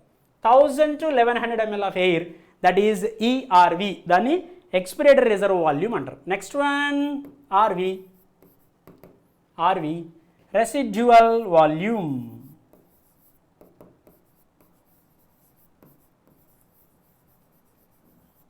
This is RV, residual volume. ఇక్కడ నువ్వు ఒక సింపుల్ పాయింట్ అబ్జర్వ్ చేయొచ్చు. నేను కలర్ మారుస్తా ఊరికే కొంచెం వెరైటీగా ఉంటుందని. ఒక పాయింట్ అబ్జర్వ్ చేయి. మీ ఫాదర్, మీ మదర్, మీ పేరెంట్స్, మీ వాళ్ళు నీకు 2500 రూపీస్ ఇచ్చారు. పోనీ లెక్కగా ఉంటుంది, రౌండ్ ఫిగర్ 3000 చేసుకుందాం. నీకు 3000 రూపాయలు ఇచ్చారు, నువ్వు 1000 రూపాయలు ఖర్చు పెట్టావు. నువ్వు 1000 రూపాయలు ఖర్చు పెట్టావు. నువ్వు ఫోర్స్ఫుల్గా స్పెండ్ చేసింది 1000 రూపీస్, నీకు ఇచ్చింది 3000, ఖర్చు పెట్టింది 1000 రూపాయలు. అంటే నీ దగ్గర ఇంకా డబ్బులు ఉన్నాయి లేదా? ఉన్నాయి కదా. ఇది కూడా అంతే, ఫోర్స్ఫుల్గా మనం కొంత తీసుకున్నాం, ఫోర్స్ఫుల్గా కొంత ఇచ్చాం, కానీ తీసుకున్నది ఇచ్చింది బ్యాలెన్స్ అవ్వాలి. చూడు, నువ్వు 2500 తీసుకున్నావు, 2500 ఇవ్వాల. నువ్వు ఫోర్స్ఫుల్గా ఎంత తీసుకున్నావు? 2500 ml తీసుకున్నావు. ఎంత ఇచ్చేసావు నువ్వు? 1000 ఇచ్చావు. అంటే ఎంత ఉంది అనేది పాయింట్ కాదు, అది నేను ఎంత ఉందో నేను చెప్తాను, నువ్వు చెప్పకు. సార్ నా దగ్గర లేదు సార్, నా దగ్గర ఇన్ని డబ్బులు ఏమన్నా, ఎన్ని డబ్బులు ఉన్నాయి నువ్వు చెప్పకు, నాకు తెలుసు నీ గురించి, నీ దొంగ లెక్కలు చెప్పకు, నాకు తెలుసు నీ దగ్గర ఉన్నాయి, ఆగు, తొందరపడకు. నేనేం చెప్తున్నాను విను. ఫోర్స్ఫుల్గా తీసుకునే ఎయిర్, ఫోర్స్ఫుల్గా పంపించేసే ఎయిర్. అంటే నార్మల్గా నువ్వు పంపించే ఎయిర్ కాకుండా ఫోర్స్ఫుల్గా పంపించే air. This is expiratory reserve volume. ఇది టైడల్ వాల్యూమ్. ఇది అంత ఇందాక నార్మల్ టైడల్ వాల్యూమ్, ఇది ఇన్స్పిరేటరీ రిజర్వ్ వాల్యూమ్, ఫోర్స్ఫుల్గా తీసుకున్నది. సో ఫోర్స్ఫుల్గా నువ్వు ఎయిర్ బయటికి పంపించాక కూడా జాగ్రత్తగా విను, చాలా ఇంపార్టెంట్ పాయింట్ ఉంది ఇక్కడ. ఫోర్స్ఫుల్గా ఎయిర్ బయటికి పంపించాక నా దగ్గర ఎయిర్ ఏముంటుంది సార్, నేను అన్నీ ఖర్చు పెట్టుకొని వచ్చాను, డాడీ డబ్బులు ఇచ్చారు బాగానే ఉంది, కానీ ఆ డబ్బులు నేను బయటికి వెళ్ళి ఖర్చు పెట్టుకొని వచ్చేసాను సార్, ఇంకా నా దగ్గర ఏముంటాయి? నో, నీ దగ్గర డబ్బులు లేవంటే నేను నమ్మను. అలాగే లంగ్స్లో ఎయిర్ ఉండదు అని అంటే నేను నమ్మను. ఎందుకో తెలుసా? We can't empty our lungs completely. నీ లంగ్స్ని నువ్వు పూర్తిగా ఎంటీ చేయలేవు, నీ హార్ట్ని నువ్వు కంప్లీట్గా ఎంటీ చేయలేవు, నీ యూరినరీ బ్లాడర్ని నువ్వు ఎంటీ చేయలేవు, నీ రెక్టమ్ని పూర్తిగా నువ్వు ఎంటీ చేయలేవు. అందుకనే యూరినరీ బ్లాడర్ని ఎంటీ చేయలేవు, కాబట్టి ఎప్పుడు యూరిన్కి వెళ్ళినా కొద్దిగా యూరిన్ వస్తాయి. అర్థమైందా? లంగ్స్ని నువ్వు కంప్లీట్గా ఎంటీ చేయలేవు. ఎందుకో తెలుసా? లంగ్స్ ఎంటీ అయితే ఏమైతే పడిపోతాయి. చెప్పాను, లంగ్ వాల్స్లో మజిల్స్ లేవు. So they may collapse. కాబట్టి even though the person performed the forceful expiration, బలవంతంగా ఎయిర్ బయటికి పంపించాక కూడా ఇంకా లోపల కొద్దిగా ఎయిర్ ఉండిపోతుంది. That is residual volume. దాని పేర్లోనే ఉంది చూడు, రెసిడ్యూ, మిగిలిపోయింది అని అర్థం. సో ఇక్కడ రాస్తాను, ఏం రాద్దాం? రెసిడ్యువల్ వాల్యూమ్ అంటే the volume of air remained in the lungs, the volume of air that remained in the lungs remained in the lungs. ఎప్పుడు? Even after forced expiration. నువ్వు ఎయిర్ బలవంతంగా బయటికి పంపించడం ఇదే కదమ్మా, ఇదే కదా ఫోర్స్డ్ ఎక్స్పిరేషన్ అంటే. బలవంతంగా బయటికి పంపించడం ఇదే కదా ఫోర్స్డ్ ఎక్స్పిరేషన్. ఫోర్స్ఫుల్గా నువ్వు ఎయిర్ బయటికి పంపించాక కూడా ఇంకా నీ లంగ్స్లో కొద్దిగా ఎయిర్ మిగిలిపోయి ఉంటుంది. That is residual volume. ఎంత ఉంటుంది సార్? ఇందాక ఎంత రాసావు? ఫోర్స్ఫుల్గా ఎంత పంపించావు? ఎక్కడ రాసావు? ఇదిగో ఇదేగా 1000 to 1100. ఇప్పుడు 1100 to 1200 ml of air is still present in the lungs even though the person performed the forceful expiration. బలవంతంగా ఎయిర్ బయటికి పంపించాక కూడా ఇంకా ఇంత ఎయిర్ ఉంది నీ దగ్గర. క్లియర్ కదా? Now so take one screen shot. Next దానికి వెళ్ళిపోతున్నాను. Please take one screen shot. Please take now next one. Inspiratory capacities అంటే ఇప్పటిదాకా నేను రాసినవన్నీ వాల్యూమ్స్ అండి. ఇప్పుడు నెక్స్ట్ రాయబోయేటువంటిది లెట్ మీ చెక్. ఓకే, ఇప్పటిదాకా రాసినవన్నీ వాల్యూమ్స్. ఇప్పుడు కెపాసిటీస్ అన్నమాట. Inspiratory capacity. What is this inspiratory capacity అంటే?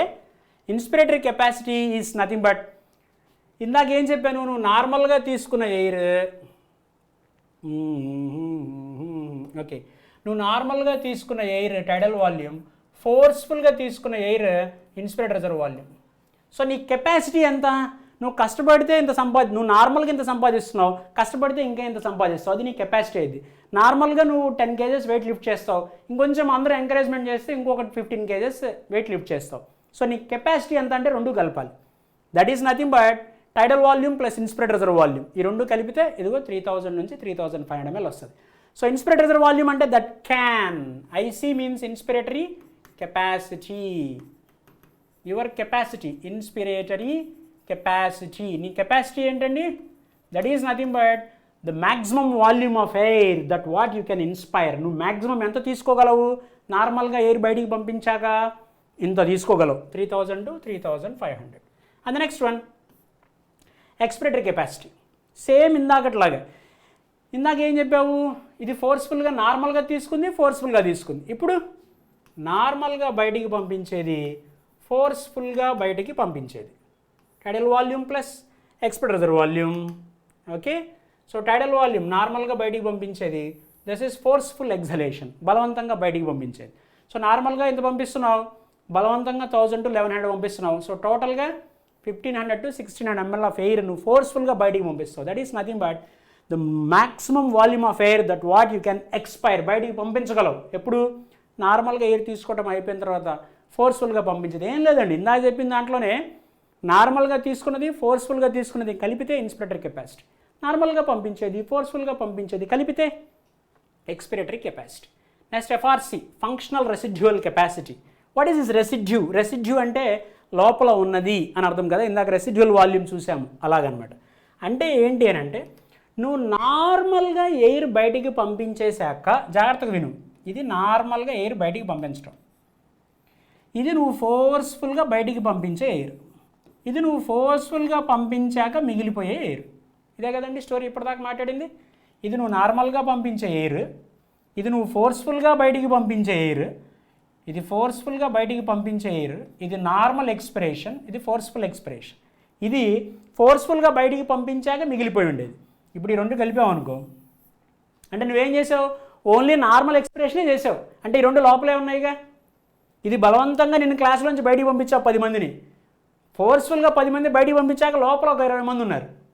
సో ఇప్పుడు క్లాసులో ఎంతమంది ఉన్నారు నేను పంపించక ముందు అని అంటే, నార్మల్గా బయటికి పంపించిన వాళ్ళు వీళ్ళు, ఫోర్స్ఫుల్గా బయటికి వెళ్ళిపోయిన వాళ్ళు వీళ్ళు, మిగిలిపోయిన వాళ్ళు వీళ్ళు. ఇమాజిన్ వాళ్ళందరూ వాళ్ళు ఒక 5గురు వెళ్ళిపోయారు, నేను ఒక 10 మందిని పంపించాను, లోపల ఒక 20 మంది ఉన్నారు. సో నార్మల్గా వెళ్ళిపోయిన వాళ్ళని తీసేస్తే, నేను గనక ఎవరిని క్లాసులోంచి బయటికి పంపించకపోతే ఎంతమంది ఉంటారండి? 20 + 10 30. నేను క్లాసులోంచి బయటికి పంపించేదే ఉండదండి. నా ముందు అసలు క్లాసులో ఎవరు లేని కూడా లేరు, మీకు అర్థం కావడానికి చెప్తున్నాను అంతే. సో రెసిడ్యూ ఎంత ఉంది లోపల? నార్మల్గా ఎయిర్ బయటికి పంపించాక, ఎంత ఉంది లోపల అంటే 20 + 10 తీసుకుంటాం. అంటే RV + ERV తీసుకోవాలి. RV + ERV, residual volume plus ERV. ఆ రెండు ఆల్రెడీ చెప్పాం. ఈఆర్వి ఏమో 1000 to 1100 and this is RV residual volume 1100 to 1200. So total capacity 2100 to 2300. that will become the FRC. దాన్ని functional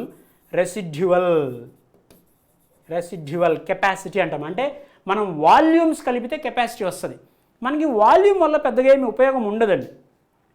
If we add the volumes, we will get the capacities. Those capacities are very much important. Okay? Those capacities are of clinical significance. Examination అడగచ్చు. Which of the following are useful for clinical assessment అంటే not volumes, capacities. Okay? Okay, take one screenshot. Let me move into the next one. Let me move into the next one. Right. Vital capacity. నా మాట వినండి జాగ్రత్తగా. చూడు ఒకసారి, నన్ను చూడండి.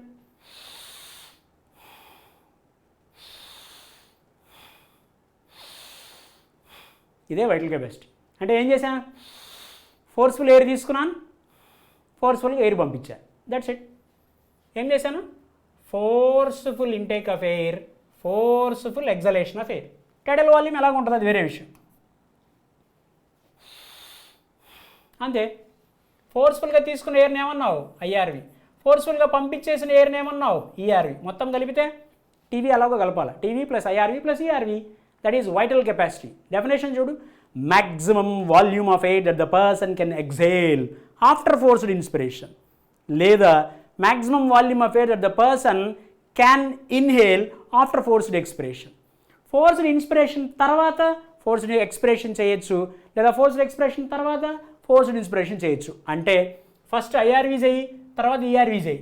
లేదు ఫస్ట్ ఈఆర్వి చేయి, తర్వాత ఐఆర్వి చేయి. ఏదైనా ఒకటే కదా, ఏదైనా ఒకటే కదండి. ఓకే, లోపలికి వచ్చి బయటికి రావటం, బయటికి వెళ్ళి లోపలికి రావటం. ఓవరాల్గా నువ్వు 2 సార్లు మూవ్ అయ్యావు. ఇది కూడా అంతే. చూడు, అయిపోయిందా? మళ్ళీ చూడు, అయిపోయిందా? ఇప్పుడు ఇది మర్చిపో. ఇప్పుడు చూడు, వదిలిపెట్టా, తీసుకున్నా, వదిలిపెట్టా, తీసుకున్నా, వదిలిపెట్టా, తీసుకున్నా. ఇప్పుడు చూడు, తీసుకొని వదిలిపెట్టా, తీసుకొని వదిలిపెట్టా. ఏదైనా ఒకటేనండి. ఓకే, సో వైటల్ కెపాసిటీ అంటే maximum volume of air forced in after forced expiration or maximum volume of air expired after forced inspiration. ఏదైనా ఒకటే. So TV plus IRV plus ERV. TV 500 అండి. ఈ 2500 ఏంటిది? ఐఆర్వి. 2500 నుంచి 3000 వరకు ఉంటుంది. ఇది దీని వరకు 2500 నుంచి 3000. మరి 1000 to 1100 ఏంటిది? 1000 to 1100 ERV. This is ERV, expiratory reserve. ఇదేంటి? 2500 to 3000 ఏంటి? ఐఆర్వి. ఈ టీవీ ఏంటి? దస్ ఈజ్, ఈ 500 ఏంటి? This is TV. So TV plus IRV plus ERV మొత్తం కలిపితే ఎంత వస్తుంది? 4000 to 4600 సంథింగ్, లేదు 4500 600 అట్లా తీసుకుంటాం. And then that's all about vital capacity. Last one TLC. ఒక్కసారి చూడు, ఇక్కడ టీఎల్సీ చేసి చూపిస్తా చూడు. టీఎల్సీ చేసి చూపిస్తున్నా చూడు. అంతే, అదే టీఎల్సీ. నేను ఇంకా అలా ఎక్కువసేపు ఉన్నాను అనుకో, మళ్ళీ మీకు వేరే కొత్త చూడాలి, టీచర్ రావాలి. అలా అంటే ఇంకా ఆగిపోయింది. అవును సార్ ఇందాక చేశారు కదా అది, మీరు ఇన్స్పిరేటరీ కెపాసిటీ అన్నారు కదా. ఆగు, తొందరపడకు. ఇప్పుడు ఇలా అన్నప్పుడు లోపల ఏమేమి ఉన్నాయి చూడు. నార్మల్గా తీసుకున్న ఎయిర్ ఉందా? టైడల్ వాల్యూమ్ ఉందా?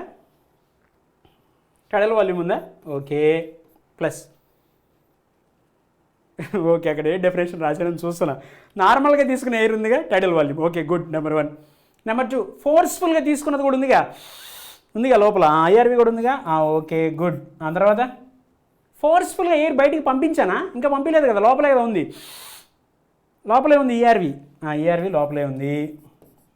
అసలు ఆర్వీని ఎవడన్నా పోగొట్టగలడా? ఆర్వీ ఎప్పుడు లోపలే ఉంటుంది. So RV. ఇలా అన్నప్పుడు టైడల్ వాల్యూమ్ ఉంది, ఐఆర్వి ఉంది, బయటికి వెళ్ళాల్సిన ఈఆర్వి ఉంది, బయటికి ఫోర్స్ఫుల్గా వెళ్తే మిగిలిపోయే ఆర్వి కూడా ఉంది. అందరూ లోపలే ఉన్నారు. So TV plus IRV plus ERV plus RV.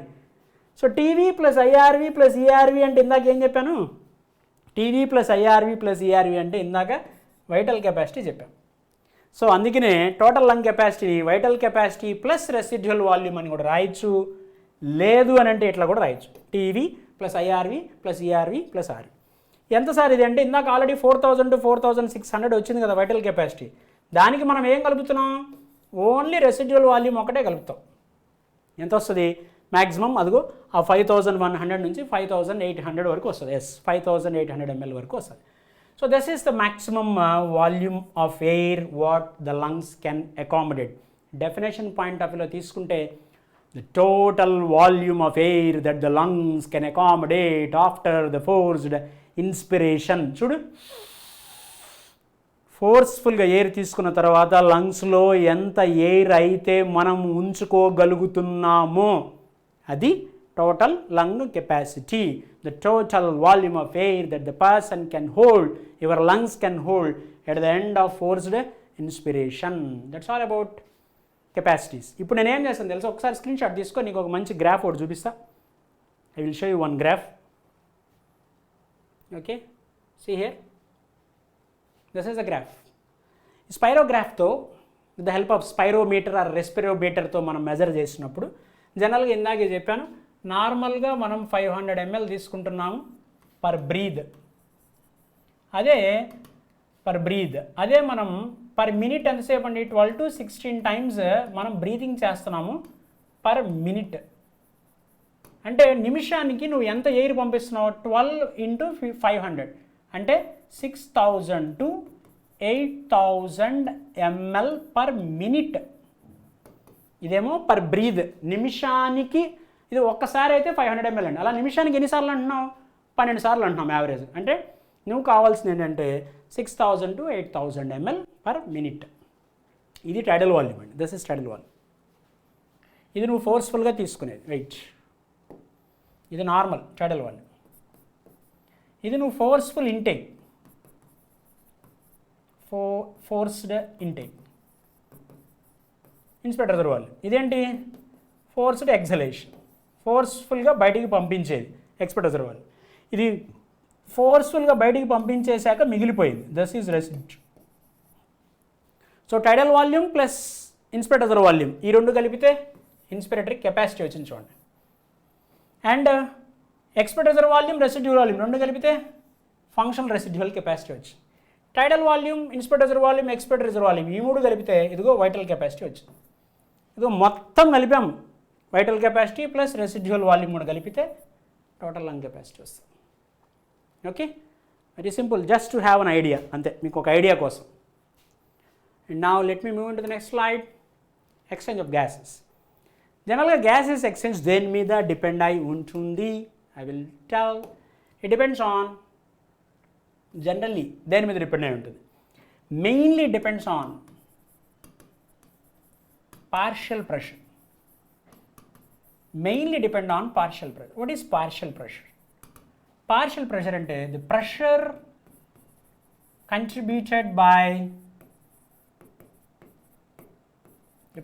contributed by individual gas in a total gases mixture, in total gaseous mixture, that is partial pressure.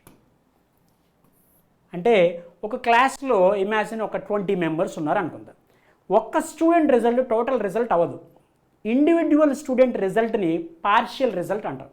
అలాగే గ్యాసియస్ మిక్చర్లో, గ్యాసెస్లో కార్బన్ డైఆక్సైడ్, ఆక్సిజన్, నైట్రోజన్ ఇంతమంది ఉన్నప్పుడు ఒక్కొక్క గ్యాస్ కంట్రిబ్యూట్ చేసే ప్రెషర్ని partial pressure అంటాం. Pressure contributed by individual gas in the gaseous mixture is partial pressure. Battery చూసుకుంటున్నానండి, ఉందా లేదా? That is partial pressure. Okay, so మెయిన్గా దేని మీద డిపెండ్ అయి ఉంటుంది? గ్యాసియస్ ఎక్స్చేంజ్ దేని మీద డిపెండ్ అయి ఉంటుంది అంటే పార్షియల్ ప్రెషర్. ఇంకా ఎవరి మీద డిపెండ్ అయి ఉంటుంది sir? It also depends on the solubility of the gas. It also depends on the solubility of the gases. జనరల్గా కార్బన్ డైఆక్సైడ్ తీసుకుంటే it is 20 to 25 times more soluble. 20 to 25 times it is more soluble than oxygen. Okay, so అందుకనే carbon dioxide ప్లాస్మాలో soluble స్టేట్లో ఎక్కువ వెళ్తుందండి. ప్లాస్మాలో minimum 7% అన్న CO2 transport అవుతుంది. ఎందుకు transport అవుతుంది? What is the reason for it? ఎందుకు ట్రాన్స్పోర్ట్ అవుతుందంటే because of it's more solubility. దాని సాల్యుబిలిటీ ఎక్కువ కాబట్టి దిస్ ఈజ్ రీజన్. అందుకని 7%. అదే ఆక్సిజన్ అనుకోండి జస్ట్ 3% వెళ్తుంది, రిమైనింగ్ 97% పాపం తీసుకెళ్లాల్సింది ఎవరు అంటే హిమోగ్లోబిన్. ఏం పర్లేదు, హిమోగ్లోబిన్ ఉండబట్టి అసలు ఈ రోజున we are leading our life very happily. సర్లేండి చూడండి. సో సాల్యుబిలిటీ అండ్ ఇంకా దేని మీద డిపెండ్ అయి ఉంటుందంటే it also depends on thickness of respiratory membrane. Thickness of respiratory membrane, ఇవి main conditions. Okay, thickness and diffusion is inversely related. This is Fick's law, మీకు తెలిసే ఉంటుందని అనుకుంటున్నాను. Fick's law, what is Fick's law? Fick's law is nothing but the thickness of the respiratory membrane and diffusion, they will be in inverse relation. అంటే thickness ఎక్కువ ఉంది అనుకోండి, diffusion ఈజీగా జరగదు కదా, దట్స్ ఇట్. అదే ఫిక్స్ లా. ఇంకా ఏ కండిషన్స్ మీద డిపెండ్ అయి ఉంటుంది, నేను colour మారుస్తా.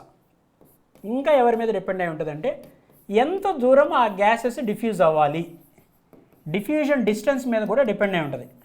Exchange of gases depends on diffusion distance. It depends on surface area. అందుకే కదా లంగ్స్లో సర్ఫేస్ ఏరియా ఎక్కువ ఉంటుంది. Depends on surface area, solubility, thickness of respiratory membrane రాసాం కదండి, and diffusion distance, partial pressure. These are all the conditions, these are all the conditions on which the exchange of gases depends. చాలా బాగుందండి, ఇది చాలా important ఎగ్జామ్లో. Mainly depends on partial pressure, also influenced by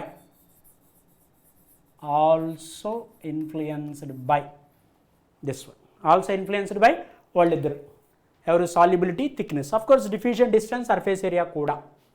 okay కదండి, అది exchange of gases depend అయ్యే conditions అనమాట. These are all the conditions, right? Clear? Take one screen shot, and now let me move to the next one. And this is the tabular form which is directly given in the CBSE textbook, and of course also on the state board and also on state board. Okay, and say this partial pressure, indake cheppanu, partial pressure is represented in mmHg of oxygen and carbon dioxide at different parts involved in diffusion compared to those in atmosphere. Adi tabular form. ఈ numericals చాలా important అండి, గుర్తుపెట్టుకోవాలి. ఇదంతా sea level దగ్గర, this is everything at the sea level. 1 atmospheric pressure 760 mm of Hg, 1 atmosphere. అక్కడ మనం measure చేస్తే అంటే అట్మాస్ఫియర్లో యావరేజ్గా ఒక 21% ఆక్సిజన్ ఉందంటే 20.91 అనుకుంటే 20% ఆఫ్ 760, 20% ఆఫ్ 760 వేస్తే నీకు 159 వస్తుంది, 159. ఓకే, అలాగే కార్బన్ డైఆక్సైడ్, అలాగే రిమైనింగ్. సో ఇవన్నీ పార్షియల్ ప్రెజర్స్ అండి, which is represented with capital P. అట్మాస్ఫియర్లో 159 ఉంటే కార్బన్ డైఆక్సైడ్ 0.3 ఉంటుంది, ఆక్సిజన్ 159. ఆల్వియోలైలో 104, 40. ఆక్సిజనేటెడ్ బ్లడ్లో టిష్యూస్, ఆక్సిజనేటెడ్ బ్లడ్లో 95-40 అయితే PO2 PCO2, డిఆక్సిజనేటెడ్ బ్లడ్లో టిష్యూస్లో సేమ్ ఉంటుంది. చూడండి ఎగ్జామినేషన్లో మిమ్మల్ని ఎలా అడగచ్చు అని అంటే దీన్ని, see here this is 40 and this is 40 and this is 40, this is 40. నేను ఒక స్టేట్మెంట్ చెప్తాను చూడు. The PCO2 in alveoli is equal to the PO2 in deoxygenated blood and is equal to the PCO2 of oxygenated blood. కరెక్టే కదా statement. And PCO2 of oxygenated blood is equal to the PO2 in tissues which is at vigorous exercise. ఈ statements అన్నీ కరెక్టే. దీన్ని ఈ న్యూమరికల్స్ని ఒక 4-5 numericals బయట ఇచ్చి అసెండింగ్ ఆర్డర్ డిసెండింగ్ ఆర్డర్లో కూడా అడుగుతారండి. PO2 of alveoli, PCO2 of atmosphere, PO2 of tissues, PCO2 of oxygenated blood అని ఒక 4 ఇచ్చి arrange these A, B, C, D or 4 in ascending order of their partial pressures or descending order అని కూడా అడుగుతాడు. Ascending order అయినా అడగచ్చు, descending order అయినా అడగచ్చు. ఎగ్జామినేషన్లో ఇలా కూడా క్వశ్చన్ రావచ్చు, నువ్వు గుర్తుపెట్టుకోవాలి. ఓకేనా? చూసారు, ఇది ఆల్వియోలైలో 104 ఉంది, ఆక్సిజనేటెడ్ బ్లడ్లో 95 అయిపోయింది. అదేంటి సార్, ఆల్వియోలై నుంచి ఫర్ ఎగ్జాంపుల్ ఇలా ఆల్వియోలైలు ఉంటే ఎక్కడి నుంచి హార్ట్కి వస్తుంది కదా, హార్ట్ నుంచి కదా టిష్యూస్కి వెళ్ళేది. మరి హార్ట్కి వచ్చినప్పుడు 104 ఉన్నప్పుడు టిష్యూస్కి వెళ్తున్నప్పుడు 95 అయిపోయింది ఏంటి సార్ అంటే, ఇప్పుడు మీ ఫాదర్ నీకు ఒక 500 రూపీస్ 1000 రూపీస్ ఇస్తే అవి రేపు పొద్దున కూడా అంతే ఉంటాయా, మధ్యాహ్నానికి కూడా అలాగే ఉంటాయా? ఫర్ ఎగ్జాంపుల్ పొద్దున నీకు ఒక 500 ఇచ్చి డాడీ మళ్ళీ ఈవినింగ్ అడిగారు, మీ పేరెంట్స్ మీ గార్డియన్ ఎవరు అడిగారు ఈవినింగ్, నువ్వు 400 ఇచ్చావు. ఇదేంటి 400 ఇచ్చావు, మార్నింగ్ నీకు 500 ఇచ్చారు కదండి, మార్నింగ్ ఇస్తే మాకు ఖర్చులు ఉండవా? ఇది కూడా అంతే. అంటే హార్ట్కి ఇస్తే హార్ట్ వాల్కి అవసరం లేదా? దారిలో పనులు ఉండవా? ఆక్సిజన్ మేము తీసుకోకూడదా? చెప్పండి, మేము తీసుకోకూడదా ఆక్సిజన్? అందుకని తగ్గుతుంది. ఇక్కడ 104 వస్తే ఇక్కడ 95 అవుతుంది. క్లియర్ కదా? ఇది చాలా ఇంపార్టెంట్ అండి ఎగ్జామ్లో. And now let me move to the next one. Diffusion membrane. Diffusion membrane ఇది ఎవరి మీద డిపెండ్ అయి ఉంటుంది. చూడండి ఒకసారి, ఇక్కడ నేను బ్లాక్ కలర్ కావాలి, నాకు వైట్ కావాలి. ఏం చేద్దాం? బ్లాక్ తీసుకుందాం. So this is the first one. This is మధ్యలో గ్యాప్ సెకండ్, ఇది థర్డ్. ముగ్గురు ఉన్నారండి ఇక్కడ.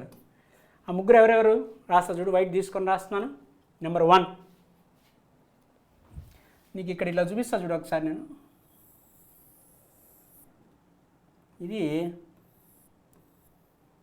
నేను ఇప్పుడు ఒక చిన్న పని చేస్తా అయితే.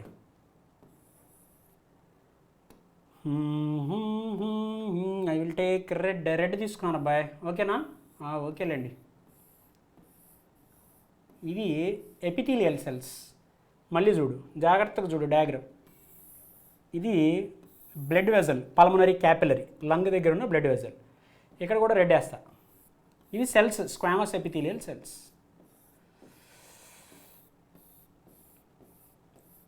ఇవి squamous epithelial cells. Squamous epithelium, simple squamous epithelium which is present in the wall of alveolus and wall of blood vessel. వీళ్ళిద్దరికి మధ్యలో ఉంటుంది సింపుల్ alveolus. ఇది alveolus, ఇది సింపుల్ స్క్వామస్ ఎపిథీలియం. ఇప్పుడు చూడండి ఒకసారి, నాకు ఇదే చెప్పండి, నువ్వేం చెప్పొద్దు, నేను ఏం రాశాను అదే చెప్పు నాకు. నెంబర్ 1 ఏంటి? నెంబర్ 2 వైట్ కలర్ ఏంటి? రెడ్ ఏంటి? వైట్ ఏంటి? చెప్పు నాకు చాలు, ఇంకేం వద్దు. వైట్ ఏంటి, రెడ్ ఏంటి చెప్పు చాలు. వైట్ ఏంటి? Simple squamous, SQUAMOUS, simple squamous epithelium. అంతే కదా? అవును. ఈ వైట్ది ఏంటి? Basement membrane. ఎవరిది? Basement membrane of that red cell. Basement membrane of ఎవరిది? Simple squamous epithelium of alveolus. అంతే కదా? That's it. అది 2. ఇప్పుడు నాకు మూడోది ఏంటో చెప్పు. ఈ వైట్ది మూడోది ఏంటో చెప్పు. ఈ రెడ్ కలర్ ఏంటో చెప్పు చాలు. సేమ్ అంతే. White colour basement membrane. Basement membrane ఎవరిది? Basement membrane of pulmonary capillary.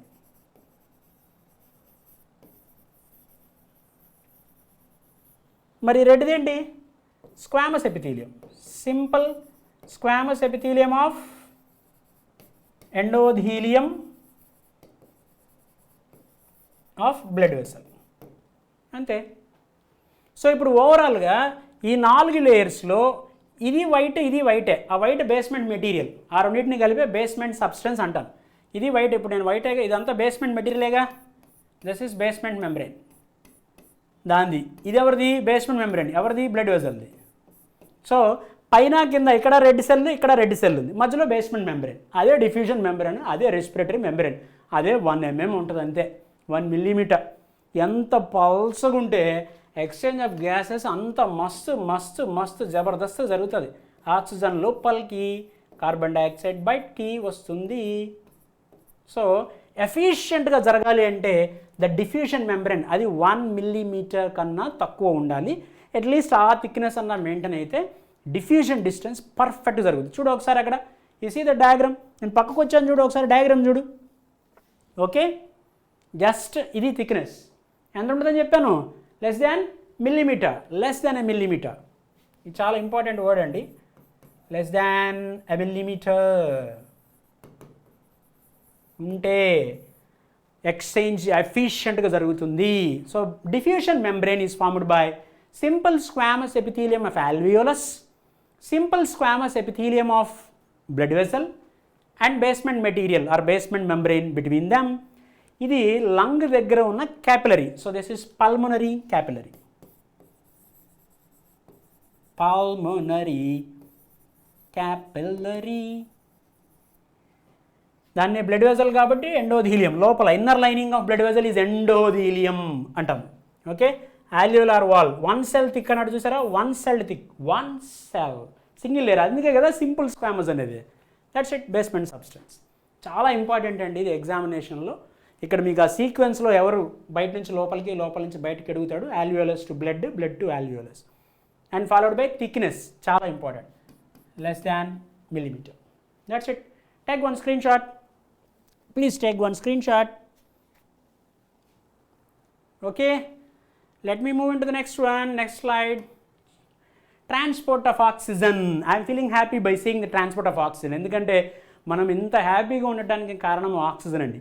Really hats off to the atmosphere, really hats off to the nature. ప్రకృతి చాలా గొప్పది, అందరికన్నా గొప్పది ప్రకృతి, నేచర్. ఆ నేచర్ని మనం డిస్టర్బ్ చేయకూడదు. నేచర్కి కోపం వస్తే ఏమవుతుందనేది మొన్న కోవిడ్ టైంలో ఒకసారి మనకి రుచి చూపించింది. నేచర్లో కూడా ఫారెస్ట్ ఫైర్, ఫ్లడ్స్, అడవులు తగలబడటాలు, వరదలు, భూకంపాలు, వాల్కనోయిక్ ఎరప్షన్స్, ఇదంతా నేచర్. ప్రకృతిని మనం ఏం చేస్తున్నామంటే human beings we are spoiling the nature. Sir నేను ఎలా స్పాయిల్ చేస్తున్నాను సార్ నేచర్? బయోడైవర్సిటీలో మాట్లాడదాము, ఇదే మాట మీద ఉండు. ఓకే, ఇప్పుడు చూడు ట్రాన్స్పోర్ట్ ఆఫ్ ఆక్సిజన్ అండి.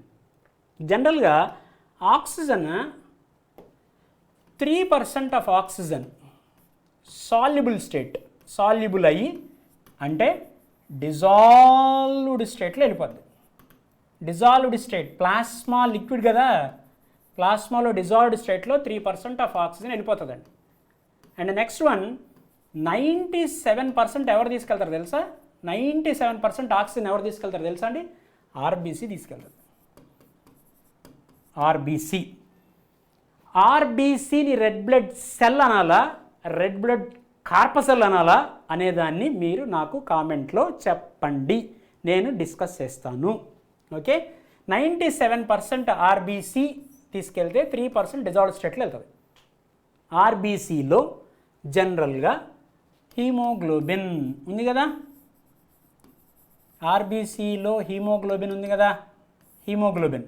Okay, which is purple red. ఎప్పుడైతే ఈ హీమోగ్లోబిన్, వన్ హీమోగ్లోబిన్ మాలిక్యూల్, హీమోగ్లోబిన్లో యూనో గ్లోబిన్ ఉంటుంది and haem molecule is also present, him.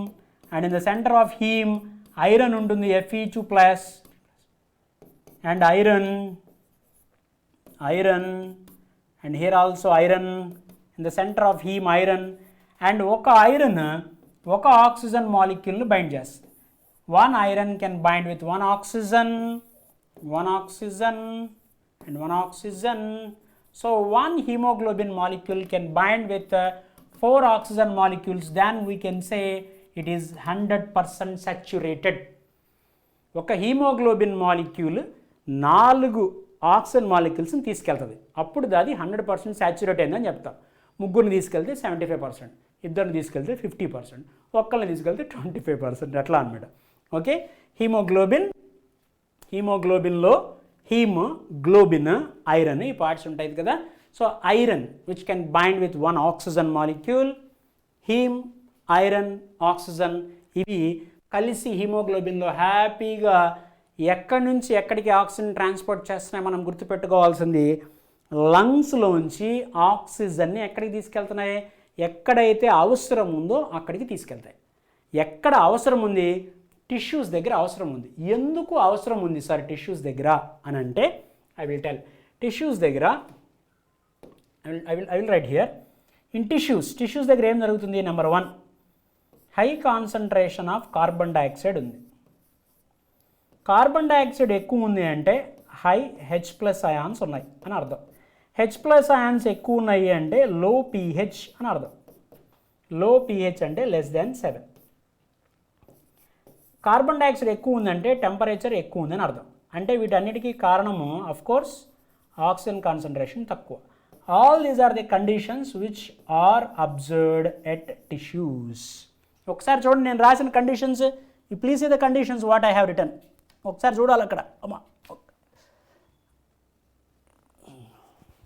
Okay, high CO2, high H+ ions, low pH, temperature is high, oxygen is less. నీకు ఎన్ని conditions కనపడుతున్నాయి? 1 2 3 4 5, నాకు ఒకటే కనపడుతుంది.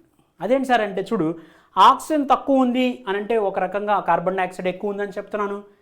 కార్బన్ డైఆక్సైడ్ ఎక్కువ ఉంది అంటే H+ అయాన్ కాన్సన్ట్రేషన్ ఎక్కువ ఉంది. pH ఈజ్ లెస్, లో pH అంటే <7 అంటే acidic. acidic pH is acidic, low pH. I'm getting some sound. Okay, low pH less than 7 and temperature is high, oxygen is less. All these are the conditions which exist at tissues. గుర్తుపెట్టుకో, oxygen concentration ఎక్కువ ఎక్కడ ఉంది అంటే lungs దగ్గర ఈ conditions అన్నీ రివర్స్లో ఉంటాయి. So all these conditions alveoli tissues,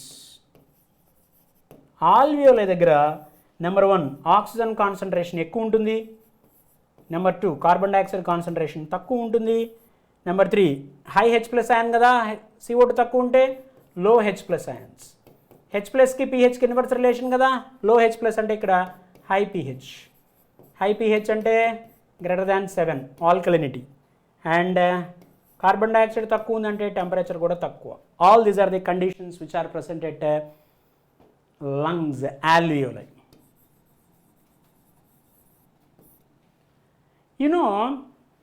I will tell one thing, haemoglobin మంచిది, నేనేం అసలు కాదనట్లే, చాలా మంచిది, మనం బాగా హెల్ప్ చేస్తుంది. కాకపోతే గుర్తుపెట్టుకోవాల్సిన పాయింట్ ఒకటి ఉంది, హీమోగ్లోబిన్ కూడా కొంతమంది లాగా కొద్దిగా కమర్షియల్ అనమాట. అది అంటే ఫర్ ఎగ్జాంపుల్ కొంతమంది ఉంటారు, అందరూ కాదు, కొంతమంది ఎవరి దగ్గర డబ్బులు ఎక్కువ ఉంటే, ఎవరితో ఎక్కువ అవసరం ఉంటే వాళ్ళ దగ్గరికి వెళ్ళిపోతాం. హీమోగ్లోబిన్ ఆక్సిజన్ ఎక్కువ ఉందనుకో ఆక్సిజన్తో బైండ్ అయింది, కార్బన్ డైఆక్సైడ్ ఎక్కువ ఉందనుకో ఈ ఆక్సిజన్ వదిలిపెట్టి కార్బన్ డైఆక్సైడ్తో బైండ్ అవుతుంది. Haemoglobin is an amphoteric compound. Hemoglobin is an amphoteric compound. So it can react chemically either as an acid or base.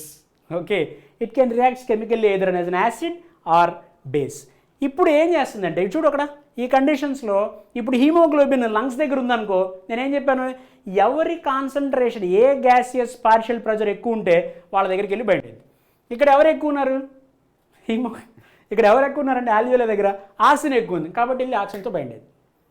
Tissues దగ్గరికి రాగానే ఎవరు ఎక్కువ కనపడుతున్నారు, ఇప్పుడు ఆక్సిజన్, ఇప్పుడు బ్లడ్ ఎక్కడికి వెళ్ళింది, లంగ్స్ దగ్గరికి వెళ్ళింది, వెళ్ళగానే హీమోగ్లోబిన్ చూసింది, అక్కడ ఆక్సిజన్ చూసింది, ఆక్సిజన్ చూసి ఏ oxygen hi how are you, come on మన ఇద్దరం మంచి ఫ్రెండ్స్, నేను ఎప్పుడు నీతోనే ఉంటాను, మన ఇద్దరం ఎప్పుడు కలిసే ఉందాం, రారా కమాన్ దాంతో ఫ్రెండ్షిప్ చేసుకొని ఆల్వియోలై దగ్గర నుంచి హ్యాపీగా ఇద్దరు భుజాల మీద చేతులు వేసుకొని ఇట్లా హ్యాపీగా టిష్యూస్ దాకా వచ్చారు.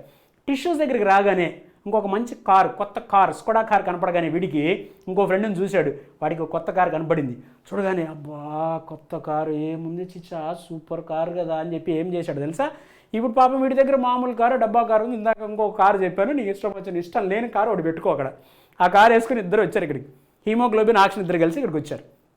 ఎప్పుడైతే కార్బన్ డైఆక్సైడ్ని చూసిందో, టిష్యూస్ దగ్గరికి వచ్చారు కదా లంగ్స్ నుంచి, ఎప్పుడైతే టిష్యూస్ దగ్గర కార్బన్ డైఆక్సైడ్ని చూసిందో అబ్బా కార్బన్ డైఆక్సైడ్ కాన్సన్ట్రేషన్ ఎక్కువ ఉందని చెప్పి ఇమ్మీడియట్గా ఏం చేస్తుంది, ఇప్పుడు కార్బన్ డైఆక్సైడ్తో బైండ్ అవ్వాలంటే దీన్ని వదిలేయాలి కదా. So in presence of high concentration of carbon dioxide haemoglobin loses its oxygen binding affinity. Carbon dioxide concentration ఎక్కువ అవగానే ఇప్పుడు ఏం చేసింది తెలుసా, హీమోగ్లోబిన్ ఆక్సిజన్ అక్కడ వదిలిపెట్టి కార్బన్ డైఆక్సైడ్ దగ్గరికి వెళ్ళి మన ఇద్దరం మంచి ఫ్రెండ్స్ అబ్బా ఎప్పుడు మన ఇద్దరం ఇట్లాగే ఉందాం రా అని చెప్పి మళ్ళీ దాని భుజం మీద చేసి అప్పటికి ఇట్లా తీసుకెళ్తుంది. ఎక్కడికి తీసుకెళ్తుంది, మళ్ళీ అలా బ్లడ్లో తిరుగుతూ లంగ్స్ దగ్గరికి వెళ్తుంది. అక్కడ ఏమైందో నీకు తెలుసు, నాకు తెలుసు, కార్బన్ డైఆక్సైడ్కి తెలియదు. ఓకే, సో ఇప్పుడు ఏం జరిగింది, హీమోగ్లోబిన్ ఆక్సిజన్ కాన్సన్ట్రేషన్ ఎక్కువ ఉన్నప్పుడు హీమోగ్లోబిన్ ఆక్సిజన్ బైండ్ అయిపోయి it results in the formation of HbO2 4 times. అంటే ఏమైంది, దీన్నే ఆక్సీహీమోగ్లోబిన్ అంటున్నాను. ఇందాక హీమోగ్లోబిన్ ఏ కలర్ ఇక్కడ రాశానండి, అక్కడ ఇదిగో పర్పుల్ రెడ్ అని రాశాను, చూసారా పర్పుల్ రెడ్. ఎప్పుడైతే ఆక్సిజన్తో బైండ్ అయిందో it results in the formation of oxyhaemoglobin కదా, which will be in the bright red కలర్లోకి వచ్చేసి దాన్ని తీసుకొని వచ్చి ఆక్సిజన్ హీమోగ్లోబిన్ ఇద్దరు కలిసి వచ్చి టిష్యూస్ దగ్గరికి రాగానే, టిష్యూస్ దగ్గర దాన్ని చూడగానే ఎవరిని చూసింది, టిష్యూస్ దగ్గర కార్బన్ డైఆక్సైడ్ని చూడగానే ఇమ్మీడియట్గా haemoglobin loses its oxygen carrying affinity and it dissociates, దాన్ని వదిలేస్తుంది, ఎవరిని ఆక్సిజన్ వదిలేసి కార్బన్ డైఆక్సైడ్తో బైండ్ అవుతుంది. This is called Bohr's effect. దీన్నే బోర్ ఎఫెక్ట్ అంటారు. ఏంటి బోర్ సైంటిస్ట్ పేరండి. బోర్స్ ఎఫెక్ట్ అంటే in presence of high concentration of CO2 ఎక్కువ ఉందంటే H+ అయాన్ కాన్సన్ట్రేషన్ కూడా ఎక్కువ ఉన్నట్టే. In presence of high concentration of CO2 and H+ ions, In presence of high concentration of CO2 and H plus ions, hemoglobin loses its oxygen carrying affinity. చెప్పాను కదా, it can react either with an acid or base. It can react either an acid or base. Haemoglobin oxygen ఎక్కువ ఉంటే ఆక్సిజన్తో bind అవుతుంది, carbon dioxide ఎక్కువ ఉంటే carbon డైఆక్సైడ్తో bind అవుతుంది. Carbon dioxide concentration ఎప్పుడైతే టిష్యూస్ దగ్గర ఎక్కువైపోయిందో చూసిందో ఇమ్మీడియట్గా ఆక్సిజన్ ఏం చేస్తుందో తెలుసా, అక్కడ వదిలేసి it loses its oxygen carrying affinity in presence of high concentration of carbon dioxide and H plus ions. So దాంతో బైండ్ అయ్యి హీమోగ్లోబిన్ ఇప్పుడు కార్బన్ డైఆక్సైడ్ని పట్టుకొని ఆక్సిజన్ వదిలేసింది అని చెప్తున్నాం. ఓకే సార్, ఇదేంటి సార్ మరి ఈ గ్రాఫ్ ఏంటి సార్, ఇదేదో కర్వ్ డిఫరెంట్గా ఉంది. ఎస్ చెప్తానండి. అరౌండ్ 100 mm ఆఫ్ Hg దగ్గర సి హియర్, ఈ గ్రాఫ్ని కొంచెం జాగ్రత్తగా అబ్జర్వ్ చేయి. This is the graph which is given in CBSE text book. ఇప్పుడు దాకా మనం చెప్పిందే జనరల్గా ఇలా క్యారీ చేస్తూ లంగ్స్ దగ్గర నుంచి టిష్యూస్ దగ్గరకు వచ్చి ఒక 5 ml ఆఫ్ ఆక్సిజన్ ఇచ్చేస్తుంది. ఎవరికి ఇచ్చేసింది? టిష్యూస్కి ఇచ్చేసింది. 5 ml ఆఫ్ ఆక్సిజన్ ఇచ్చేసింది, టిష్యూస్కి ఇచ్చేసింది. ఇచ్చింది సరే సార్, దాని దగ్గర ఎంత ఉంది చెప్తాను, కొంచెం ఓపిక పట్టు చెప్తా. See this partial pressure of ఆక్సిజన్ని నేను ఎక్స్ యాక్సిస్లో రిప్రజెంట్ చేశాను. Percentage of saturation of haemoglobin oxygen.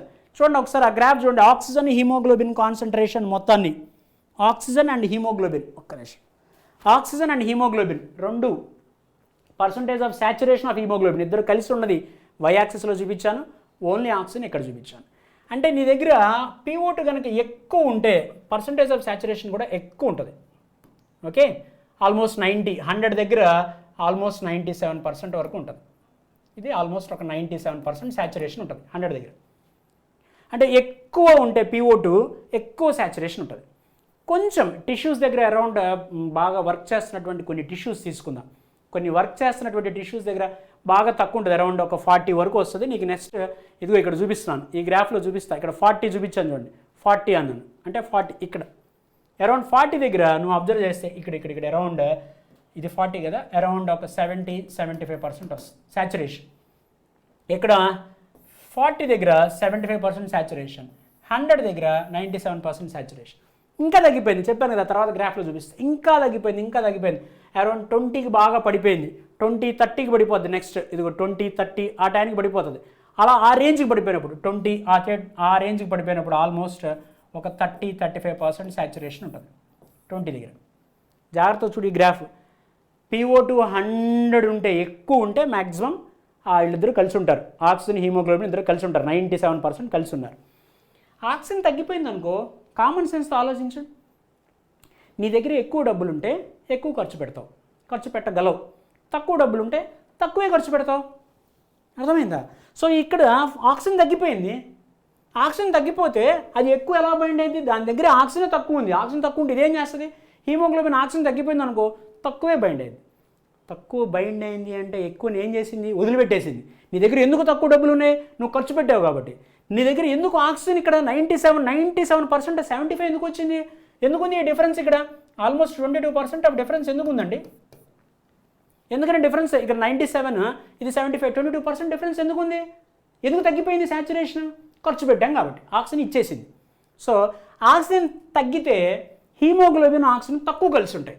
ఎక్కువ ఉందనుకోండి 100 ఉంటే 97% కలిసి ఉంటాయి.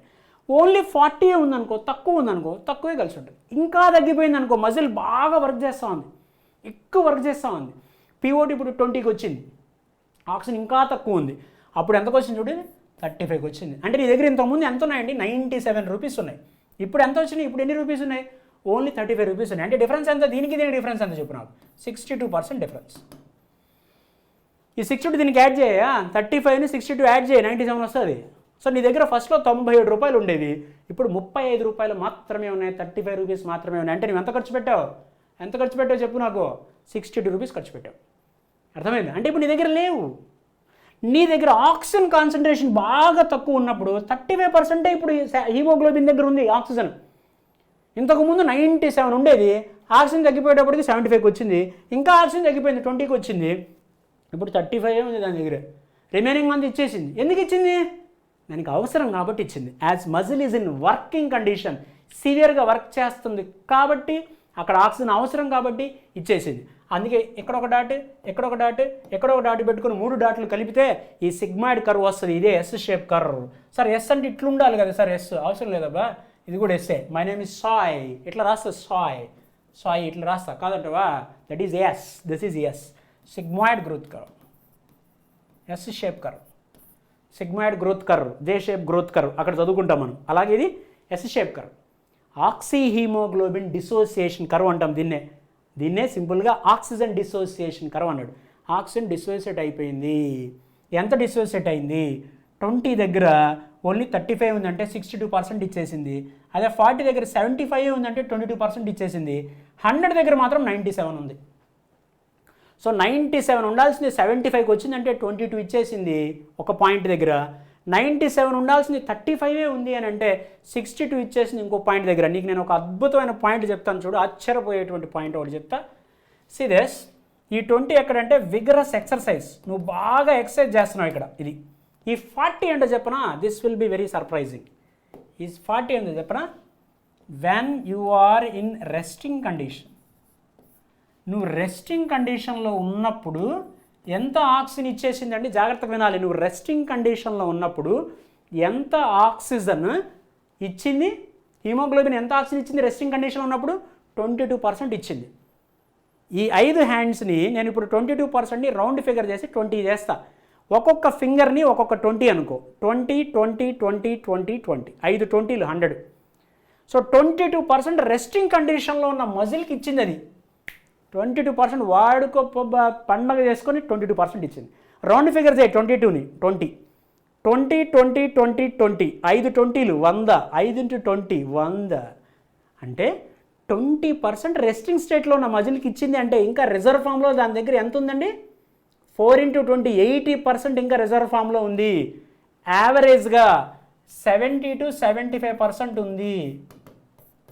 ఓకే, అంటే 5 × 20లో ఒక 20 ఇచ్చింది అంటే ఓన్లీ 1/5 ఇచ్చింది అంతే. ఇంకా 4/5 is in the reserve form. 4/5 is in reserve form. ఎట్లా ఉంది తెలిసినది? చాలా జాగ్రత్తగా నేను, it is in the reserve form. మామూలు విషయం కాదండి, ఇది అద్భుతమైన విషయం ఇది. సార్ అంత అద్భుతం ఏముంది సార్ దీంట్లో? ఏముందో చెప్పనా? రిజర్వ్ ఫామ్లో ఇంకా దాని దగ్గర 70 నుంచి 75 లేదా 80% ఆక్సిజన్ ఉంది. అంటే ఒకవేళ పొరపాటున హార్ట్ కనుక ఫెయిల్ అయితే, హార్ట్ బ్లడ్ని ఇవ్వకపోతే, ఆక్సిజన్ సరిగా అందకపోతే, సెల్స్ డ్యామేజ్ అయితే మన పరిస్థితి ఏంటి? అందుకని ఒకవేళ హార్ట్ ఫెయిల్ అయినా, సడన్గా కార్డియాక్ అరెస్ట్ లాంటిది ఏదన్నా జరిగినా, హార్ట్ అటాక్ లాంటిది ఏమన్నా వచ్చినా, హార్ట్ ప్రాబ్లమ్స్ కాంప్లికేషన్స్ ఏమన్నా వచ్చినా, ఇమ్మీడియట్గా పర్సన్ చనిపోకుండా 2 నుంచి 3 నిమిషాల సేపు ఈ 4/5 ఈ 70 to 75% ఆక్సిజన్ బ్లడ్లో ఉంటుంది.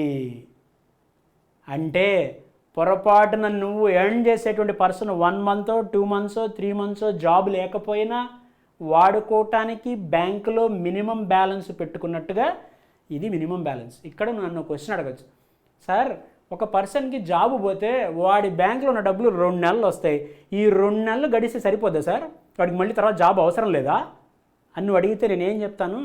అరే అబ్బాయి, వాడు ఆ పర్సన్ 2 నెలలు మాత్రమే ఖాళీగా ఉంటున్నాడు, ఈ 2 నెలల లోపల మళ్ళీ ఇంకొక జాబ్ దొరకచ్చుగా.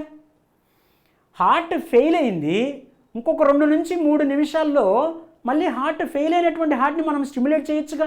ఈ లోపు డాక్టర్ వచ్చి ట్రీట్మెంట్ స్టార్ట్ చేయొచ్చుగా.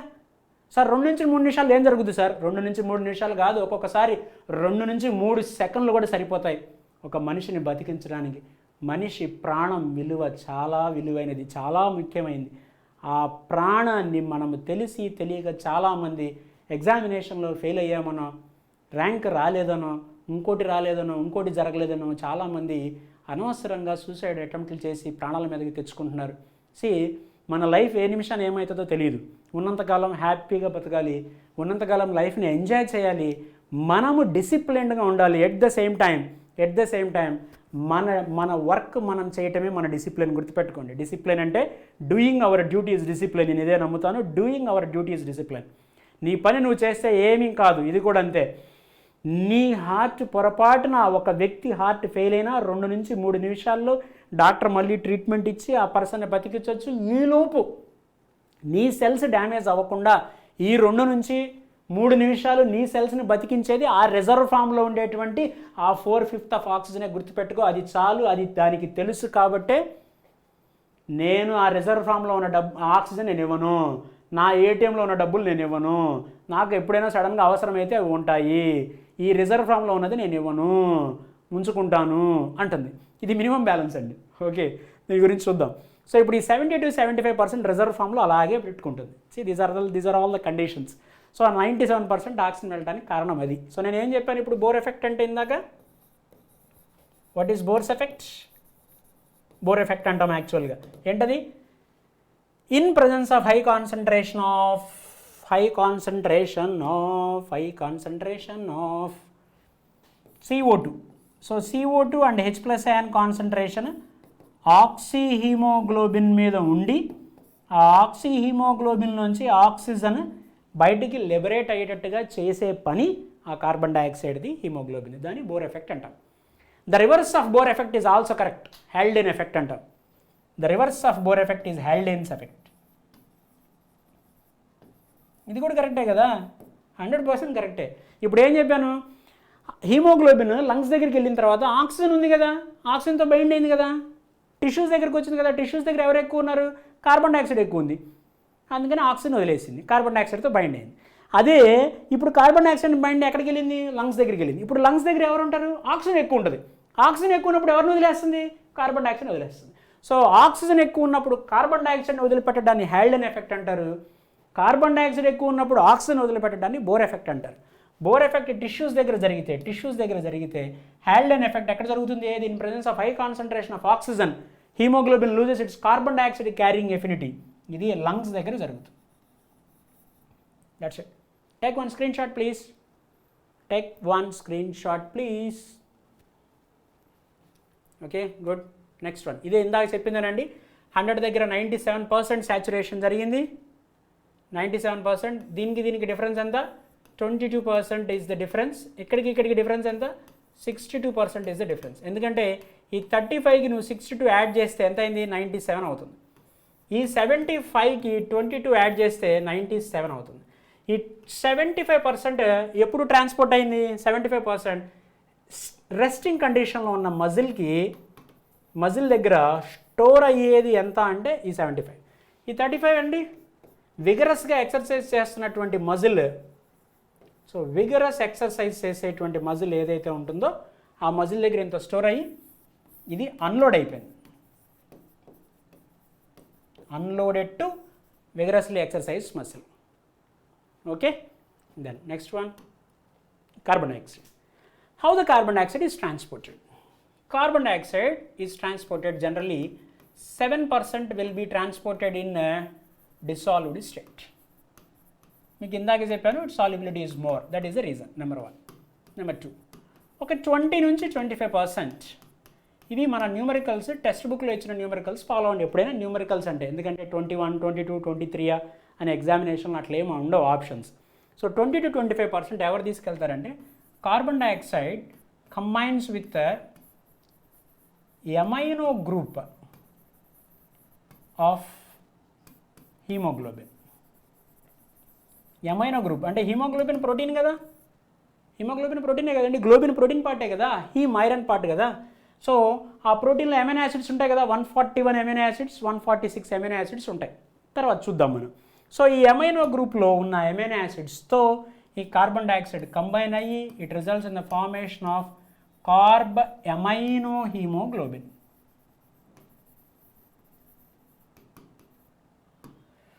కార్బ్ ఎమైనో హీమోగ్లోబిన్ ఫామ్ చేస్తుంది. Okay, so CO2 combines with NH2 group. NH2 గ్రూప్తో కంబైన్ అవుతుంది. ఎమైనో గ్రూప్ అంటే NH2 గ్రూపే కదా. So NHCOO- plus H+. ఇది కార్బ్ ఎమైనో హీమోగ్లోబిన్. ఆ H+ అయాన్స్ ఉంటాయి. ఇట్లాగా 20 to 25% వెళ్తుందండి. మరి major form of carbon dioxide ఎలా వెళ్తుంది? How that major form of carbon dioxide goes out from the body. చాలా జాగ్రత్తగా వినాలి. నెక్స్ట్ రెగ్యులేషన్ వెయిట్ చేస్తుంది. రెగ్యులేషన్లో కార్బన్ డైఆక్సైడ్ రోల్ చెప్తాను, అందుకనే చూశాను. ఇప్పుడు చూడు నెక్స్ట్ మ్యాక్సిమం అంటే మోర్ దాన్ 70%. ఇక్కడ ఒకసారి చూడండి అమైనో గ్రూప్ చూడండి ఒకసారి. అబ్బా అమైనో గ్రూప్లో ఓకే అమైనో గ్రూప్లో 20 to 25% పోతే maximum most of the carbon dioxide అంతా ఏ ఫామ్లో వెళ్తుంది అని అంటే most of the carbon dioxide will be carried through bicarbonate ఫామ్లో వెళ్తుంది. ఏంటి సార్ ఎట్లా సార్ ఈ బైకార్బోనేట్ ఫామ్లో వెళ్ళేది అని అంటే I will show you. CO2 combines with the water H2O, ఇదంతా ఎక్కడండి RBCలో resulting in the formation of H2CO3. ఈ H2CO3 మళ్ళీ డిసోసియేట్ అయిపోయి H+ ప్లస్ HCO3 మైనస్ అయాన్గా ఫామ్ అవుతుంది. దీనికి కావాల్సిన ఒక అద్భుతమైన ఎంజైమ్ నేను ఈ కలర్ తీసుకుంటా, కార్బోనిక్ యాన్హైడ్రేజ్. కార్బోనిక్ యాన్హైడ్రేజ్ అనే enzyme carbonic anhydrase is an enzyme which plays an important role. ఈ CO2 వాటర్తో కలిసి కార్బోనిక్ యాసిడ్ ఫామ్ అయిందండి. ఓకే ఇది బైకార్బోనేట్ అయాన్ HCO3 మైనస్ అయాన్గా ఫామ్ అయింది ప్లస్ H+గా డిసోసియేట్ అయిపోయింది. ఇదంతా ఎక్కడ జరుగుతుందంటే నేను ఒక రెడ్ కలర్ తీసుకుంటాను. ఇదంతా RBCలో RBC which is in biconcave shape కాబట్టి ఆ షేప్ తీసుకున్నాను. ఓకే నౌ ఇప్పుడు ఈ కార్బోనిక్ ఎన్హైడ్రేజ్ ఎంజైమ్ వల్ల H2CO3 ఫామ్ అయింది. Association dissociation both are because of this carbonic anhydrase. ఇదే కార్బోనిక్ ఎన్హైడ్రేజ్ ఇది RBC అండి. ఇదే కార్బోనిక్ ఎన్హైడ్రేజ్ ఎంజైమ్ ప్లాస్మాలో కూడా ఉంటుంది. The same reaction carbonic anhydrase is present here, the same carbonic anhydrase is present here. అక్కడ ఉంటుంది ఇక్కడ ఉంటుంది. This is carbonic anhydrase. ఇక్కడ ఆరో మార్క్ పెట్టాను. రెండు చోట్ల జరుగుతుంది ఇదే రియాక్షన్. కానీ RBCలో ఈ రియాక్షన్ 100 times ఫాస్ట్గా 200 times అంటే హండ్రెడ్స్ ఆఫ్ టైమ్స్ అని నా ఉద్దేశం. 200 times అన్న మినిమం ఫాస్ట్గా జరగడానికి reason carbonic anhydrase enzyme is more in RBC. Assertion reason అడగచ్చు, స్టేట్మెంట్స్లో అడగచ్చు, సింపుల్ ఆబ్జెక్టివ్లో కూడా అడగచ్చు. ఇక్కడ ఫామ్ అవుతుంది, ఇక్కడ ఫామ్ అవుతుంది. ఈ RBC తీసుకుంటే నార్మల్ స్టేట్లో RBC it allows only anions but not almost it is not permeable to cations. Positive charge ఉన్న వాళ్ళని దాదాపుగా ఎలో చేయదు, ఓన్లీ నెగిటివ్ ఛార్జ్ ఉన్న వాళ్ళని ఎలో చేస్తుంది. And that to HCO3 minus is more soluble. ఇక్కడ ఇంకొక ప్రాబ్లం ఉందండి. ఇదే కాన్సన్ట్రేషన్ అంటే ఇదంతా ఎక్కడ జరుగుతుందంటే టిష్యూస్లో జరుగుతుంది. జాగ్రత్తగా వినాలి. మరి టిష్యూస్లోనే కదా కార్బన్ డైఆక్సైడ్ ఎక్కువ ఫామ్ అయింది. ఆక్సిడేషన్ జరిగింది టిష్యూస్ దగ్గరే కదండి, కార్బన్ డైఆక్సైడ్ అక్కడే కదండి ఎక్కువ ఫామ్ అయింది. ఆ కార్బన్ డైఆక్సైడ్ అంతా ఇప్పుడు ఎక్కడికి రావాలి, లంగ్స్ దగ్గరికి రావాలి. అందుకని ఈ రియాక్షన్ అంతా ఎక్కడ జరుగుతుంది, టిష్యూస్ దగ్గర జరుగుతుంది. And 70 to 70 more than 70%, 75% or more than 70% ఈ CO2 అంతా ఇలా కంబైన్ అయిపోయింది కాబట్టి HCO3 మైనస్ అని విపరీతంగా పెరిగిపోద్ది. So to maintain to get rid of that HCO3 minus ion ఏం జరుగుతుందంటే some of the HCO3 minus ions will be diffuses into plasma. ఇది first step. HCO3 minus ions ప్లాస్మాలోకి వచ్చాయి. ఫస్ట్ స్టెప్ గుర్తుపెట్టుకోవాలి. If most of HCO3 ఎక్కువ HCO3 minus ions ప్లాస్మాలోకి వస్తే లోపల negative charge ఏమైంది, తగ్గిపోతూ ఉంటుంది. లోపల నెగిటివ్ ఛార్జ్ తగ్గిపోతుంటే మళ్ళీ to maintain electrical neutrality maintain అవ్వాలిగా. అందుకని Cl మైనస్ అయాన్స్ RBCలోకి వస్తున్నాయి. ఇది సెకండ్ స్టెప్. ఫస్ట్ స్టెప్లో HCO3 బయటకు వెళ్ళిపోయింది. సెకండ్ స్టెప్లో Cl minus ions to maintain electrical neutrality Cl minus ions RBCలోకి వచ్చాయి. క్లియర్ కదా. ఇప్పుడు ఏం జరుగుతుందో చూడండి. ఈ రియాక్షన్ అంతా జరిగి ఇదంతా ఎక్కడ జరుగుతుంది, టిష్యూస్ నుంచి లంగ్స్కి వెళ్ళే దారిలో జరుగుతుంది. లంగ్స్ దగ్గరికి వెళ్ళగానే all these reactions will become reverse. ఈ రియాక్షన్స్ అన్నీ రివర్స్ అవుతాయి లంగ్స్ దగ్గరికి వెళ్ళేటప్పటికి. Cl మైనస్ అయాన్ ఫస్ట్లో టిష్యూస్ దగ్గర ఏమైంది, ప్లాస్మా నుంచి RBCలోకి వచ్చింది కదా, అంటే ఇక్కడ ఉండాల్సిన ఆయన ఇక్కడికి షిఫ్ట్ అయింది కదా. అందుకే దీన్ని క్లోరైడ్ షిఫ్ట్ అంటారు.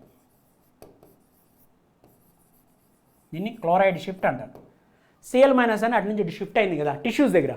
సో లంగ్స్ దగ్గరికి వెళ్ళగానే రియాక్షన్స్ అన్నీ రివర్స్ అయిపోతాయి. దేంతో అయితే స్టార్ట్ అయ్యావో దాంతోనే మళ్ళీ ఎండ్ అవుతాం. దేంతో స్టార్ట్ అయ్యావు? CO2తో స్టార్ట్ అయ్యావు. నువ్వు చూడు ఇక్కడ రివర్సిబుల్ యారోస్ వేసాను. సో మళ్ళీ HCO3 ఇట్లా వచ్చి బయటికి వెళ్ళిపోయింది. CO2 బయటికి వెళ్ళిపోయింది. ఎక్కడికి వచ్చాక లంగ్స్ దగ్గరికి వచ్చాక CO2 ఏమైందండి? లంగ్స్ దగ్గరికి వచ్చాక CO2 బయటికి వెళ్ళిపోయింది.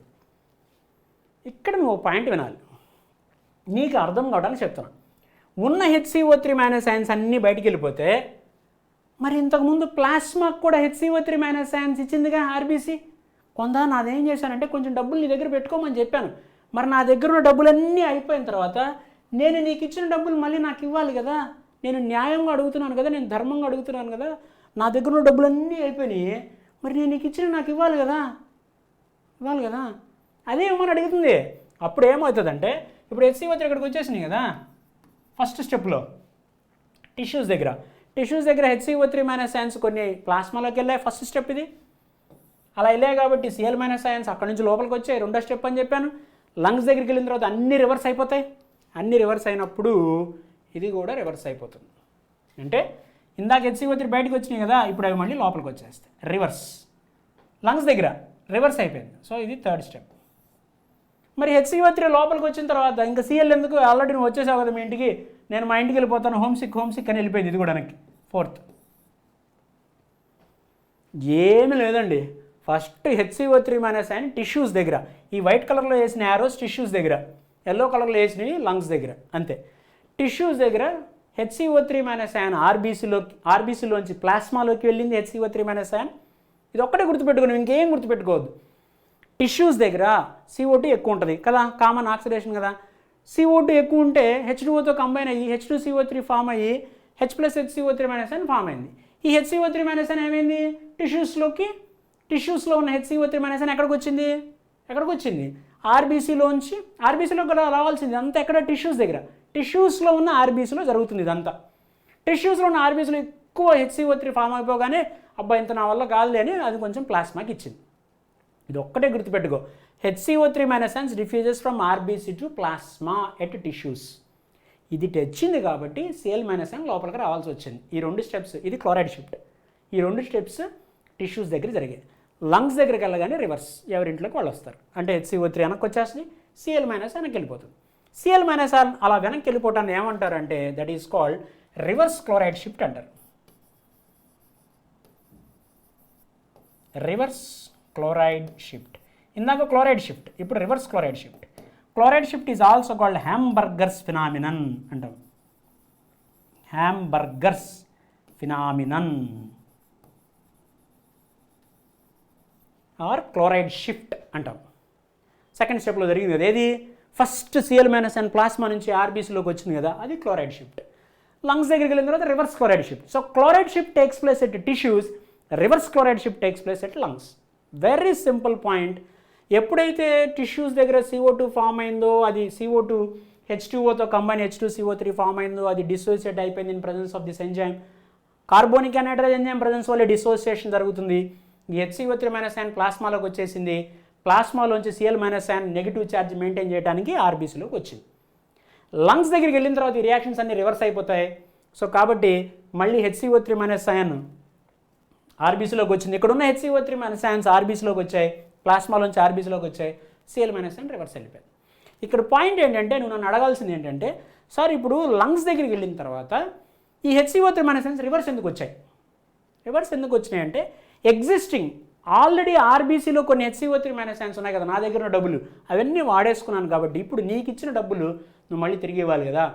లోపల ఉన్న కార్బన్ డైఆక్సైడ్ బయటికి పంపించాలి కదా. లేకపోతే CO2 వాటర్తో కలిస్తే H2CO3 యాసిడ్, సెల్స్ ఎసిడిక్గా అయిపోతాయి కాబట్టి అది యాక్సెప్ట్ చేయదు మన బాడీ.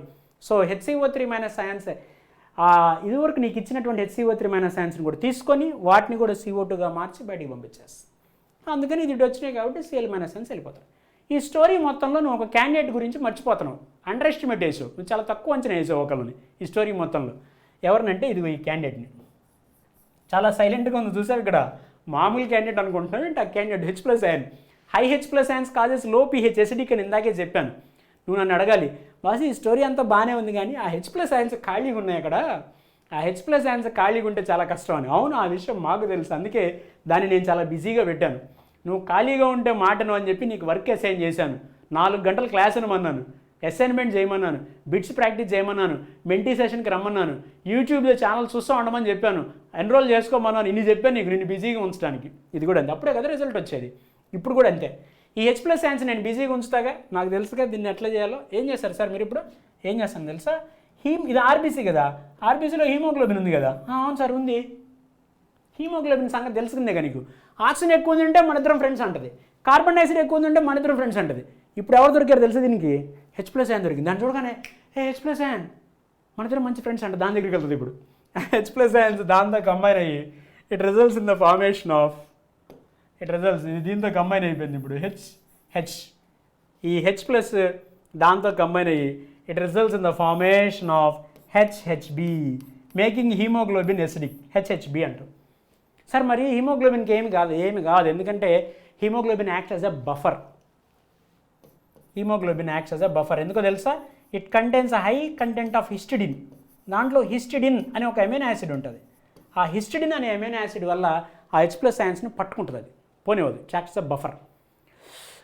అంటే హీమోగ్లోబిన్ ప్రోటీను ఈ H+ionsని పట్టుకుంది, బఫర్లా వర్క్ చేస్తుంది, అంతే కదా సార్? అంతే సార్. అయితే నాకు ఒక డౌట్ వచ్చింది. హీమోగ్లోబిన్ బఫర్లాగా వర్క్ చేస్తుంది H+ionsని తీసుకొని టు కర్టైల్ ఎసిడిటీని తగ్గించడానికి. అంటే ఈ లెక్కన మనం ప్రోటీన్ డైట్ తీసుకుంటే మన బాడీలో ఎసిడిటీ తగ్గుతుందా? ఎసిడిటీ, కొంతమంది కడుపులో మంట, అరగట్లేదు, తేపులు వస్తున్నాయి, ఇవన్నీ అంటుంటారు చూసారా? మరి అలాంటి వాళ్ళు యాసిడ్ ఉంది కదా లోపల, ఎసిడిక్ నేచర్ ఉంది కదా, అలాంటి వాళ్ళు ప్రోటీన్ డైట్ తీసుకుంటే ఎసిడిటీ తగ్గుతుందా? ఖచ్చితంగా తగ్గుతుంది. సో ఎందుకనంటే ప్రోటీన్స్ ఉన్న నేచర్ ఏంటంటే H+ionsని పట్టుకొని బఫర్ చేస్తాయి కాబట్టి ప్రోటీన్ డైట్ తీసుకుంటే లోపల ఎసిడిటీ తగ్గడానికి ఎక్కువ స్కోప్ ఉంది. సో ఇప్పుడు HHB ఫామ్ అయింది, మేకింగ్ హీమోగ్లోబిన్ ఎసిడిక్. సార్ ఇప్పుడు లంగ్స్ దగ్గరికి వెళ్ళిన తర్వాత హీమోగ్లోబిన్ మరి H+ionsని పట్టుకుంటే ఎట్లా సార్? ఆ విషయం హీమోగ్లోబిన్కి బాగా తెలుసు. లంగ్స్ దగ్గరికి వెళ్ళగానే ఆటోమేటిక్గా అక్కడ ఆక్సిజన్ చూస్తుంది. నీకు చెప్పాను, హీమోగ్లోబిన్ ఆక్సిజన్ ఎక్కువ ఉంటే దాంతో బైండేది, కార్బన్ డైఆక్సైడ్ ఎక్కువ ఉంటే దాంతో బైండేది, మధ్యలో H+ions కలిపి పెడితే దాంతో బైండ్ అవుతుంది. సో లంగ్స్ దగ్గరికి వెళ్ళగానే ఇప్పుడు ఏం చెప్పాను నీకు?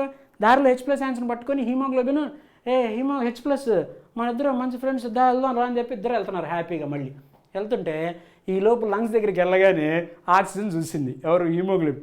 చూడటం ఆలస్యం, అందులో పాత ఫ్రెండ్ కదా, చూడటం ఆలస్యం, వెంటనే H+ion వదిలిపెట్టి హీమోగ్లోబిన్ పట్టేసుకుంది. సో ఎప్పుడైతే లంగ్స్ దగ్గరికి వెళ్తున్నావో ఈ H+ions హీమోగ్లోబిన్ రెండు విడిపోయి, హీమోగ్లోబిన్ ఎవరితో బైండ్ అయ్యేదండి? లంగ్స్ దగ్గర ఆక్సిజన్తో బైండ్ అయ్యి మళ్ళీ ఎవరు ఫామ్ అవుతారు? ఆక్సి హీమోగ్లోబిన్ ఫామ్ అవుతుంది. మరి H+ ఏం చేస్తుంది?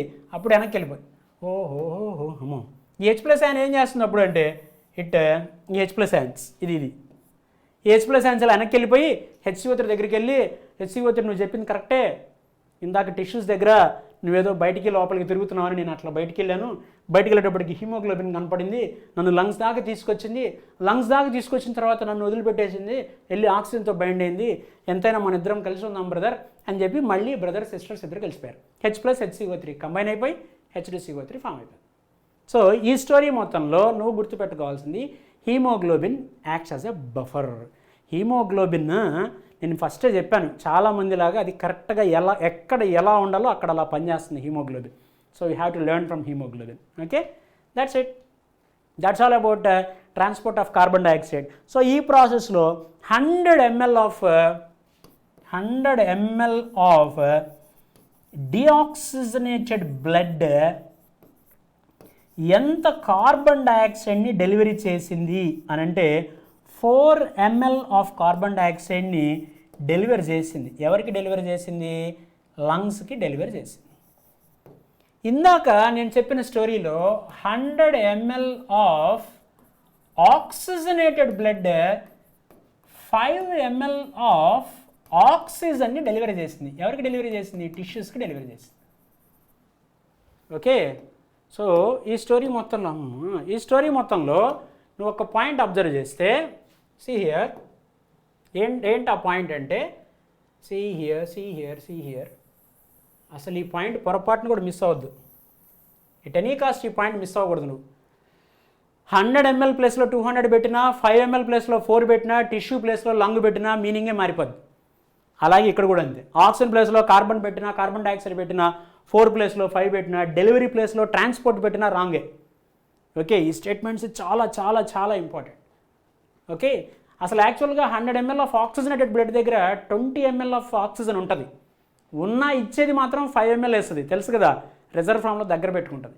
సార్ 20 ml ఆఫ్ ఆక్సిజన్ ఎలా ఉంటుంది సార్ చెప్తాను. యాక్చువల్గా 100 ml ఆఫ్ ఆక్సిజనేటెడ్ బ్లడ్లో 12 to 16 grams ఆఫ్ హీమోగ్లోబిన్ ఉంటుంది. 100 ml ఆఫ్ ఆక్సిజనేటెడ్ బ్లడ్లో 12 to 16 grams ఆఫ్ హీమోగ్లోబిన్ ఉంటుంది. 1 gram of haemoglobin can carry 1.34 ml of oxygen. అంటే 100 mlలో 12 to 16 grams ఆఫ్ హీమోగ్లోబిన్ ఉంటే 1 gram ఆఫ్ హీమోగ్లోబిన్ 1.34 ml అంటే 12 into 1.34 లేదా 16 into 1.34 లేదా యావరేజ్గా 15 into 1.34. సో దీనికి ఇంటూ 1.34 వేస్తే యావరేజ్గా 90 into 20 ml. నేను 20 ml ఆఫ్ ఆక్సిజన్ ఇస్తాను. ఏంటి 20 ml ఆఫ్ ఆక్సిజన్ క్యారీ చేసేది, డెలివరీ చేసేది మాత్రం దిస్ ఈజ్ డెలివరీ చేసేది 5 ml టిష్యూస్కి, ఉంచుకునేది మాత్రం దాని దగ్గర ఉండేది మాత్రం 20 ml ఉంటుంది, ఇచ్చేది మాత్రం 5 ml. చూడు ఒకసారి, just see the board, take one screen shot my dear friend, take one screen shot, please take one screen shot. Okay, and now let me move in to the next one. Next slide, regulation. So here, regulation of respiration low, for example, imagine this as the nose of person and this is the head. ఇదంతా మనకి sagittal view అనమాట. దీంట్లో ఇక్కడ మనకు కావాల్సిన pans ఉందనుకుందాం, ఇది medulla అనుకుందాం, ఇది స్పైనల్ కార్డ్ అనుకుందాం, పాన్స్ మెడుల్లా ఇదంతా ఇలా ఉందనుకుందాం. ఇమాజిన్ ఈ ఏరియాలో, ఇమాజిన్ దిస్ ఈస్ కొంచెం పాన్స్ అనుకుంటే and this as the medulla. Pons contains one centre. పాన్స్లో ఒక సెంటర్ ఉంటుంది. There is a centre present in pons. యాక్చువల్గా 2 సెంటర్స్ ఉంటాయి. This centre is called pneumotaxic center. This is a pneumotoxic center in the pons, and there is another center and 2 centers are present here. Event sir chepta, and this is called respiratory rhythm center. This is respiratory rhythm center. Idi evaru ante which contains chemosensitive area. Chemosensitive area. మెయిన్గా examination point of వ్యూలో నేను ఒక point చెప్తాను మీకు. DRG, VRG అని 2 groups ఉంటాయి. Dorsal respiratory group, ventral respiratory group అని words ఉంటాయి. ఇక్కడ రాస్తా, ఊరికే నీకు ఒక ఐడియా కోసం రాస్తున్నాను. డిఆర్జీ అని ఒక గ్రూప్ ఉంటుంది, విఆర్జీ అని ఒక గ్రూప్ ఉంది, పిఆర్జీ అని కూడా ఒక గ్రూప్ ఉంటుంది. అలాగే apneustic area, inspiratory area, expiratory area, ఇదంతా రెస్పిరేషన్ అనేది రెగ్యులేషన్ చాలా పెద్ద ప్రాసెస్. నేను మళ్ళీ చెప్తున్నాను, ఇప్పుడు మనకి కావాల్సింది ఏంటంటే రేపొద్దున నీట్లో ఎగ్జామినేషన్లో క్వశ్చన్ వేసినప్పుడు నువ్వు ఆన్సర్ చేయాలి. 3 పాయింట్లు చెప్తాను, ముందు విను. పాన్స్లో pneumotaxic సెంటర్ ఇది ఏం చేస్తుంది? It controls the rate and the depth of breathing. It controls the rate and depth of breathing. Rate and depth of breathing అంటే ఇందాక మిమ్మల్ని నేను ఫోర్స్డ్ ఇన్స్పిరేషన్ తీసుకోమన్నాను. ఇన్స్పిరేట్ రిజర్వ్ వాల్యూమ్ చూడండి ఒకసారి. ఫోర్స్డ్ ఇన్స్పిరేషన్ చేయండి, అందరూ చేయాలి. అలా కంటిన్యూస్గా చేయగలవాను? చేయలేము. ఒక పాయింట్ దగ్గర ఆగిపోతాం. ఎవరు సార్ ఆగమని చెప్పిందంటే ఇదే pneumotaxic centre. It stops prolonged breathing. It stops prolonged breathing. Prolonged breathing is under the control of arrow mark కిందకేస్తా అంటే షార్ట్ బ్రీత్స్, షార్ట్ ఇన్హలేషన్. తక్కువ మనం ఎయిర్ తీసుకోగలుగుతున్నాము అని అంటే దానికి కారణం నీమోటాక్సిక్ సెంటర్. ఇది మెడుల్లాకి సిగ్నల్ ఇస్తుంది. అప్పుడు మెడుల్లా ఇంకా ఆపేసేయండి muscles, intercostal muscles, diaphragm muscles మీరు అందరూ ఆగండి ఇంకా అంటది. ఓకే, సో పాన్స్ ఎవరికి సిగ్నల్ ఇస్తుందండి? దీనికే సిగ్నల్ ఇవ్వాలి. ఎవరికి? Respiratory rhythm centre. ఎక్కడుంది? మెడుల్లాలో. This is the prime centre. This is the primary centre. చాలా important. Respiratory rhythm centre is the prime centre which plays important role in the regulation. డైరెక్ట్గా కాదు పని చేసేది ఈ సెంటర్స్. ఎవరైనా రెస్పిరేటరీ రిథమ్ సెంటర్కి చెప్పాల్సిందే, వాళ్ళే లీడింగ్ తీసుకుంటారు. ఓకే, అండ్ దెన్ మరి కీమోసెన్సిటివ్ ఏరియా ఏం చేస్తుంది సార్? What is chemosensitive? దాని పేరులోనే ఉంది. Chemosensitive area it identifies CO2 and H+ ion concentration in arterial blood. In arterial blood.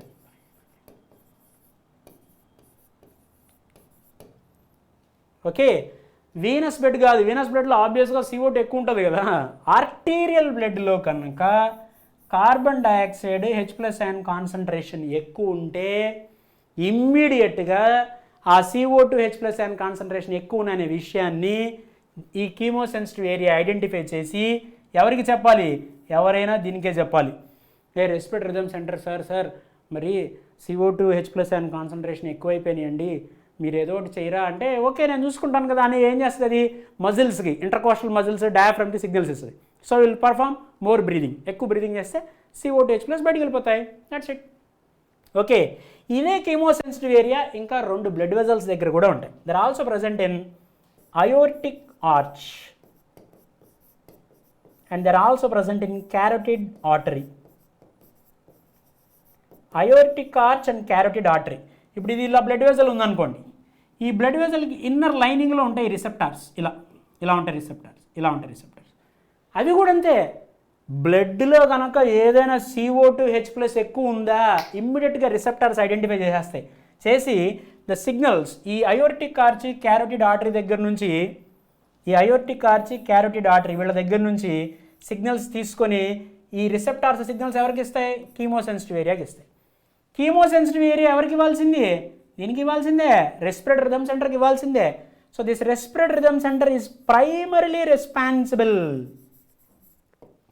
So this is primarily responsible for regulation. ప్రైమర్గా control చేసేది ఇదే. So నేనేం చెప్పాను చూడు నీకు, పాన్స్ నువ్వు బాగా ఎక్కువ బ్రీదింగ్ చేస్తుంటే, ఫర్ ఎగ్జాంపుల్ బెలూన్ తీసుకొని ఉఫ్ అని ఊతున్నావు, అలా ఊతూ ఉంటే బెలూన్ పగిలిపోవడం సంగతి తీసి పక్కన పెడితే ముందు నీ లంగ్స్ పగిలిపోతాయి. అలా పగిలిపోకుండా ఈ నీమోటాక్సిక్ సెంటర్ ఏం చేస్తుంది తెలిసే, వాడేందో బెలూన్ ఊతున్నాడు చూడు చూడు చూడు చూడు అని దీనికి సిగ్నల్ ఇస్తుంది. ఇది ఎవరికి? రెస్పిరేటరీ రిథమ్ సెంటర్కి. ఇది ఏం చేస్తుంది తెలుసా? మజిల్స్కి సిగ్నల్ ఇచ్చేస్తుంది. ఇంటర్కోస్టల్ మజిల్స్కి, డయాఫ్రమ్కి ఇచ్చి ఆగండి ఏంది అంతసేపు ఆ బ్రీదింగ్ చేసేది, లంగ్స్ పగిలిపోతాయి అని కంట్రోల్ చేస్తుంది. ఇన్హిబిటరీ సెంటర్, ఇన్హిబిటరీ సిగ్నల్ అన్నమాట. అలాగే ఎప్పుడైతే CO2 H+ ion concentration arterial బ్లడ్లో ఎక్కువైపోయాయో immediately chemosensitive area will give signal to respiratory rhythm centre. అది మళ్ళీ మజిల్స్కి సిగ్నల్ ఇచ్చి ఆ CO2 H+ని CO2 బయటికి పంపించేస్తుంది. Aortic arch main blood vessel, అలాగే carotid artery which supplies blood to brain and head. బ్రెయిన్కి, హెడ్కి, హెడ్ పోర్షన్కి ఎక్కువ ఆక్సిజనేటెడ్ బ్లడ్ని సప్లై చేసేది ఇదే క్యారోటిడ్ ఆర్టరీ. ఈ వాల్స్ దగ్గర రిసెప్టార్స్ ఉంటాయి. ఈ రిసెప్టార్స్ దగ్గర ఎవరైనా సరే ఈ H+ ion కాన్సన్ట్రేషన్ CO2 ఎక్కువైపోయినాయా ఇమీడియట్గా ఐడెంటిఫై చేసి దీనికి ఇచ్చేస్తుంది కీమోసెన్సిటివ్ ఏరియా. మరి ఏమో నేను వెళ్తుంటే బ్లడ్లో CO2 ఎక్కువ ఉంది, నన్ను ఏం చేయమంటావు అంటది. ఏం పర్లేదు, నేనున్నాను కదా అని అదేం చేస్తుంది? దీనికి ఇస్తుంది. దీని దగ్గరికి వెళ్ళి చెప్పానుగా రెస్పిరేటరీ రిథమ్ సెంటర్ CO2 ఎక్కువ ఉందంట, ఇప్పుడే మా వాళ్ళు చెప్పారు అంటే, ఏం పర్లేదు నేను చూసుకుంటానని చెప్పి ఆ CO2ని H+ ionsని బయటికి పంపించేసేటువంటి చేసే పని రెస్పిరేటరీ రిథమ్ సెంటర్ చేస్తుంది. So when you are performing short breaths అప్పుడు ఎవరు అంటే యాక్టివ్గా ఉండేది నీమోటాక్సిక్ సెంటర్. ఒక్క సెంటర్ చెప్తాను యాక్చువల్గా. ఇక్కడ ఇంకో సెంటర్ ఉంటుంది ఎన్యూస్టిక్ ఏరియా అని. ఎన్యూస్టిక్ ఏరియా జనరల్గా మనం ఇన్స్పిరేషన్ చేసేటప్పుడు ఒక 2 seconds యావరేజ్గా యాక్టివ్గా ఉంటుంది. 3 seconds మళ్ళీ రిలాక్స్డ్ మూడ్లోకి వెళ్ళిపోతాం. 2, 3 ఇదంటే చెప్తాం. అంటే ఇన్స్పిరేషన్ ఎక్స్పిరేషన్ అట్లా జరుగుతూ ఉంటుంది మన బాడీలో. ఈ నీమోటాక్సిక్ సెంటరే ఎస్పెషల్గా షార్ట్ బ్రీదింగ్ చేస్తుంది. ఒక్కొక్కసారి మనం ప్రొలాంగ్డ్ ఎగ్జలేషన్ చేస్తాం. ఎక్కువ ఎక్సలేషన్ చేస్తాం. దానికి ఇంకో సెంటర్ రెస్పాన్సిబుల్ అయింది. చెప్పాను కదా, ప్రజెంట్ అయితే ఇంతవరకు ఆపుతాను. రెగ్యులర్ క్లాసెస్లో ఇంకొంచెం డీటెయిల్గా దీనికి యాడ్ చేస్తాను. ప్రజెంట్ అయితే మాత్రం ఎగ్జామినేషన్లో స్టేట్మెంట్ పాయింట్ ఆఫ్ వ్యూలో అడిగే క్వశ్చన్స్ ఇవి కూడా ఉన్నాయి. నేను రెగ్యులర్ క్లాసెస్లో యాడ్ చేస్తాను. ప్రజెంట్ అయితే మాత్రం ఎగ్జామినేషన్ పాయింట్ ఆఫ్ వ్యూలో స్టేట్మెంట్స్లో అడగడానికి పాసిబిలిటీ ఉన్నది ఇది. This is regulation. Clear? Very important point, the role of oxygen in the regulation of respiration is quite insignificant. చాలా చాలా చాలా important. Oxygen role insignificant. Oxygen ఎక్కువ ఉందా తక్కువ ఉందా? అసలు ఆక్సిజన్ ఎక్కువ ఉందనుకో మనం కొంచెం కంట్రోల్గా తీసుకుంటాం. ఆక్సిజన్ తక్కువ ఉందనుకో ఆటోమేటిక్గా బ్రీతింగ్ తీసుకుంటాం. దానికి రెగ్యులేషన్ అవసరం లేదు. ఏ ఆక్సిజన్ తక్కువ ఉంది, కమాన్ మీరు వెళ్ళండి, అట్లా ఏమి ఉండదు. So role of oxygen is quite insignificant. ఎగ్జామినేషన్లో ఉందో లేదో చూసుకోవాలి. నేను అసైన్మెంట్లో ఇస్తాను మీకు questions. Okay, that's all about regulation. ఒకసారి తీసుకోండి screen shot, please take one screen shot, right? And let me move to the next slide. Disorders of respiration. Thank you my dear friends, you have given sufficient energy to me. మీరెవరు నా ముందు లేకపోయినా అందరూ నా ముందే ఉన్నారనుకొని మేమందరం క్లాసులు చెప్తుంటాం. నేను ఒక్కడనే కాదు, అందరం అలాగే క్లాసులు చెప్తుంటాం ఆన్లైన్లో.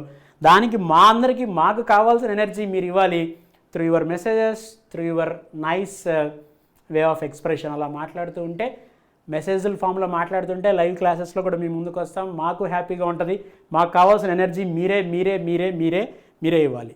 ఓకే, డిజార్డర్స్ ఆఫ్ రెస్పిరేషన్లో the first one is asthma. Asthma వచ్చిన వాళ్ళు చాలా బ్రీతింగ్ తీసుకోవడానికి ఇబ్బంది పడతారు. దానికి రీజన్ ఏంటి అంటే, డిఫికల్టీ ఇన్ బ్రీతింగ్. ఎందుకు జరుగుతుంది సార్ అలా అంటే, ఇన్ఫ్లమేషన్ ఆఫ్ బ్రాంకై అండ్ బ్రాంక్యూల్స్. ఎప్పుడైతే ఇన్ఫ్లమేషన్ జరుగుతుందో బ్రాంకైకి స్వెల్లింగ్ వస్తుంది, ఆ ఏరియా నేరోగా అయిపోతుంది. రెస్పిరేటరీ పాత్వే నేరోగా అయిపోయినప్పుడు పర్సన్ ఎయిర్ తీసుకోవడానికి బాగా ఇబ్బంది పడతాడు. ఎయిర్ తీసుకోవడానికి బాగా ఇబ్బంది పడినప్పుడు లోపలికి ఇప్పుడు ఫర్ ఎగ్జాంపుల్ బయట విపరీతంగా గాలి వస్తుంది అనుకుందాం, వాన జూజ్ అని బయట గాలి వస్తుంది. విండో కొద్దిగా ఓపెన్ చేసి పెట్టుంది అనుకోండి, బయట గాలి ఆ సన్న విండోలోంచి లోపలికి వస్తున్నప్పుడు సౌండ్ వస్తుంది, జూజ్ అని సౌండ్ వస్తుంది. అలాగే వీజింగ్ సౌండ్ వస్తుంది. When air rashes through narrow pathways, when air comes out through narrow pathways, a sort of rustling sound, whistling sound will come, that is called wheezing. పిల్లి కోతలు దగ్గుతున్నప్పుడు కూడా ఒక రకమైనటువంటి గీరలాగా వస్తుంది సౌండ్, దాన్ని వీజింగ్ సౌండ్ అంటారు. So దగ్గు కూడా వస్తుంది పాపం వాళ్ళకి. ఓకే, మరి ఆస్తమా కంట్రోల్ చేయాలంటే ఏంటి సార్, మరి ఎందుకు అలా ప్రొడ్యూస్ అవుతుందంటే హిస్టమైన్ కూడా ప్రొడ్యూస్ అవుతుందండి. హిస్టమైన్ ఇన్ఫ్లమేటరీ సబ్స్టెన్స్, అందుకే వాళ్ళు యాంటీ హిస్టమైన్స్ ఒక స్ప్రే వాడుతుంటారు ఆస్తమా వాళ్ళు. బ్రాంకో డైలేటర్స్ వాడాలి. ట్రీట్మెంట్ ఏంటి అంటే దానికి బ్రాంకో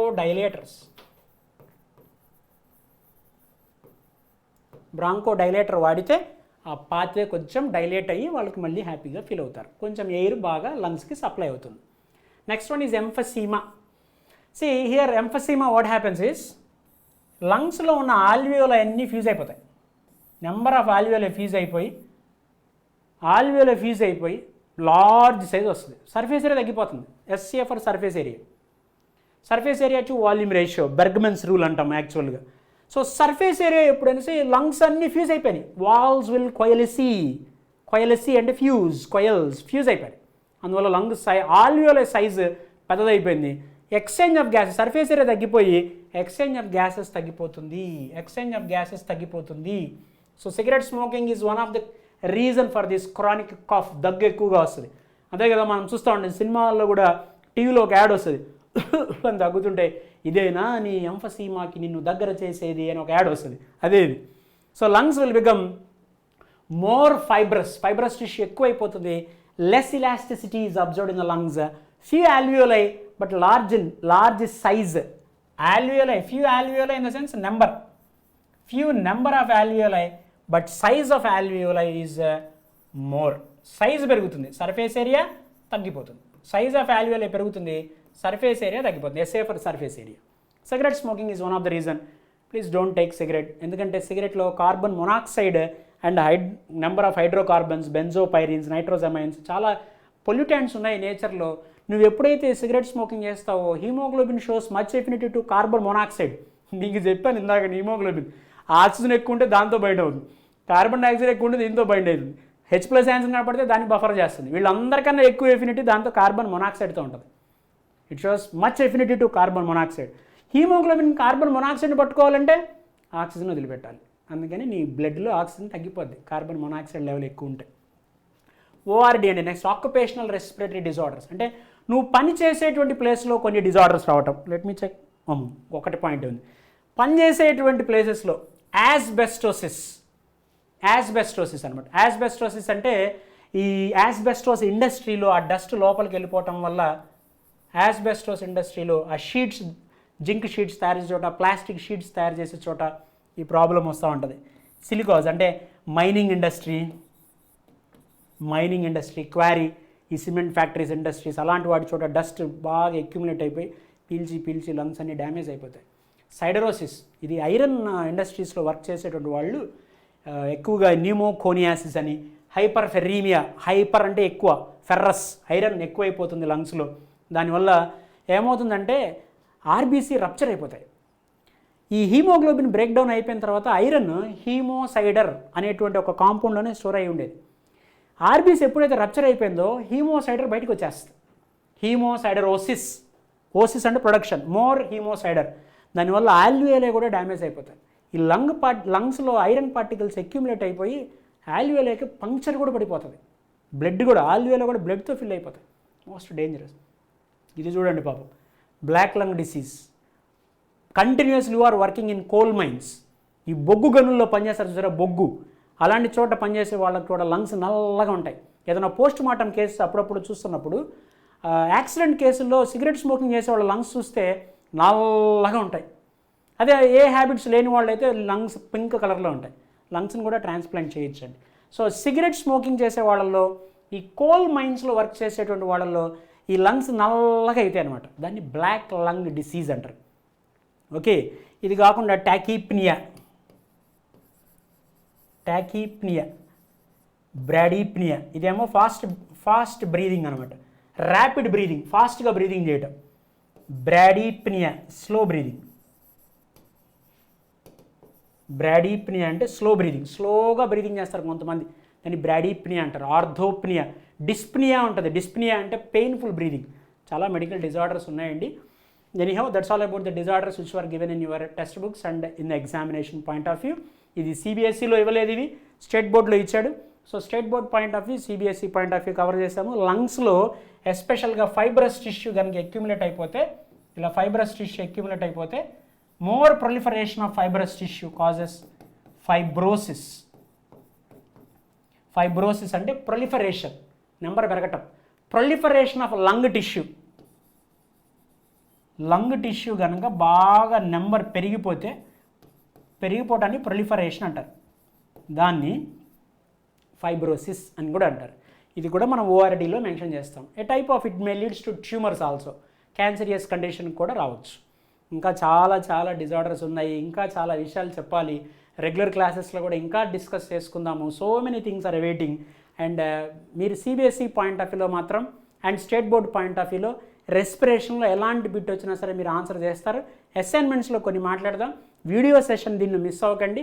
మీ అందరి కోసం మంచి క్వశ్చన్స్ ఎదురు చూస్తున్నాయి. And that's all about this session. Thank you very much. All the best.